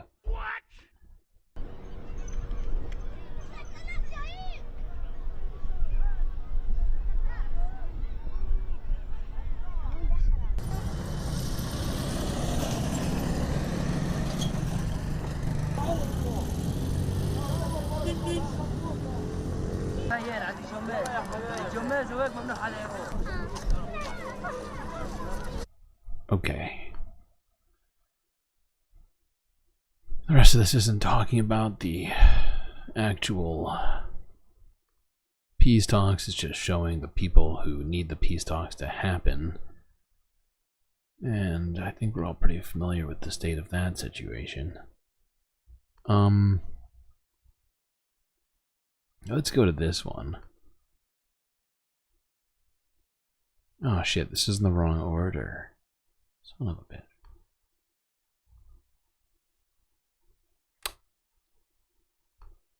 Fuck it, we'll do it that way. It's fine.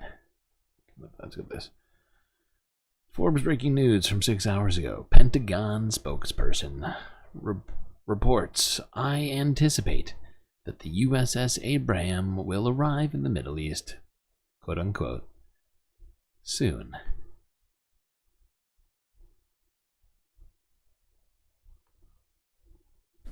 Come back and reborn. Two questions on the Middle East and then one on Ukraine. Have the USS Abraham Lincoln, or has the USS Abraham Lincoln Carrier Strike Group and USS Georgia arrived in CENTCOM?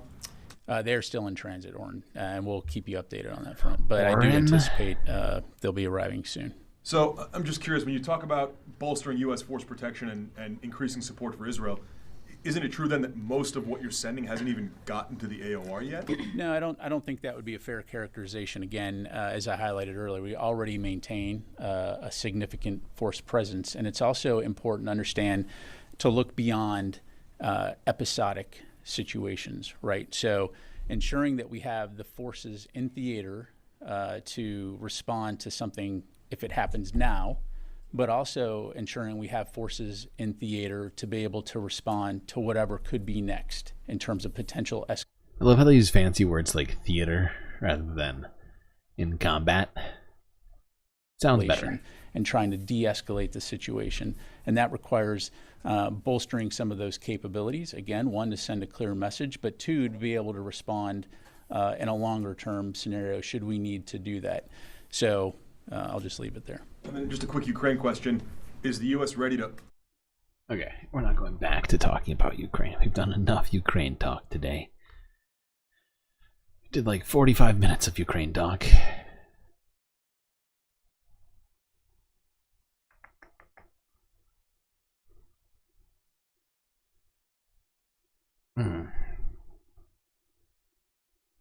All right, let's go here. This is basically the only story of these Gaza, Israel, Lebanon, Middle East stories that's out of order in terms of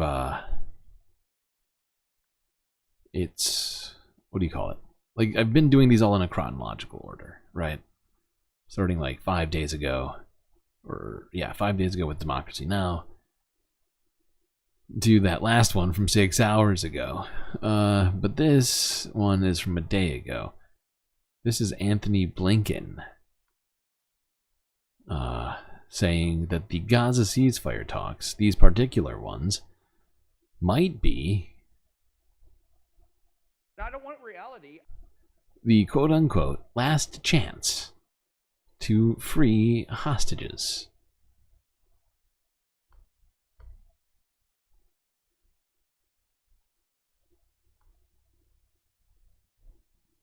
America's top diplomat, who's on a visit to Israel, has said it's a decisive moment and maybe the last opportunity to reach a ceasefire in Gaza. US Secretary of State Antony Blinken, who's already met Israeli President Isaac Herzog, is currently holding talks with Prime Minister Benjamin Netanyahu. Israel and Hamas have accused each other of lacking the will to compromise. Mr. Blinken says it's time for all sides to agree a deal without excuses. This is a decisive moment, probably the best, maybe the last opportunity to get the hostages home, to get a ceasefire, and to put everyone on a better path to enduring peace and security. I'm here as part of an intensive diplomatic effort on President Biden's instructions to try to get this agreement to the line and ultimately over the line. Now, I think we all know that this is true.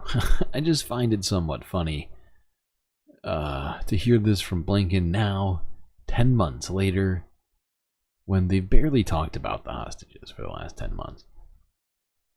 They really haven't. Let's be real. And it's just interesting to hear this sort of shift in tone, this concern about the hostages and this being the last chance. That says a lot. I think there's still a couple of American hostages amongst this group, at least like as American Israelis. It's time for it to get done. It's also time to make sure that no one takes any steps that could derail this process. Joining me now is our correspondent Tom Bateman, who's travelling with the US Secretary of State, and our Middle East correspondent Yolande Nell, who's in Jerusalem. And Yolande, the stakes are incredibly high for this visit, aren't they?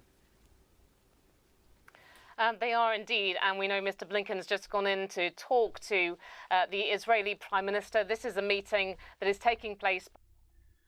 Okay, I don't know why we're watching more of this. I meant to stop it sooner.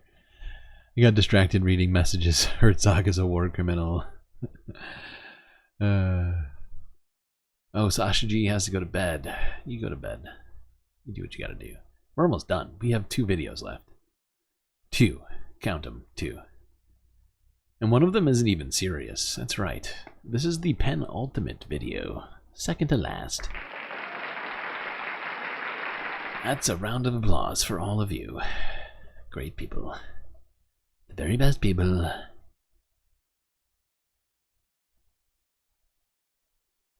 This is France 24 English from 20 hours ago. 2023 was the deadliest year on record for humanitarian workers, according to the UN. Maybe, I guess the UN knows stuff about humanitarian workers. Now, for World Humanitarian Day on Monday, the United Nations released its annual stats for the number of humanitarian workers killed on the job. And 2023 has broken all records, 280 having lost their lives worldwide. Most of them, 163, were killed in Gaza. But the nations of South Sudan and Sudan also appear on this grim podium. Our regional correspondent Bastien Renouy reports from Kenya. 5 of the 10 most dangerous countries for humanitarians are in Africa. And on the continent, South Sudan is the most dangerous country. It's ranked second globally. In 2023, 34 humanitarian workers were killed. Most of them were South Sudanese and most of them were directly targeted. Let's take the example of what happened on the 23rd of September 2023. 3 trucks were coming back to Juba after delivering assistance to children. They were attacked. 2 of the 3 truck drivers were killed. The remaining one was severely injured, and the trucks were burnt without any reason. And that's directly impacting the population. 9 million people, 3/4 of the population, need assistance at the moment in South Sudan. Let's also mention Sudan. It's ranked 3rd. So yeah, just figured we would end with a reminder of just how horrific the toll on humanitarian workers has been. It has obviously, like you heard, the numbers, the majority of them have been in Gaza. Not shocking anyone in chat, I think. But it is, I think, important to remember that little factoid. The record. It's a record number. Historic number for 1 year, 1 Gregorian calendar year. Number 1 year for killing humanitarian workers. Okay, last video. And I figured we would just end with a little bit of comedy here. Thankfully, I don't think I will get copyright struck for this. Fingers crossed. Fingers crossed. Just gonna watch a little snippet. Just listen to a little snippet. A guy named David Cross.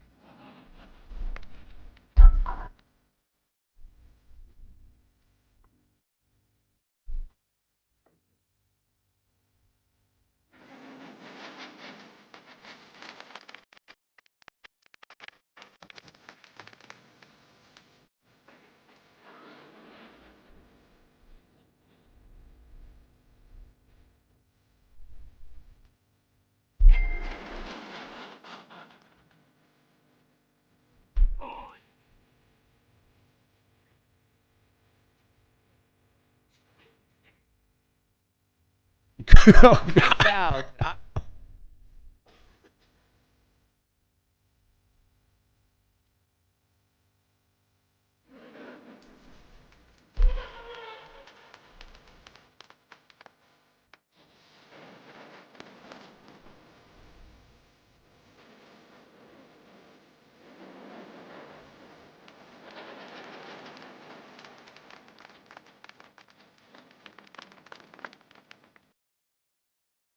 Whoa, what just happened?